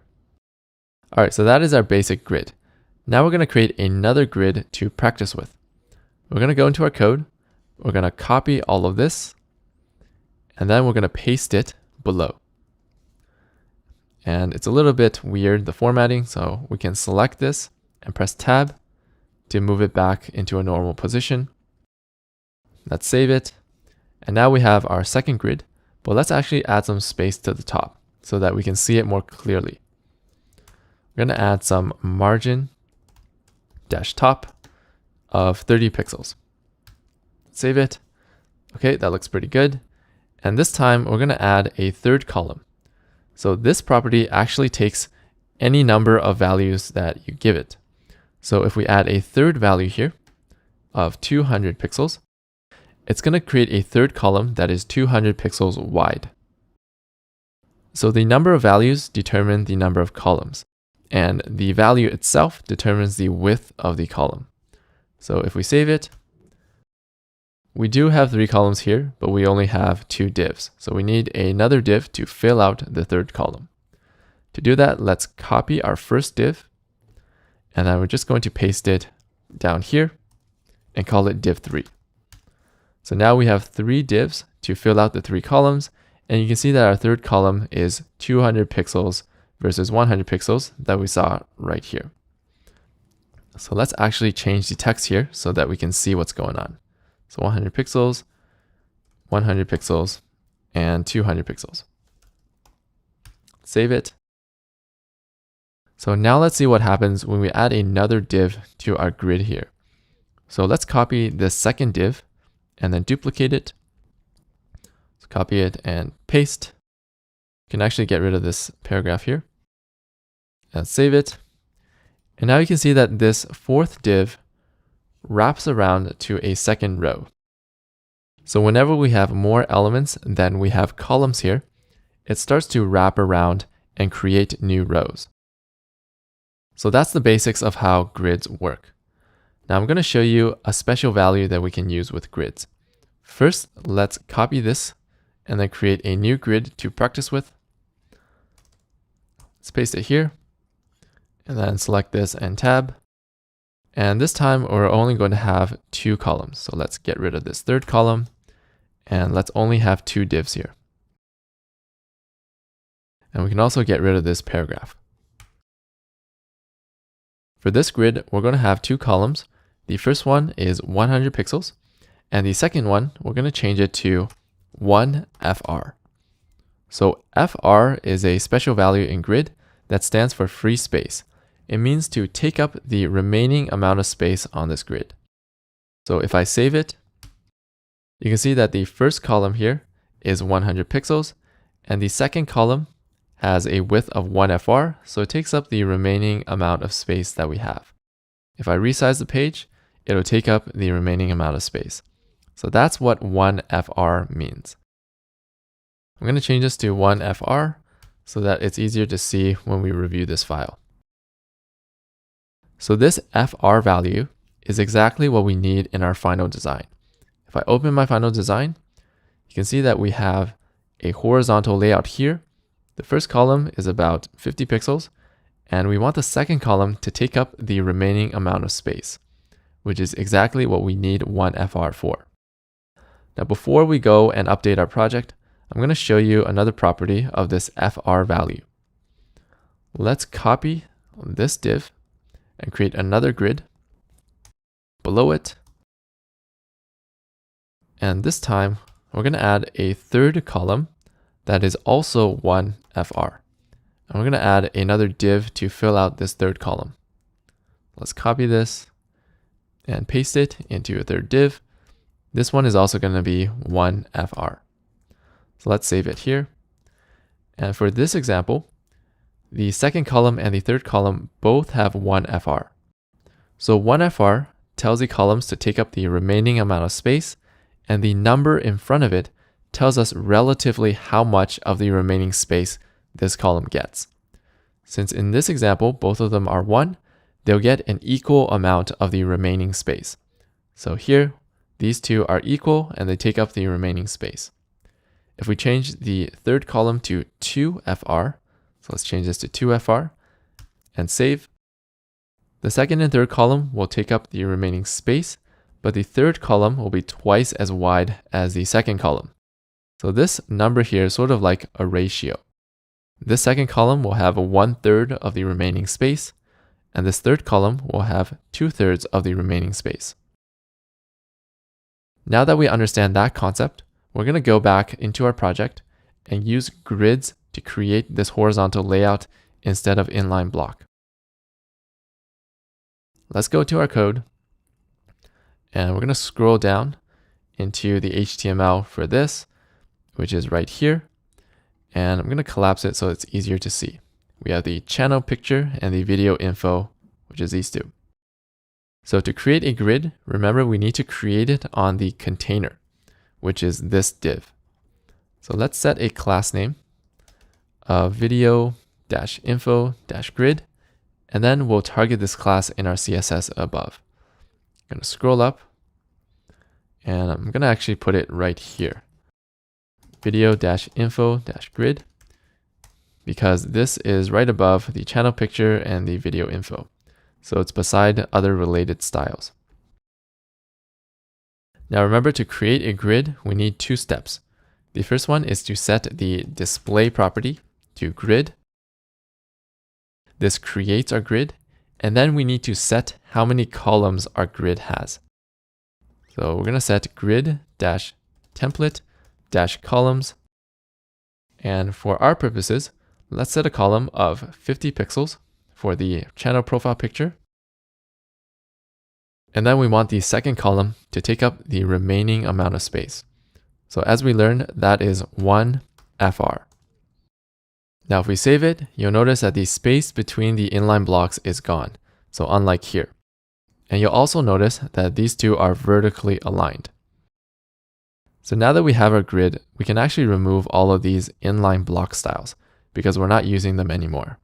So we can actually remove all of these and all of these. Let's save it. And now let's set a grid for the second video preview. We're going to scroll down. So remember, we're going to set the styles on the container here. And then these 2 divs are going to appear in our grid. So we've already created the CSS at the top. We just need to set a class of video-info-grid. Save it. And then all the styles that we wrote up here will target that class. So now we have both of our grids, and you can see our horizontal layout is perfectly aligned with the rest of our layout. And now we can remove this background color, and this part of the project is done. The last thing we're going to learn about grids is if we go to our final design, we're going to learn how to build a bigger grid like this. So notice that there's a little bit of spacing between the columns as well as between the rows. Now before we start, you might have a bigger screen and you might see 4 videos in each row. So for now, let's actually resize the browser so that we see 3 videos in each row. So I'm doing this because not everyone has a big screen to work with, and this will make sure that everyone can follow along. So I'm going to zoom back in and just make sure I have 3 videos in each row, and we're going to learn how to create this kind of layout. Let's go into our grid practice file, and we'll go back into our code again, and to our grid.html file. And we're going to create another grid to practice with. So let's copy this and then just paste it down here. And now for this example, let's look at our final design. We essentially want 3 columns of equal size. And when we resize the page, notice that the columns resize as well. So notice that if I resize too much, it becomes 2 columns. We're going to deal with this later in the course. We're not going to deal with that. We're just going to deal with 3 columns that we have here. So for this layout, we want something like 1FR, 1FR, and 1FR to divide the space evenly. Let's go into our file here, and we're going to set 3 columns, 1FR, 1FR, and 1FR. So this will create 3 equal columns that will resize with the page. Let's set this to 1FR as well, so that it's clear what's going on. Let's save it. And now we have the 3 columns we're going to be working with. Let's also set the height so that it looks a little bit like our video previews that we have here. So let's go into our HTML file, and we're going to set the height to 200 pixels. And let's also set the height of these other columns as well. 200 pixels and 200. Save it. Okay, so that looks pretty good, but they're a little bit too much at the bottom of the page. We're going to add some spacing at the bottom of the website so that we can scroll these up. Let's go back up into our HTML, and we're going to scroll up to the body tag. We're actually going to add some spacing inside the bottom of the body tag. So remember that spacing on the inside is called padding. So padding dash bottom, and let's set it to something like 1000 pixels. So it's a lot easier for us to practice. So now that we have a lot of space at the bottom, we can scroll all the way up and see our grid clearly. So remember that in a grid, if we have more elements than we have columns, it'll start wrapping around to the second row. So all we have to do is add 3 more divs. So we're just going to, let's actually copy the pink one first. Let's copy it and paste it. And then we'll add a blue and a pink at the bottom. So let's copy and paste it. So we just need 6 divs to work with that have alternating colors like this. So let's save it. And now we essentially have our video preview that we see here. And we're going to learn how to create the space between the columns and the rows. So it's actually really easy to create this space. We just need 2 CSS properties. The first one is called column-gap. So it's pretty straightforward what this means. We're setting some space or a gap between the columns. So let's set a column gap of 20 pixels. Let's see how that looks. Save it. And now all of our columns have a gap, just like our final design here. Next, we're going to set the space between the rows. And we have a similar and straightforward property for that called row-gap. And let's set this to something like 40 pixels. Save it. And now we have space between the rows, just like our final design. So that's how we create a grid like this. First, we define our 3 columns. So in this case, we want to divide it up into 3 equal columns that resize with the page. That's why we used 1FR, 1FR, 1FR. And then we just add some space between the columns using column gap, which creates this. And we add space between the rows using row gap, which creates this. Let's go back into our website we were working on, and we're going to apply these skills to here. Let's go back here. I'm going to scroll down. And first of all, let's just create 6 of these video previews. So we can organize them into a grid that looks like this. 2 rows and 3 columns. So we're going to go into our code, and we're going to copy both of these. And we're just going to make duplicates. So copy it and paste it. So now if we save, we have 4, and we're going to create 2 more. So paste it again. Save, and now we have 6.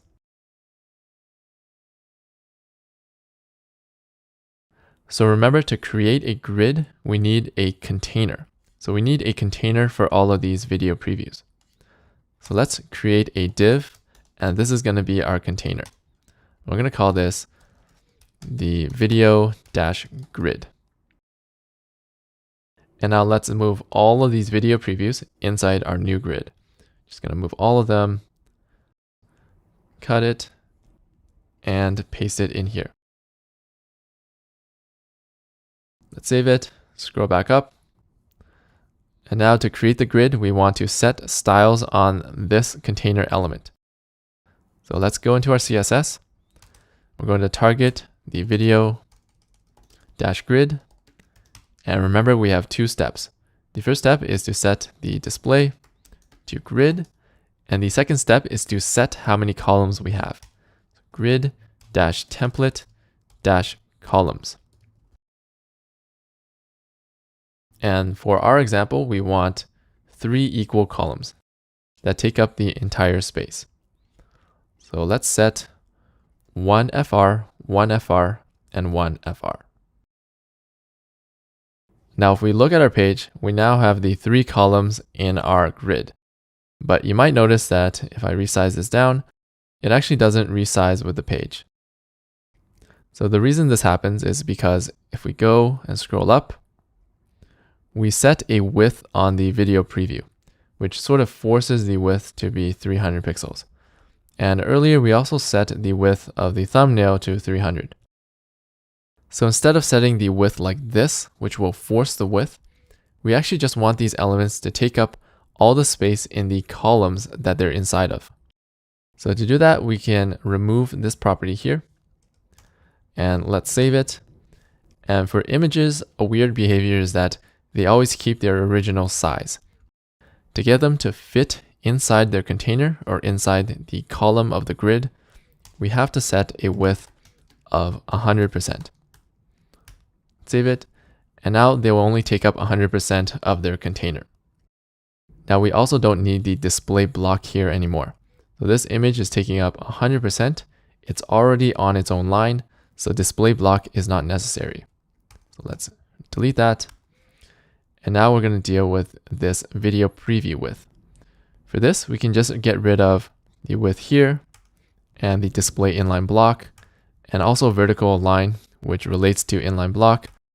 And we can get rid of the margin since we're going to create this space using the column gap property we learned earlier. So let's just get rid of all of these styles.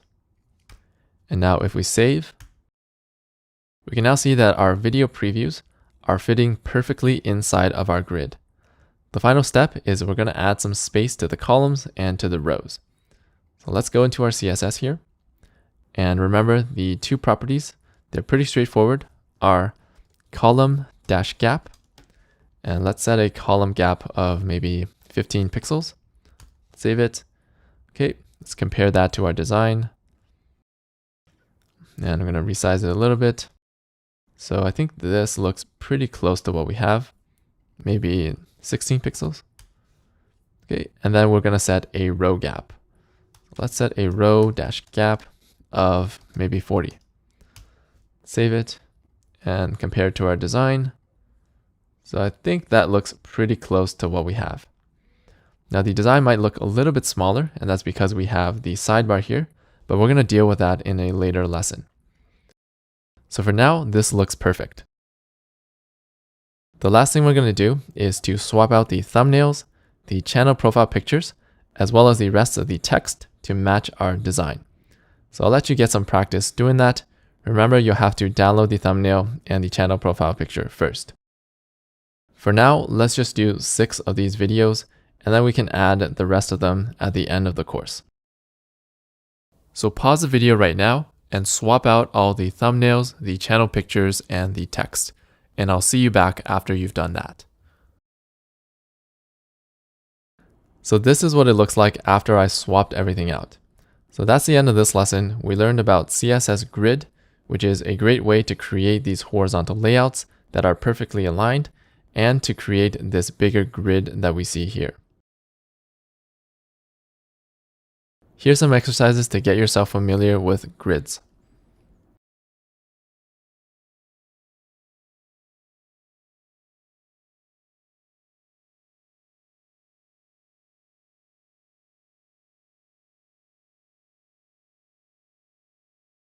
In this lesson, we're going to learn about Flexbox, which is another way to create layouts. And we're going to use Flexbox to create the header at the top of the page. So Flexbox is similar to CSS Grid.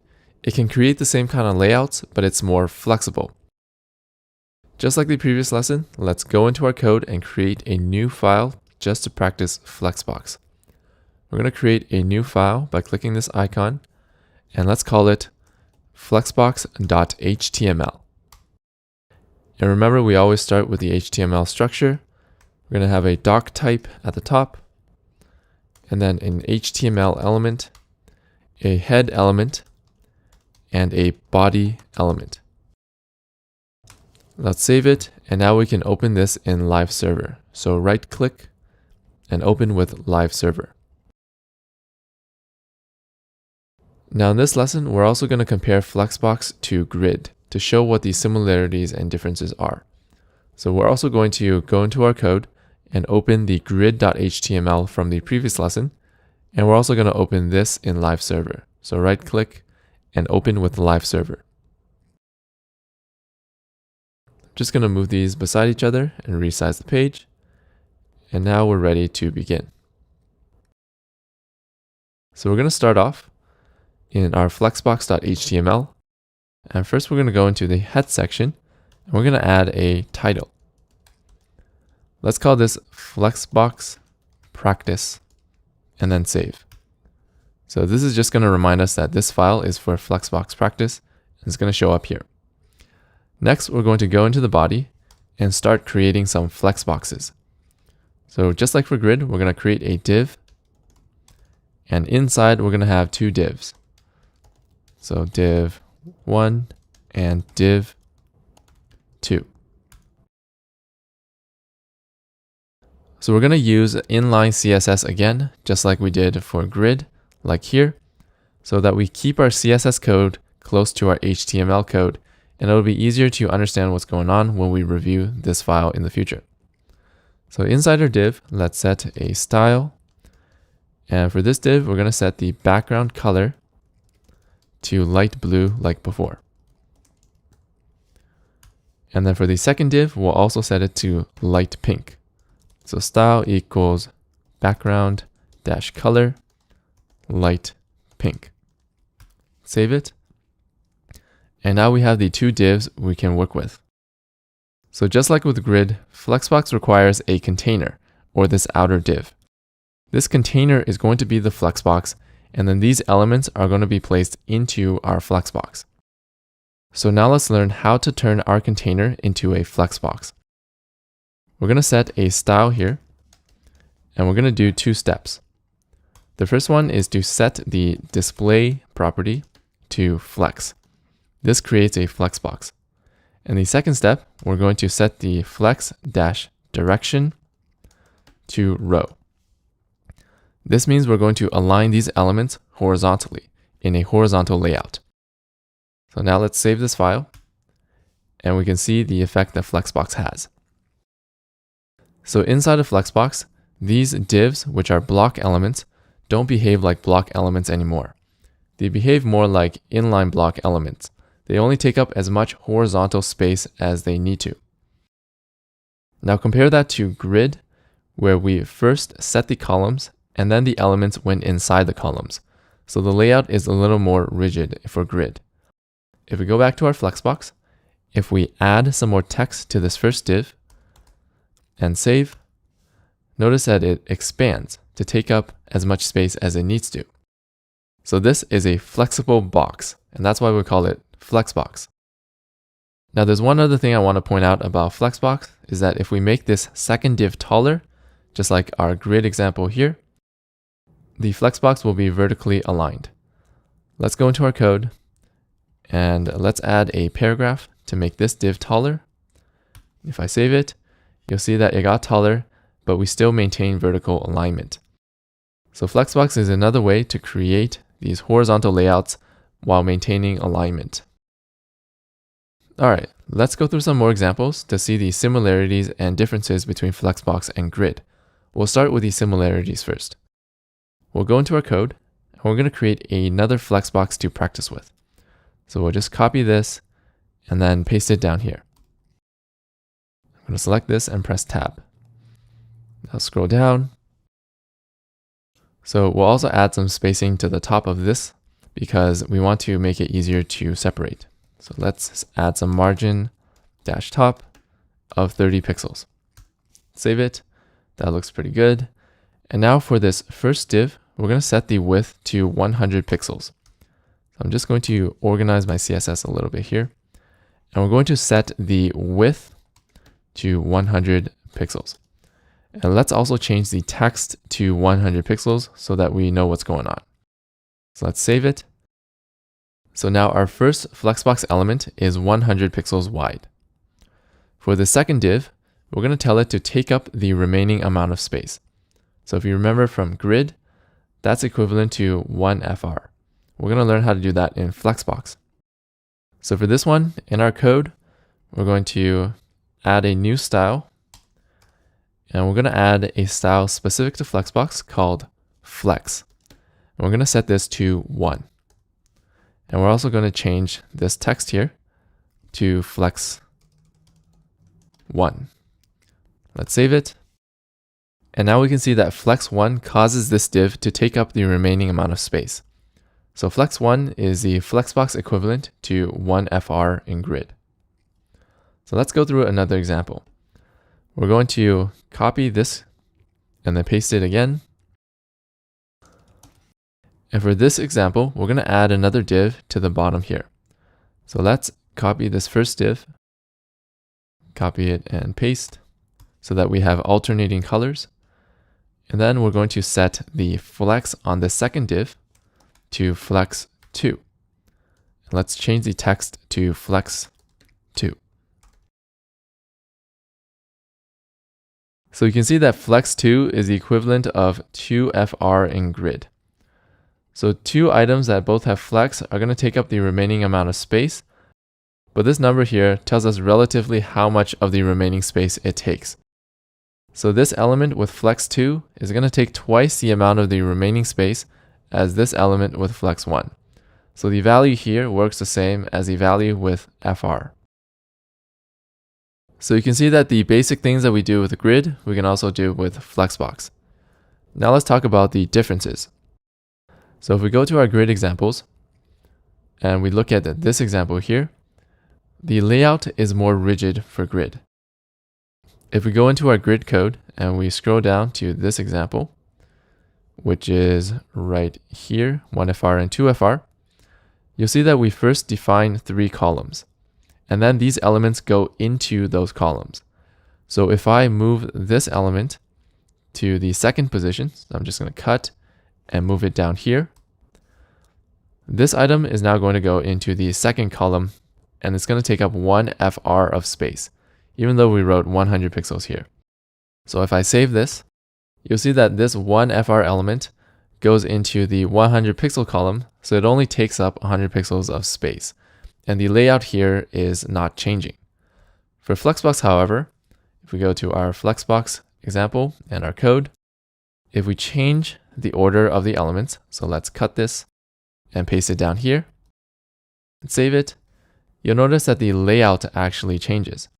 So this element here actually keeps its width of Flex 1, and then the second element keeps its width of 100 pixels. So the elements take their width along with them if they move around. And that causes us to have flexible layouts, depending on how many elements we have and what order they're in. So that's the biggest difference between Flexbox and Grid. So what's the advantage of having a flexible layout like this? Let's go to our final project, and we're going to resize the browser.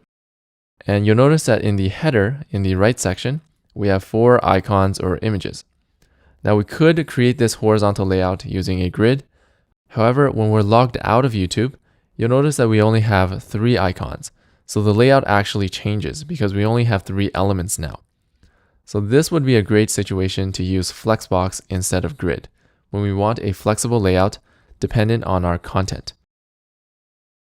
So that's the basics of how Flexbox works to create layouts and the main difference between Flexbox and Grid. We're going to go back to our practice file, and we're going to go through some other examples of Flexbox to help us build the header of our final project. So first, let's actually save this as it is so that we get a reminder that the layout is flexible. I'm going to change this to light blue and the other one to light pink so that we have alternating colors and it's easier to see.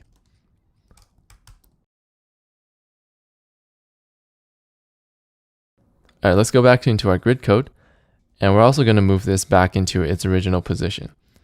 So just to remind us that for grid, the layout is more rigid. Let's save it, and now we're back. So we'll go back to our Flexbox file and our Flexbox HTML, and we're going to do another example. So let's copy this, and we're going to create another Flexbox to practice with.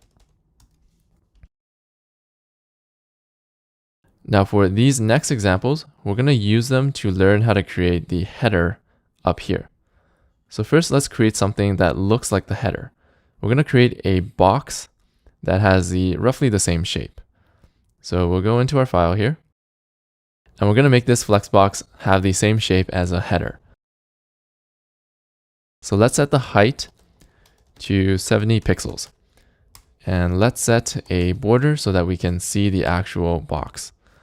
So we're going to set a border width of 1 pixel, a border style of a solid color, and we'll set the border color to gray. And when we save it, we can now see our Flexbox using the border. I'm going to add a little bit of spacing to the bottom of the page here so that we can scroll this up. So remember to do that, we're going to scroll up and add some padding to the bottom of the body. We're going to add a style to the body, and we're going to add some space to the bottom. So padding, bottom, 1000 pixels. And now we can scroll this Flexbox up to the top so that it's easier to work with. Now let's scroll back down to the example we were working with, which is right here. So for each of these divs, let's change their width to 100 pixels. So I'll change this one to 100 pixels. And let's also change the text to 100 pixels. For this one's also 100 pixels, and the third one to 100 pixels.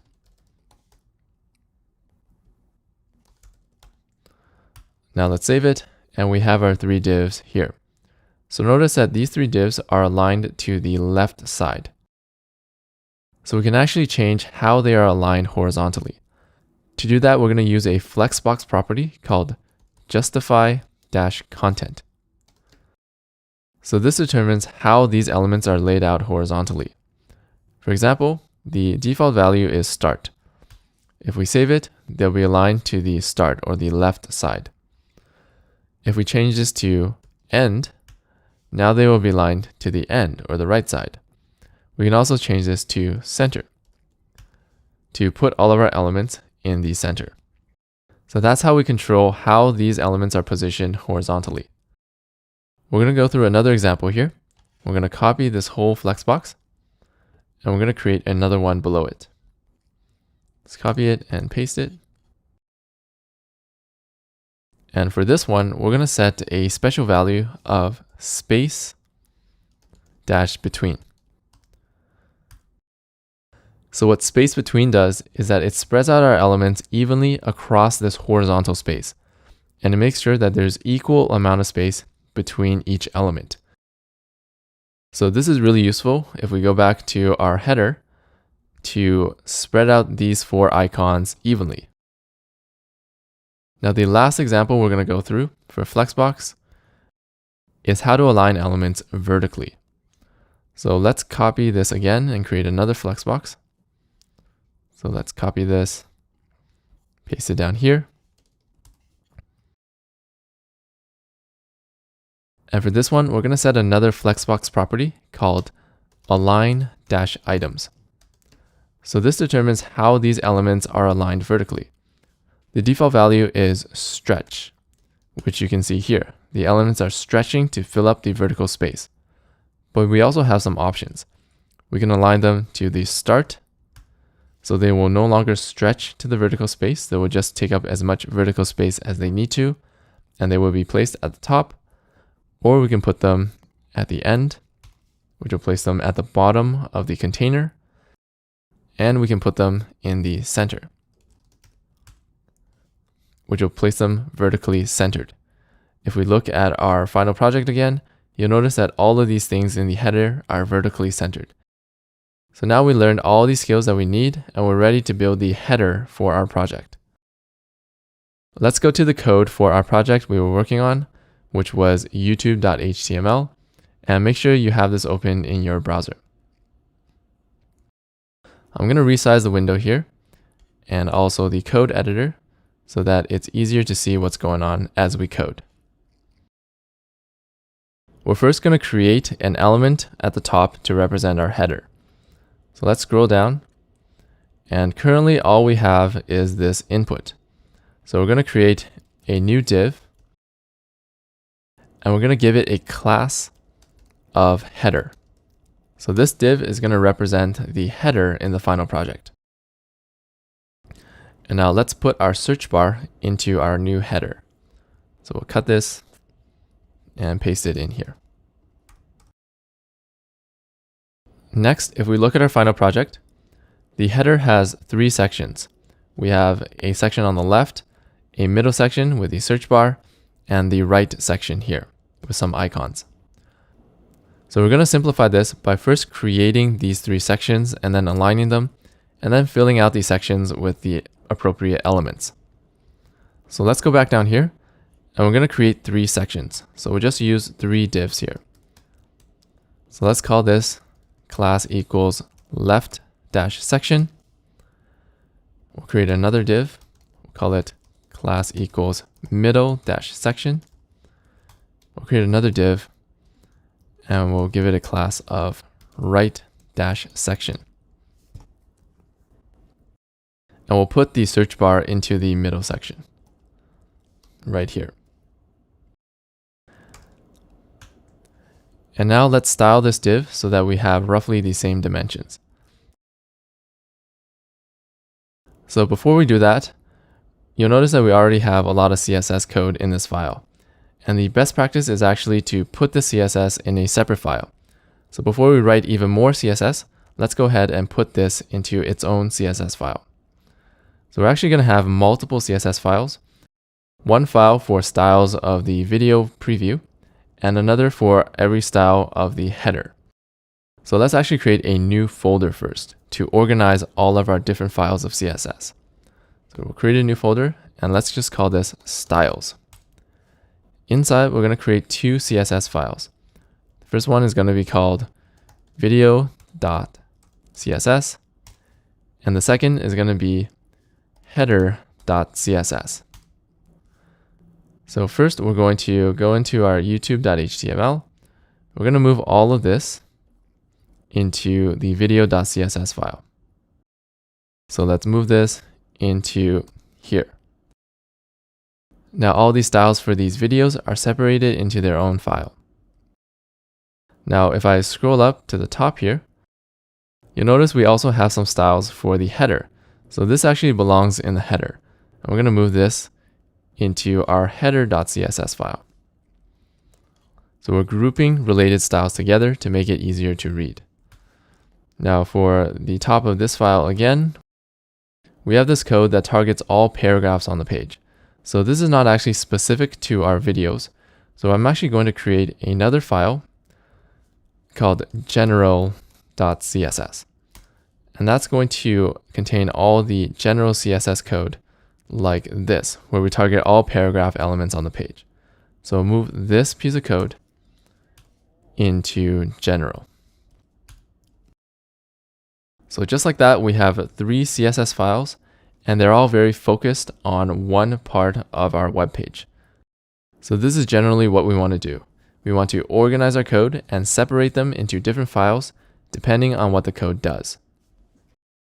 Next, we're going to go into our HTML file, and we can remove this, and let's save it. But now you can see that all of these styles that we had are gone. So we need to link them back into our HTML. To do that, we're going to create a link element. We'll have an attribute of rel, which tells it what we're linking. So we're linking a style sheet, and we also tell it what file we're linking with href. So here, beside our HTML file, we have a styles folder. So we're going to first link the styles folder, and then we're going to type a slash to go into it and link general.css. And now we're going to link our other two CSS files. So to do that, we just need to copy and paste this. And then we're going to link header.css. And for the third one, we're going to link video.css. And if we save it, we linked all of our code in 3 separate files, and we're back to where we were. Next, let's focus on our header styles and create our header. We're going to go into this file, and we actually don't need this display block anymore. So we use this to put the search bar on a separate line, but now the search bar is inside a bunch of divs. So the divs will create that separate line for us. Now, the one other thing that we have to do is that notice that there is some spacing on the left side, on the right side, and at the top. So by default, if we right click and inspect, and we look at the body, so the body element has 8 pixels of margin on every side by default. Now to get a more precise design, we actually want to set this to 0. So we're going to reset these default styles. So we'll go into our CSS code, and we're going to go into the general file. And we're going to target the body, and we're going to get rid of all margins. An easier way to do this is to set the margin property and set it to 0. So this will set all margins in all directions to 0. Let's save it. And now our elements are right up to the edge of the page. Next, we're going to work on our header. So I'm actually going to make this wider so that we can have both of these files on each side. So we're going to have the HTML on the left and the CSS on the right. So the first thing we'll do is we're going to add a height to this header so that it looks like our design here. So let's go into our header CSS file. And remember, we set a class of header. So we'll target that using dot header. And we'll set a height of maybe 40 pixels. Okay, so let's compare that to our design. Looks like our design is a lot taller. Let's change it to maybe 55 pixels. Let's compare that. So I'm just comparing this to the bottom edge of here. And that looks pretty good. So next, we're going to position these 3 sections: the left section, the middle section, and the right section. So in our code, we can't actually see the sections right now because they don't have any content in them. Let's just call this the left section and then add the text here as well, the right section. Save it. And now we have these 3. However, you'll notice that they're being aligned vertically. And that's because divs by default are display block. And we haven't made this into a Flexbox yet. So to create a horizontal layout, we're going to turn our header container here into a Flexbox. We're going to set the display to flex. And we're also going to set the flex-direction to row to lay them out horizontally. So let's save. And now our sections only take up as much space as we need to, as we saw in our examples. Next, let's give these a background color so it's easier to see them. So for the left section, we're going to target it, and we'll set a background -color of light blue. And for the middle section, we'll set a background color of light pink. And for the right section, we're going to set a background color of light blue. Right section, background color of light blue. So now how do we create this layout? So let's analyze it a little bit. If we resize the page, notice that this middle section is also resizing. So to achieve this, we're going to use a property called flex. So if you recall in our examples, flex takes up the remaining amount of space. So if I look at the header in our final project, when I resize, this right section is not changing its width, and neither is the left section. So these will have a predefined width, and then this will be flex, because as you can see, it's growing as the page is being resized. So that's an example of how to analyze these layouts. Don't worry, you'll get better with more practice. For now, we're going to do this example together. On the left section, we're going to set a fixed width. Let's set this to maybe 200 pixels. Let's see how that looks. We'll compare it to our design. So it's actually a little too much. I want it to end right here after the YouTube logo. So we're going to go back and let's change this to 150 pixels. And let's compare it. So that looks pretty close. For this middle section, we want it to stretch. So remember, the property to do that is called Flex1. So now the middle section is stretching. And for the right section, we also want a fixed width. So let's compare it. We want it to be somewhere here. Let's try setting a width of 200 pixels. And then let's compare these two. Okay, so I think this is pretty close to the structure that we have here. So what we're doing is we're just simplifying the structure into the bigger picture, and then we'll go in and add these smaller details. Now we're going to set some spacing on the left and the right side of this middle section. So remember, to do that, we're going to set our margins. So on the left side, let's set a margin dash left of maybe 30 pixels. Save it, and let's compare. So it's definitely more than 30 pixels. Let's change it to maybe 70 pixels. Save it and compare. So this compared to this, I think that's close enough. So now for the right section, we're also going to add a little bit of space. So if we look at our design, so it's less space than we have here. So we're going to add a margin to the right of the middle section. And we'll set it to maybe 30 pixels. Save it. And that looks pretty close to what we have here. Maybe 35 pixels. Okay. So now if we resize our page, you'll notice that the middle section is growing and shrinking with the page, and the right and left are staying the same width, which is exactly what we have here. So there's one other detail we're going to copy for this middle section. Notice that if I resize the browser and make it wider, at some point the middle section stops growing. So at roughly this point, the middle section will stop growing if the browser gets wider. And it just keeps the same width and is centered horizontally. We're going to learn how to do that. Let's go back into our project, and we're going to limit the width of this middle section first. So we'll go into our code, and the property to do that is called max-width. And let's set it to 300 pixels. So this property says the width can be less than 300 pixels, but as soon as it grows to be over 300 pixels, we're going to limit it to 300. So that's what we see here. Now when we resize the browser to be less than 300 pixels, notice that it's shrinking and growing again. But when the browser gets wider, it's limited to 300 pixels because of this line of code.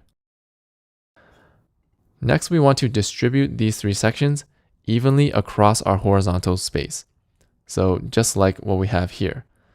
Now remember, to do that in Flexbox, we have an example here. If we go back into our code and go into our Flexbox practice file, we can find that example in our code. And remember that we achieved this using a property called justify content space between. And we set this property on our Flexbox container. And that's what we're going to do for our project right now.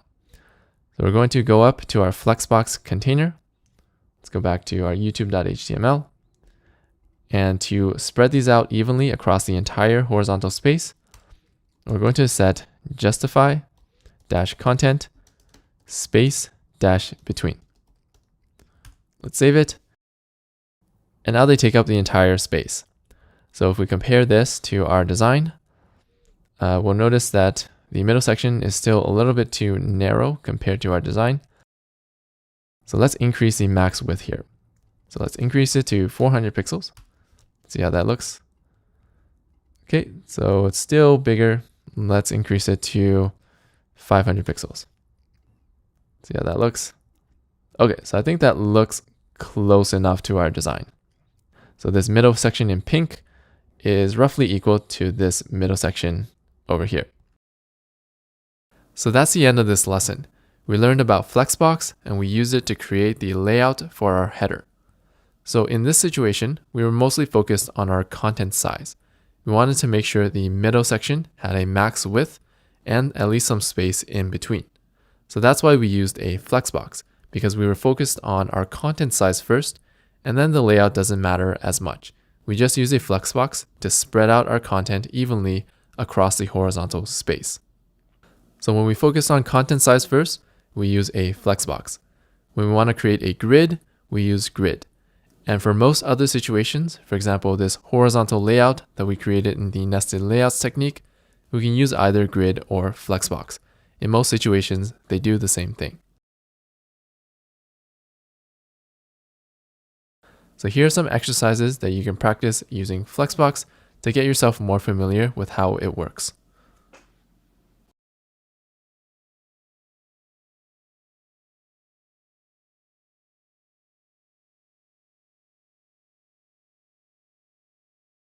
And now that we have the general layout, we're going to finish up the rest of the header. Before we do that, we're going to download all of these icons and images that you see here. To do that, we're going to right-click, Inspect, and then click this in the top left, and then click the icon we want to download, and then we can find the URL down here. I'm going to hover over it, and then click this link to open in a new tab, and then save it with Control S. So I'm going to save this in the folder that contains our code, which is this one. So I'm going to save it. And then in our code editor, we should see this icon. So we can collapse this by pressing that. And then now we have our icon right here called the hamburger menu. Now looking at our header, we have a lot of icons to download. So let's organize them using a folder. We're going to create a new folder and let's call this Icons. And we're going to put the icon we downloaded into that folder. So this one right here into this folder. And now we're going to do the same steps to download all of these other icons and this image that we see here. So we're going to do the same steps, click the top left, and then click the icon we want to download, and we can find the link here. I'm going to fast forward the video here because it's just a bunch of repetitive steps, and we'll continue after we downloaded all the icons. So when you get to the notification icon, don't worry about this notification number here. We're going to learn how to do that in the next section.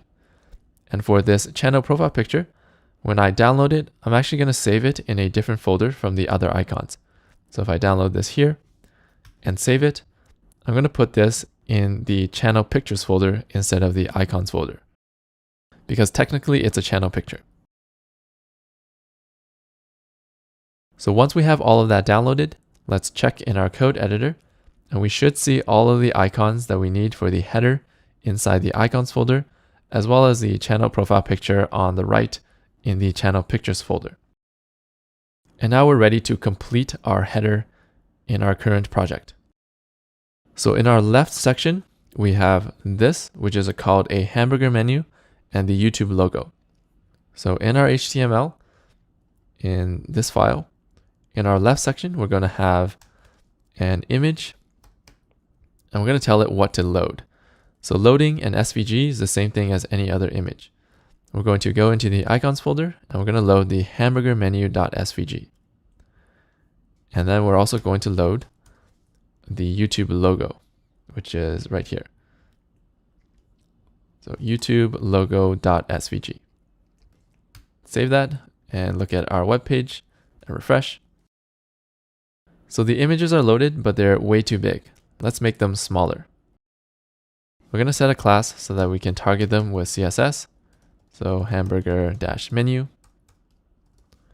And for this one, let's set a class of YouTube-logo. And now in our CSS, let's go in here and target the hamburger menu class. And let's set the height to something like 20 pixels. And same thing for the YouTube logo. We'll set the height to 20 pixels. Okay, so that looks pretty good. Now, if we look at our design, we'll notice that these images are actually aligned vertically in the center. So in our Flexbox practice file, we learned how to do this. If we look at our code again, if we look at our Flexbox code, we scroll all the way down to the last example. We did this using align items center. So that aligns them vertically in the center like this. We'll go back to our header CSS and just have this as a reference. So for our left section, we're going to set align-items:center. However, you'll notice that it didn't do anything. And that's because if we look at our HTML, the header is a flexbox, but this left section here is still a regular div. It's an element inside the flexbox, but this itself is not a flexbox. So align items doesn't do anything.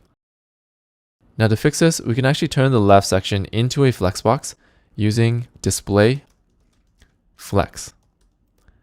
And if we save it, now the left section is a flexbox, so align items will align it vertically in the center. So Flexbox doesn't actually go down 2 layers. It only affects elements on the first layer, like this div and this div. If we go down another level, like here, Flexbox doesn't affect it. That's why we have to turn this into a Flexbox as well in order to use properties like align items center. So this situation of putting a Flexbox inside another Flexbox is totally valid if we want to target another level of elements like this. Let's go into our design and compare it. And you can see that for our design, there is some spacing on the left and the right of the hamburger menu. So we can create that right now using margin-left of 20 pixels and margin-right of 20 pixels. So we'll add 20 pixels on both of these sides. So if I go back and forth, you'll notice that this icon is a little bit bigger than our project. So we can actually adjust our height here to make our icon a little bit bigger. We can maybe set this to 24. And let's compare it. Okay, so that looks pretty close. So now I notice that this icon is a little bit to the right of our website, which is here. So you notice that it's a little bit to the right. We need to add more spacing. So let's add margin left of maybe 24 pixels. Save it. Now if we compare the two, so that looks pretty much close to what we need. And the YouTube logo is also in the same place. So that's a bonus for us. So now it looks like the left section is pretty much done in our project. And we can get rid of this background color that we were practicing with. First, we're actually going to remove the width. So this width of 150 pixels is forcing the left section to only end up here. However, if we remove this, the left section will stretch to contain all of its content. So if we save it, you can see that it stretches. Now we can remove the background color. And that's done. Next, we're going to work on this middle section. So for this middle section in our design, we have an icon here, a button here, and if we resize, you'll notice that the search box also resizes. So this search box is going to grow with the rest of the page. So we already learned how to do that. As a reminder, it's Flex 1. So first, let's go in and create these 2 buttons first, because that's the easy part. Let's go into our code. In the middle section here, after the search bar, we're going to create 2 buttons. So let's create one button here and another button down here. So inside this first button, we're going to have this search icon. So if we go into our icons folder, it's this icon here, search.svg. So we can create an image element, source, and icons/search.svg. In the second button, we're going to have our voice search icon, which is this one. And we're going to create another image element, and we're going to load icons/voice search icon. Now let's save it and see how that looks. Okay, so that didn't work out very well. Probably because if you remember when we loaded this icon here, it was super big. So the 2 icons we loaded are probably super big. And we only see the top left corner, which is empty. So first, let's make our icons smaller and make our buttons a little bigger. Let's go into our HTML. We're going to add some classes so that we can target it with CSS. So class, let's call this the search-button. And let's call this one the voice-search-button. So we're going to go to the middle section here. We're going to target the search button first. Let's set the height to something like 40 pixels and set the width to something like 60 pixels. And for the voice search button, if we look at our design, it's pretty much round. So let's target voice search button. Let's set a height of 40 pixels. And we'll set the width to 40 pixels as well. So let's save it. Okay, so that looks super weird, but we're going to fix this right now. So remember that we want to align these in the center vertically, just like this. To do that, our middle section is also going to be a flexbox. And then we can use the align items property that we use for the left section. So let's make this middle section a flexbox. And we're going to set display to flex. And we're going to set align items to center, just like our left section. So now if we save, you'll see that everything is aligned to the center, and now it's ready for us to style. So there is one thing that I left out, which is flex direction row. So this tells a flexbox to lay out our content horizontally, and this is actually the default value, so we don't actually need it. I put it here just for our practice code. But for our header, we can be safe actually leaving that line out and just having display flex and align item center. So now that the layout is good, we're going to go back to our tried and true method of styling this one by one with CSS. The first thing I'm going to adjust is this search bar. So notice that it stretches to fill up the content when we resize the page. To do that, we're going to go into our code. We're going to target the search bar, so dot search dash bar right here. And remember to stretch it to take up the remaining space. We're going to set flex 1 and save. Now let's make the search box similar to the design. So I'm actually going to move this here side by side so that it's easier to copy from. So I'll go back into my code. And the first thing I'll adjust is the height. So let's set a height of 40 pixels. Okay, that looks a little too much. Let's set the height to 36. See how that looks. So I think it's still a little too much. Let's set it to 34. And that looks pretty good to me. Next, let's adjust this placeholder text. So to adjust the placeholder, we actually need another sort of pseudo class. So we're going to type dot search bar to target the search bar. And then we're going to type : placeholder. So this is how you target the placeholder on an input element like this. So first, let's set the font dash family to the one we're using for this page. If we go to general.css, we're using Roboto, Arial. So we're going to set that to Roboto, Arial. Save it. So the font changed a little bit. We're going to change the font size to make it bigger. So font dash size to 16 pixels, let's say.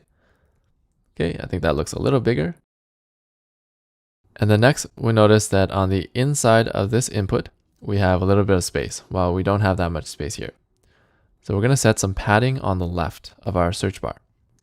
So let's set the padding dash left to 12 pixels. Save it. Okay, that looks okay. Let's actually set it to 10 pixels. And then when we start typing into the search bar, notice that the font is bigger, but for here, we still have the small font.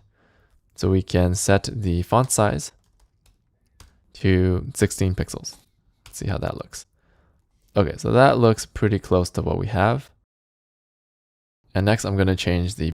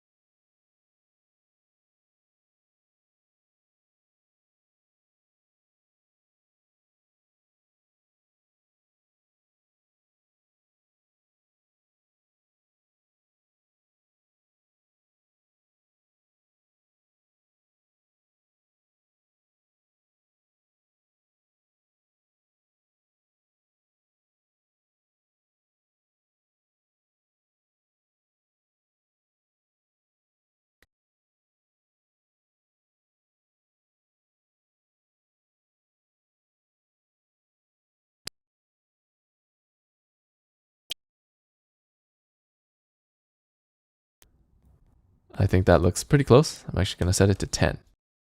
Okay. And then for this button, I'm first going to make it round. So let's go into the styles of this button.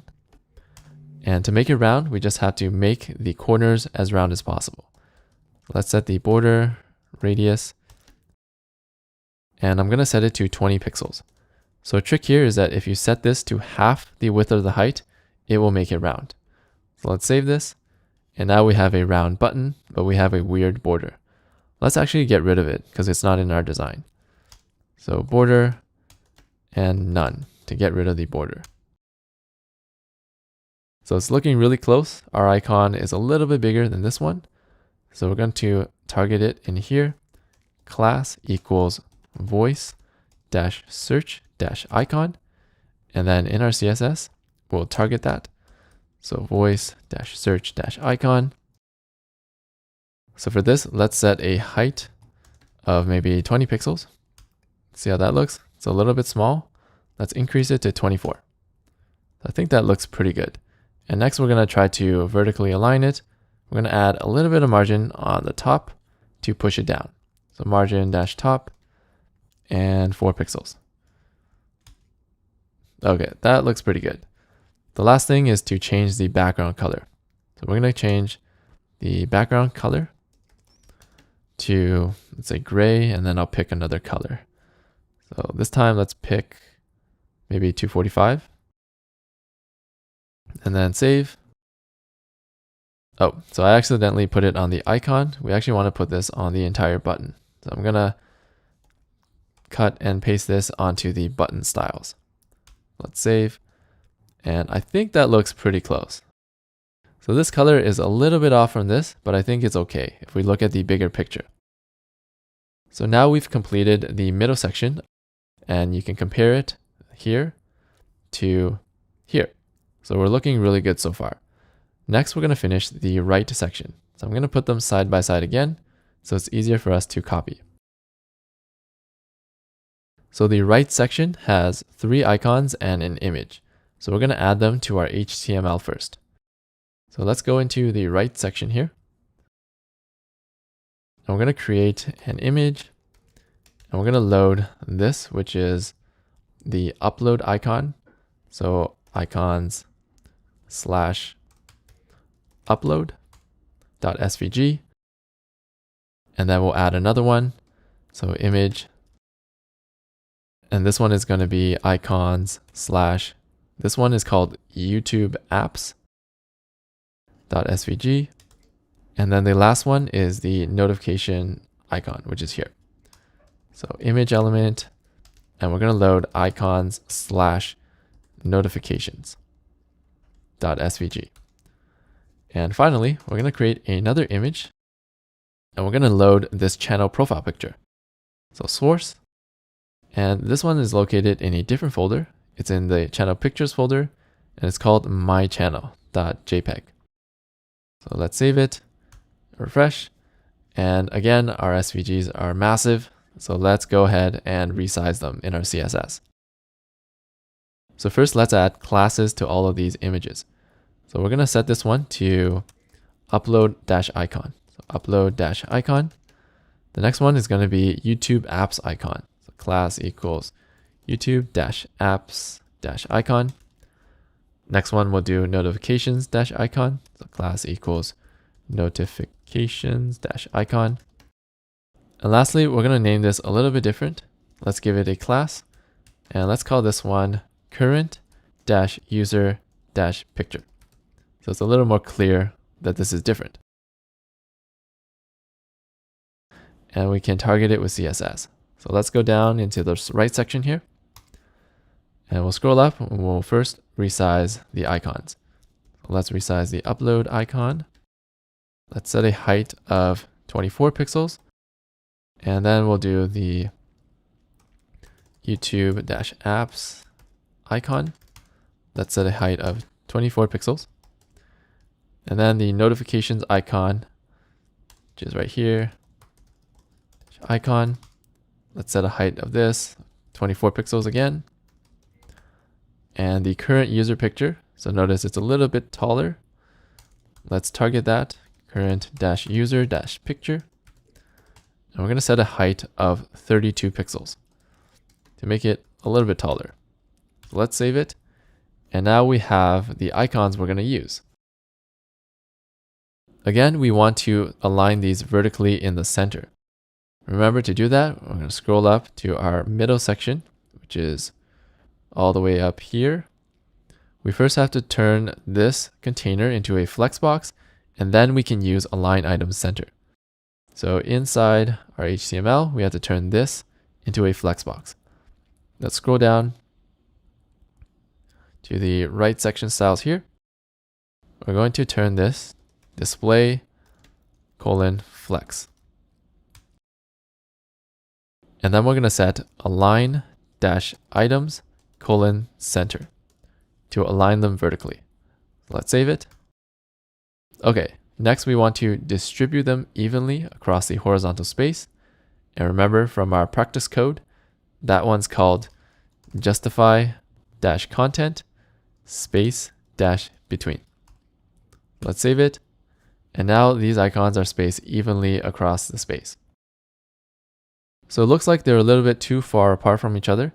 We can adjust that by adjusting the width. So let's decrease the width to bring everything closer together to match our design. And I actually think this, like all the icons, look good enough. The only last thing we're going to change is this picture here. So notice it's still a square. We want to make it a circle. So as a review, we're going to use border radius to make it a circle. So let's set it to border-radius. And the trick we learned is half of this will make it round. So 16 pixels. Save it. And now we have a round channel profile picture. Lastly, we're pretty much done with this, so we can get rid of the blue background color. So we'll scroll up and get rid of this. Now, I actually noticed that we have spacing to the right here in our design. So that's one thing I missed. So let's add that right now. So we're going to add margin right to this section of maybe 24 pixels. Save it. And I think that's a little too much. I can't really tell. Let's set it to 20 just to be safe. Okay, so I'm happy with how this looks. All right, so that's basically the content in our header. If we look at it right now, it looks really professional. So I know that while we were working on it, it looked a little bit weird, it looked unfinished, but you just got to trust the process. And at the end, we have a really professional result that looks like our design. Now, there's going to be one last case I'm going to show you. And this is a weird behavior of Flexbox. So if I resize my browser and I make it smaller, notice that these icons start to get closer to each other. So this happens because Flexbox is flexible. When we start not having enough space, it'll start shrinking the items inside. But if we look at our final project and we shrink the browser, notice that this doesn't shrink. And we sort of forced only the search bar to shrink. So let's go back into our project and into our code. And Flexbox has a special property to prevent certain items from shrinking. So we're going to scroll down to the right section here. And to prevent the right section from shrinking, we're just going to set this property. Flex-shrink: 0. So this means that no matter what happens, we're going to keep this width and we're not going to shrink. So 0 means don't shrink.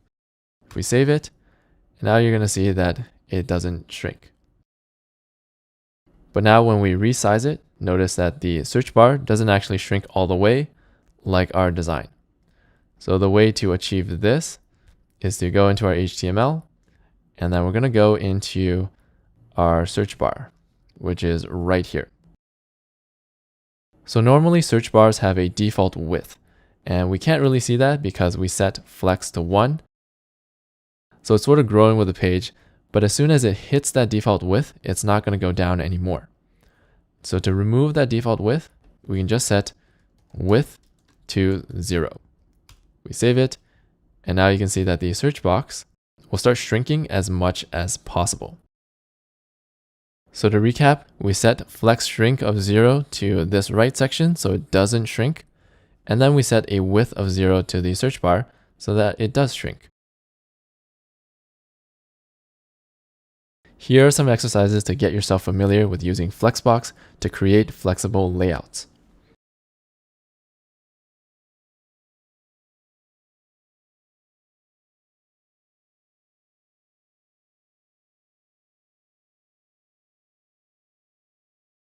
Now we're going to learn the last major skill that we need to finish off our project. We're going to learn CSS Position. So Position helps us do things like keep the header at the top of the page while we scroll. It also helps us keep the sidebar at the top of the page. And lastly, whenever we see an element on top of another element, that's using CSS Position. For example, here the video time is on top of the thumbnail, the notification number is on top of the icon, and when I hover over this, we have a tooltip on top of the page. So CSS Position adds another dimension to our page. So just like the previous lessons, we're going to create a new HTML file just to practice position. I'm going to go into my code editor. We're going to create a new file, and let's put it right here beside the other ones. New file, let's call this position.html. Now, as always, we're going to start with the HTML structure. So we're going to have doc type at the top, and then an HTML element. Inside, we have a head element, and then we have a body element. Now we can right click and open with Live Server, and we're ready to begin. So first, let's add a title so that we know what this HTML file is for. Let's call this position practice. Save it, and then it should show up here. We're going to start in the body again, and we're going to create two divs. Let's call this div 1 and another div 2. And I'm just going to resize this a little bit so we can see it side by side.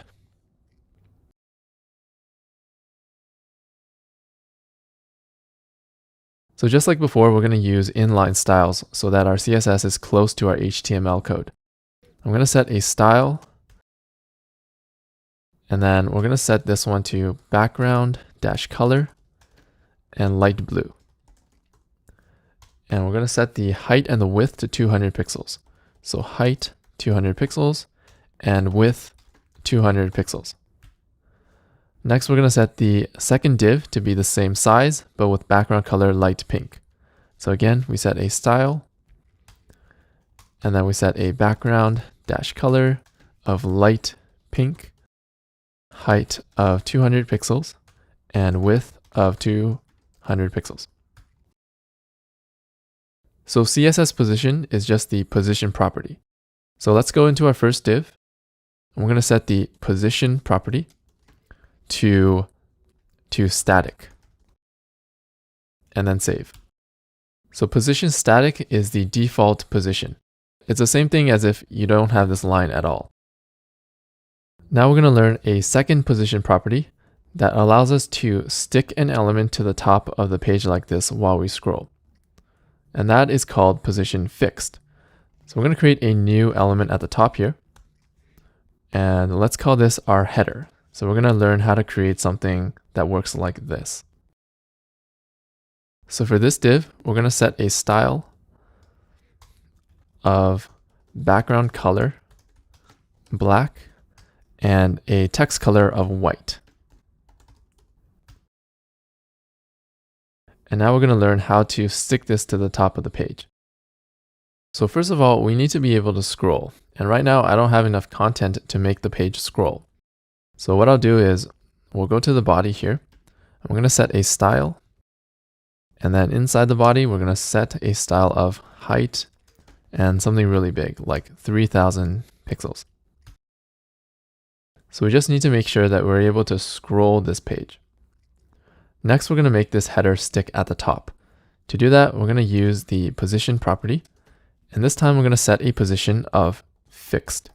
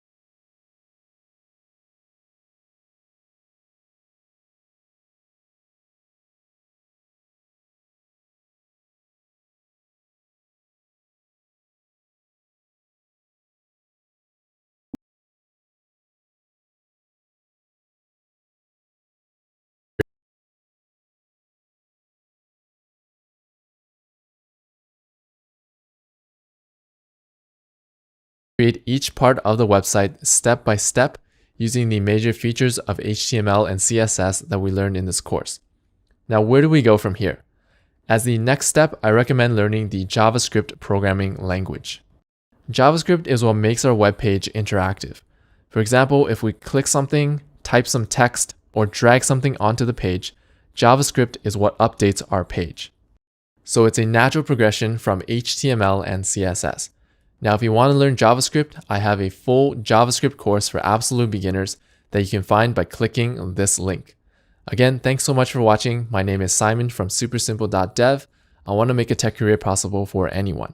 If you have any comments, questions, or feedback, please leave them down in the comment section below. If you want to support this channel and you want more courses like this, please click the subscribe button. Thanks so much, and I'll see you in the next one.